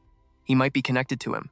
Unfortunately, it's said that 5 of the 6 prodigies tragically died in the Battle of the Imperial Mausoleum 16 years ago. The position of Grand Marshal of the Xuanjia Guard remained vacant for 7 years before the current female Grand Marshal assumed the role. The current Grand Marshal of the Xuanjia Guard, Di Lan, is a Shengji rank powerhouse who doesn't participate in any political factions and keeps an extremely low profile. The Xuanjia Guard has become a military weapon loyal only to the nation, and for over a decade, there has been no word of her having any contact with the Song family. Song Yun leaped up and immediately swung his glowing spear down upon the Dui Luan squad's hiding place. The Dui Luan Vu Fulas were sliced in 2. At the same time, one remaining unit jumped away, luckily escaping the blow. It crashed onto the roof of a nearby empty building, its body hitting the floor with a screeching sound. The Vu Fula struggled to its feet, wanting to escape. This is too terrifying. Are all of the Tiandu Nation's spirit generals monsters? Song Yun quickly charged forward and plunged his spear into the robot that was trying to flee, destroying it.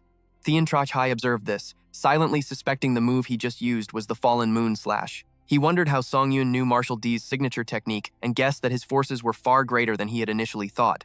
Van Tuong charged from one rooftop to another, rapidly closing in on the Du Luan robot. Even though it tried to defend itself, it couldn't withstand his powerful attack. Sweat dripped down his face, accompanied by labored, heavy breaths. Song Yun wondered, was that hidden master still not going to show himself? Meanwhile, the royal guards continuously fired laser beams into the sky to protect everyone inside the shield. Suddenly, a beam of light shot down from the sky, striking the shield and creating a massive vibration. The shield instantly vaporized into streams of eerie green gas.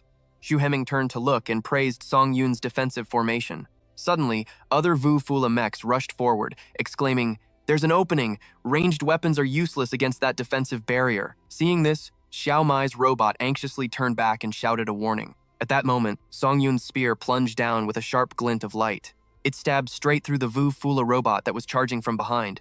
He furiously rushed forward, opening his mouth to roar Xu Heming's name. The Dailu Nation robot stood opposite Xu Heming, then swung its massive axe and yelled, "Gotta kill this old geezer first!" He remained completely unafraid of the Wu Fula, looking at it with a gentle smile. A powerful force descended from the sky, kicking up a blinding cloud of dust. Liu Zhenyu, who was grappling with the Dilun Nation captain, gritted his teeth in disbelief at the sight. Xiao Mai, witnessing that power firsthand, was also utterly bewildered. The Wu Fula robot remained still amidst the thick dust, frozen in its downward slashing pose. It sensed the air stagnating around it and couldn't help but mutter in confusion. "What the?" The sight of Xu Heming blocking the blade with his bare hands filled its vision.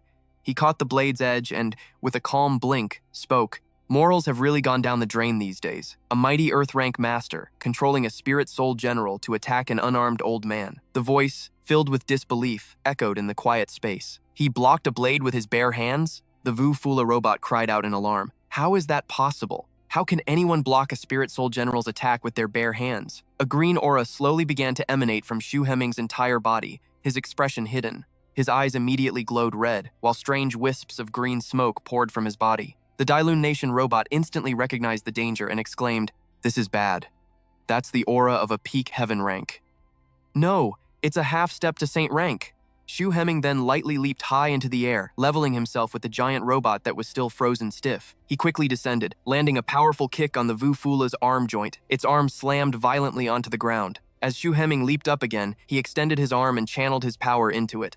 Xu Heming swung his hand straight down. The Wu Fula's arm was instantly split in two. Not stopping there, he continued to channel his power into his palm, preparing a final move. Instantly, Xu Heming fired that power into the severed part of the Dilun Nation robot. Overwhelmed by Xu Heming, the Wu Fula immediately collapsed to the ground. Smoke rising from its body into the night sky created a suffocating feeling. He landed gently on the body of the Wu Fula, which was now just a pile of scrap metal. The Royal Guard robots watching from a distance were astonished, endlessly praising how fearsome and insanely tough Xu Heming was. The robot controlled by Xiao Mai spoke up. "So a half-saint master is this terrifying?" Song Yun thought to himself in amazement. "Why is this old geezer putting on such a cool act?" He smiled to himself, thinking. He avoided the Wu Fula's heavy armor, only attacking the weak connection points, creating the effect of slashing a robot with his bare hands. Is he being so dramatic just to lure that hidden master out of the shadows? Meanwhile, the fiery battle between the Wu Fula captain and Liu Zhenyu was still raging. The captain robot under Liu Zhenyu's control charged forward, axe held tight, letting out a great roar. The Dilun Nation captain also gripped his massive sword and rushed forward to attack. The Wu Fula was sent flying by a powerful swing from the captain robot. It was flung from one spot to another before slamming hard into a stone wall. The Wu Fula captain cried out, "Why? He should have been critically injured, and his power seems to be several degrees stronger than the intel suggested. This is terrifying. How is he still this strong?"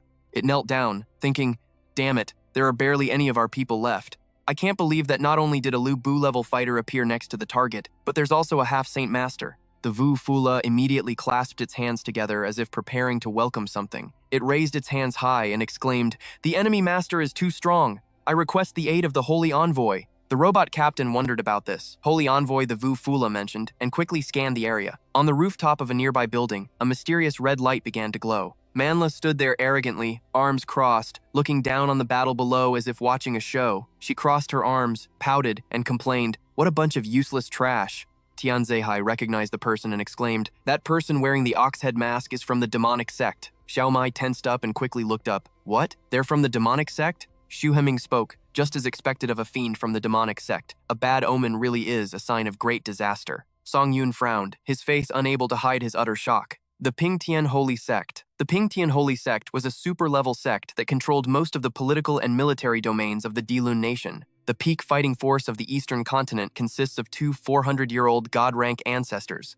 The Dilun Nation and the Shui Nation each have one guarding their territory. 400 years ago, the Eastern Sky Emperor disappeared. The Dilun King forced the late Emperor's illegitimate son to become a puppet, ruling from behind the scenes. The eldest royal daughter, Princess Yi Shui, established the Shui Yi Nation and declared herself empress. When the illegitimate son came of age, he allied with the Shui Yi Nation, defeated the Dilun King, and established the Tiandu Nation. Before his death, the Dilun King was saved by a god-rank expert, and with her help, he established the Dilun Nation. The once unified Eastern Sky Empire, located on the Central Plains continent, was thus divided into three. The Tiandu Nation has no god-rank master to guard it, but it relies on its number of saint-rank masters to barely maintain a delicate balance because the god-rank expert who saved the Dilun King was the Pingtian ancestor. A terrifying image of him appeared in his mind. He was said to be an old monster who had lived for 400 years and was still not dead. Yunxiang frowned. The Pingtian Holy Sect is like the stabilizing faction of the Tiandu Nation. They don't support the Dilun Nation's external military expansion.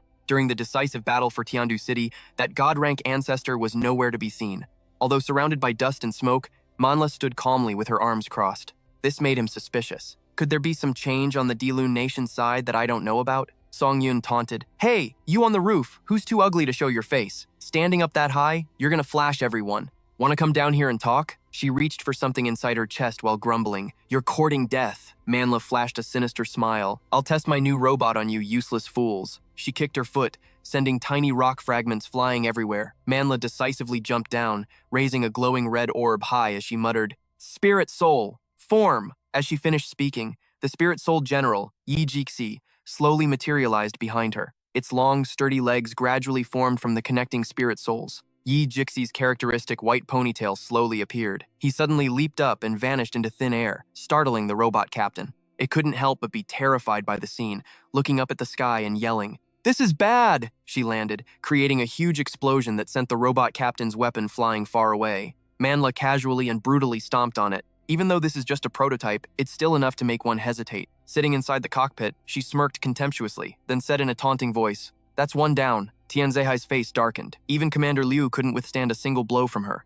This person is no ordinary heaven-rank master, Song Yun wondered. Yi Jixi, the Dilun Nation's next-generation robot. How did it appear so quickly? The thick dust made the surrounding atmosphere even more tense. Manhwa turned her head, her face filled with killing intent, clearly unsatisfied with how things were going. She drew a weapon from the robot's hip. Just one look at it was enough to know how dangerous it was. Suddenly, Manhwa charged forward aggressively, her eyes flashing with a bloodthirsty red light. Seeing how ferocious she was, Van Tuong panicked and immediately called out a warning. Elder Shu, but Shu Hemming remained calm, taking out a blue card and concentrating on some kind of chant. Manhwa, with her two swords already drawn, prepared to bring them crashing down. From inside the cockpit, she controlled Yi Jixi's every move and screamed, Die! But this time, her attack was blocked by the mech Shu Hemming was piloting. The lightning erupting around the two of them was so powerful it sent the other mechs flying. Luckily, Tianzihai and his group were inside a defensive shield and managed to avoid the blast. He shielded his face with his arm, thinking, Empowered by that mech, the witch can fight a half-saint on even ground. She even seems a level stronger than Elder Shu. Suddenly, a crack appeared on the shield and quickly spread. He quickly realized something was wrong, his face turning upwards in shock. In this critical moment, Tianzihai gave the order, Save Commander Liu first. Although the Wei Yuanxi mech was covered in scratches, it obeyed and did its best to hold its ground.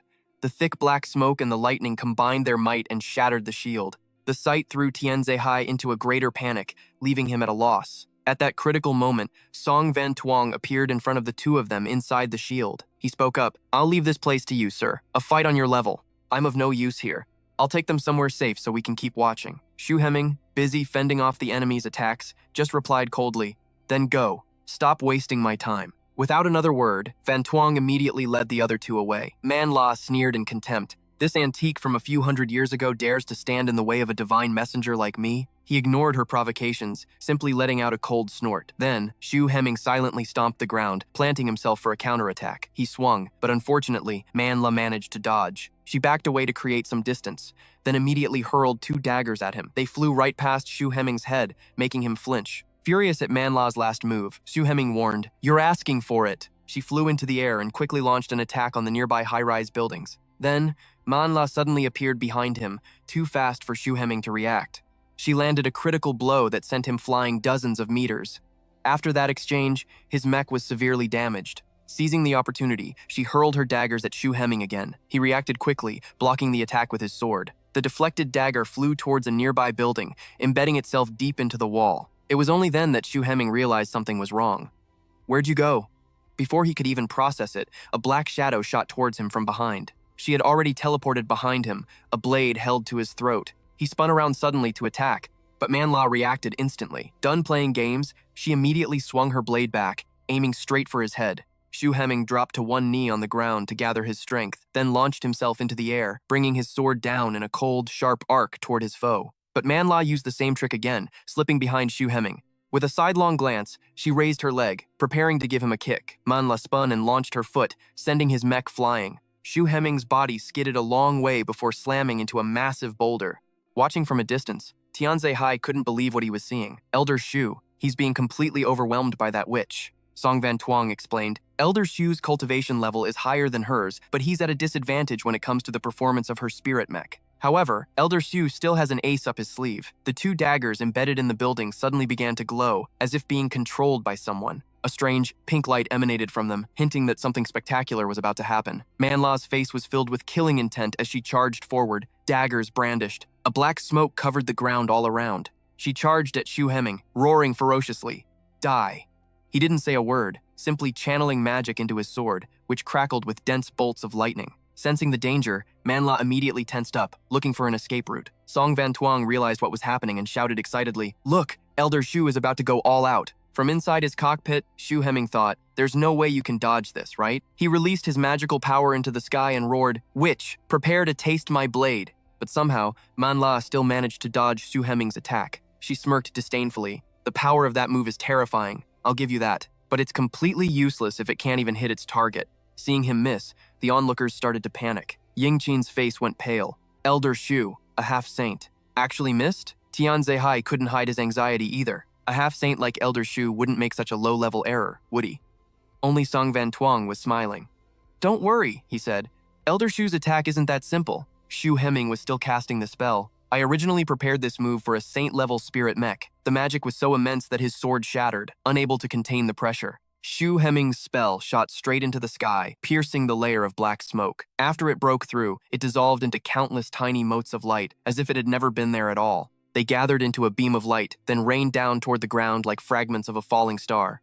Manhwa panicked, leaping into the air to dodge them, but she quickly realized something was off. "I can't shake them. They're actually chasing me." She looked up to the sky, where Xu Heming's magic was now converging and hurtling towards her. There was nothing she could do but take the full force of his attack. His spell completely enveloped Manhwa's mech. She tried to fight back, reaching out a hand, but it was futile as she was consumed by the blinding light. Xu Heming chanted the incantation, "Divine Fire Command." His magical power was so immense that even the surrounding buildings were caught in the blast. The spell gradually dissipated, leaving only desolate ruins in its wake. The Imperial Guard mechs nearby were left stunned by the scene. Thick smoke and dust filled the air, and the collapsed buildings only added to the chaos. The body of the Yi Zishi spirit mech was now a complete wreck after taking that last attack. The mech captain was in utter disbelief. "What? That vicious woman. She survived that?" Tianze Hai stammered. She actually withstood Elder Xu's world-shattering attack." Song Van Tuong gritted his teeth. "The Yi Ji is a next-generation mech from the Weilin Nation. Not only is its mobility far superior to the Wei Yuan Shi and the Yufu Luo, but its armor is also tougher than the Yufu Luo's." Manhwa laughed mockingly. "Not bad for a near-saint-level fighter. To think you could pull off such a powerful move in that piece of junk." She reached out and pressed a hidden latch, and a control panel immediately lit up. Complex mechanical figures appeared in front of Manhwa. "I really didn't want to use this." She smirked and ordered the system to activate. There was clearly something sinister going on. A magical talisman appeared, and one of Manhwa's eyes glowed as she yelled, "Heavenly demon form! Release!" The moment she spoke, the Yi Jishi's body instantly regenerated, radiating an extremely powerful magical aura. Tianze Hai grew tense. This presence, it completely eclipses Elder Xu's aura from before. This is even more terrifying than a half-saint. The hair on the Yi Zuxia began to glow brilliantly, thrashing about as if it had a life of its own. One of Manhwa's eyes shone as she said smugly, "In this heavenly demon form, I've almost reached the saint level. You can call me a quasi-saint. Song Van Tuong was shocked. Through Soul Essence Reversal, it can forcibly boost its power to a terrifying new combat level for a short time. The Ping Tian sect actually installed a system like that on a prototype model. After pouring out all that energy, Xu Heming had reached his limit and was panting heavily. Seizing the moment before anyone could react, she vanished in a flash. In the blink of an eye, Manhwa was right on top of Xu Heming, leaving him completely defenseless. Caught off guard like that, there was no way for him to react in time. She immediately launched a vicious attack, aiming to finish her opponent. Manhwa slammed a fist into his abdomen, sending him flying off balance. Before Xu Heming even hit the ground, she teleported right to him to continue the torment. I kicked Xu Heming hard, sending him flying like he was my toy ball. Just like that, Manhwa continued to unleash a relentless barrage of kicks and punches, leaving Xu Heming unable to fight back. He gritted his teeth in fury, thinking, how did her speed increase to this level? No, I have to find a way to counterattack. She raised her leg to kick Xu Heming away again, but this time, he found an opportunity to counter and swung his hands in retaliation. Xu Heming grabbed Manhwa's leg. No matter how much faster you are, it's over once I get a hold of you. She took out a sword she had hidden on her person, intending to stab down hard while cursing. Fool! Manhwa plunged the blade straight through Xu Heming's robot. He sat inside, trying to control it. After that fatal blow, Xu Heming's robot still desperately clung to her leg. Manhwa grabbed the robot's head, pulling out her sword to threaten him. Still not letting go, are you? Manhwa held Xu Heming's head tightly, swinging her sword to strike. She cursed him viciously. Go to hell! Without a hint of hesitation, Manhwa decisively and brutally chopped off his head. In this impossible situation, Xu Heming could only let go in helplessness. After his robot was decapitated, its body gradually vanished into thin air. She mockingly tossed Xu Heming's head into the sky, then Manhwa unleashed her magic to attack it, clearly intending to hunt him to the very end. Xu Heming's body glowed as it slowly fell to the ground. His body slammed hard into the earth, the impact shattering the ground around him. Manhwa held the robot head of Xu Heming and walked slowly across the chaotic battlefield. Manhwa arrogantly held up the robot's head and cursed it viciously. Garbage. She brazenly crushed Xu Heming's robot head with a completely twisted smile. Manhwa grew even more smug with her actions, this feeling of power. It's truly intoxicating. She laughed wildly and arrogantly.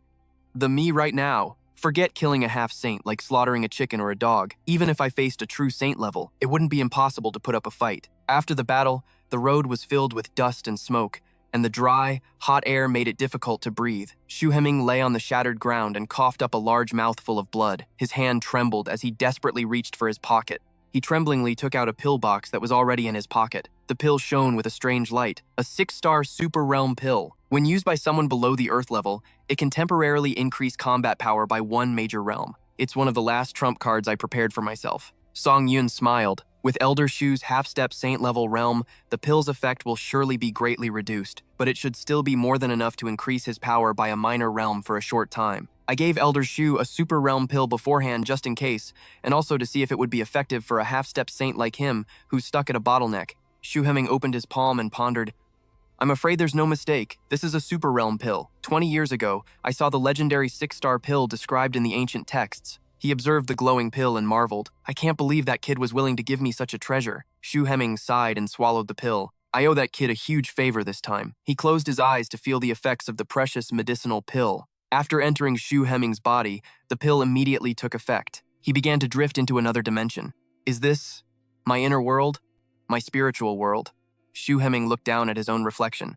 Is this inverted shadow myself? He reminded himself that this wasn't right, that something was very strange. Xu Heming was stunned. This is deep within my heart, that deepest obsession with the path to sainthood. That was 30 years ago, beneath the 100-jang high wall of Quan Chang in the Yishui Nation. I was utterly defeated. His robot's body slammed hard into the ground, shattering the earth around it. The fading of Xu Heming's robot symbolized his inability to fight. He slammed his fist into the ground, a clear sign of his unwillingness to submit. Xu Heming's appearance had now changed. He gritted his teeth, his expression bitter. Damn it. Just as he finished speaking, 2 figures descended from above, calling down, Heming! Gu Ying and Zhu Kun were both worried about him and quickly asked how he was. Xu Heming was completely surprised by their appearance and quickly asked why they were here. They explained, when we, the 3 swords of the southern continent, became sworn brothers, we vowed not to be born on the same day, in the same month, of the same year, but to die in the same year, in the same month, on the same day. He sighed helplessly, but was deeply moved by their words, not forgetting to thank them.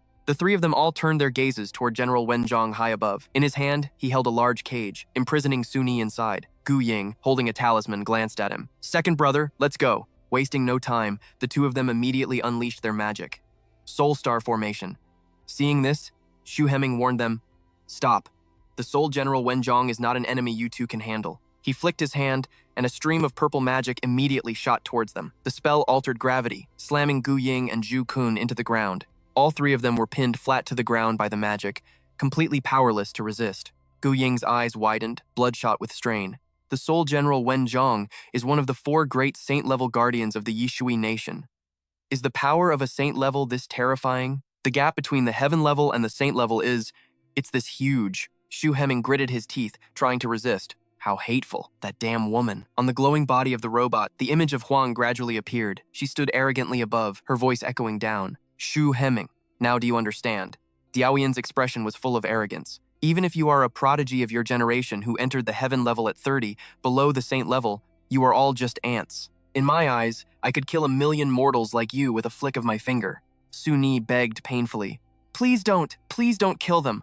I'm willing to go back to Quan Cheng with you. I won't run away again, just please spare them." Shu Heming could do nothing but helplessly call out her name. Su Ni knelt and cried out Shu Heming's name, and he called back up to her. Huang explained, "Huang Su Ni, you are a member of our royal family, and you possess the rare 100-year innate host body. Your future is destined for the saint level. You are a vital national treasure of the Yishui nation. Besides, the lifespan of an innate host is incredibly long. By the time these mortal ants on the ground have turned to dust, you'll likely still maintain your ageless appearance." Suni refused to listen, continuing to sob and plead, "I'm begging you, please don't kill him." One of her eyes filled with murderous intent. "Shu Heming, you dared to lure a daughter of our royal family away. That is a crime punishable by death, but Suni is begging for you. If I were to kill you here, I'm afraid it would leave her with a mental demon, an obsession. But these other 2 ants are a different story. How about we make a deal? If you piss off back to your Tiandu nation and swear to never step foot in our Yishui nation again, I will spare your lives." Shu Heming pulled out a knife he had hidden at the back of his waist. Seeing this, she tried her best to stop him. Gu Ying, however, was just confused about what was happening. He grabbed the end of his hair, held the knife to it, and seemed to have made his decision. Then, before anyone could react, Shu Heming resolutely sliced off his hair. He held up the severed lock of hair and declared,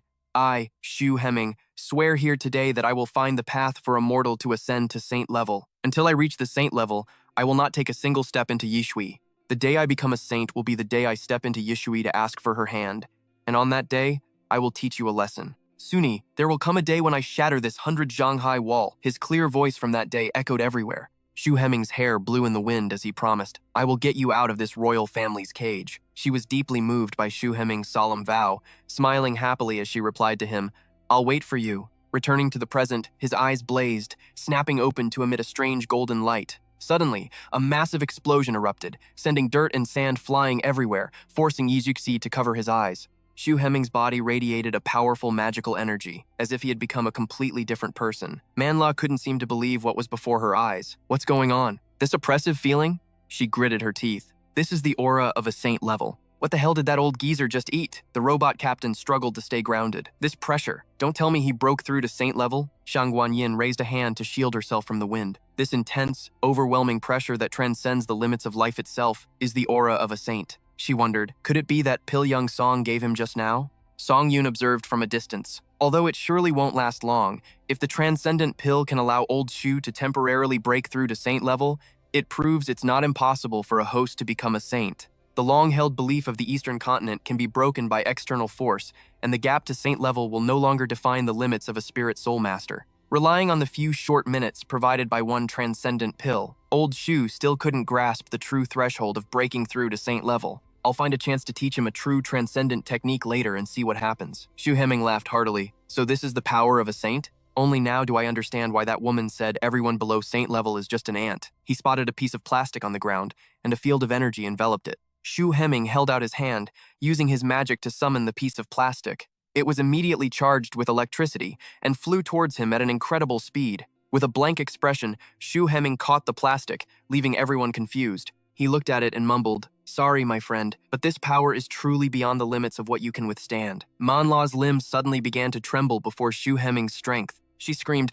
"Move, damn it!" This cursed, oppressive feeling. I just need to interrupt him right now, but why can't I move? He began to concentrate all the magic he possessed, his entire body enveloped in a powerful golden light. Xu Heming's body glowed brilliantly as he radiated a magical aura stronger than ever before. Xu Heming transformed into a powerful robot with gleaming golden armor. His magic was so intense it sent dirt and dust flying everywhere. He couldn't help but be surprised. The power of a saint. It's actually this strong. No wonder she could be so high and mighty, looking down on all living things.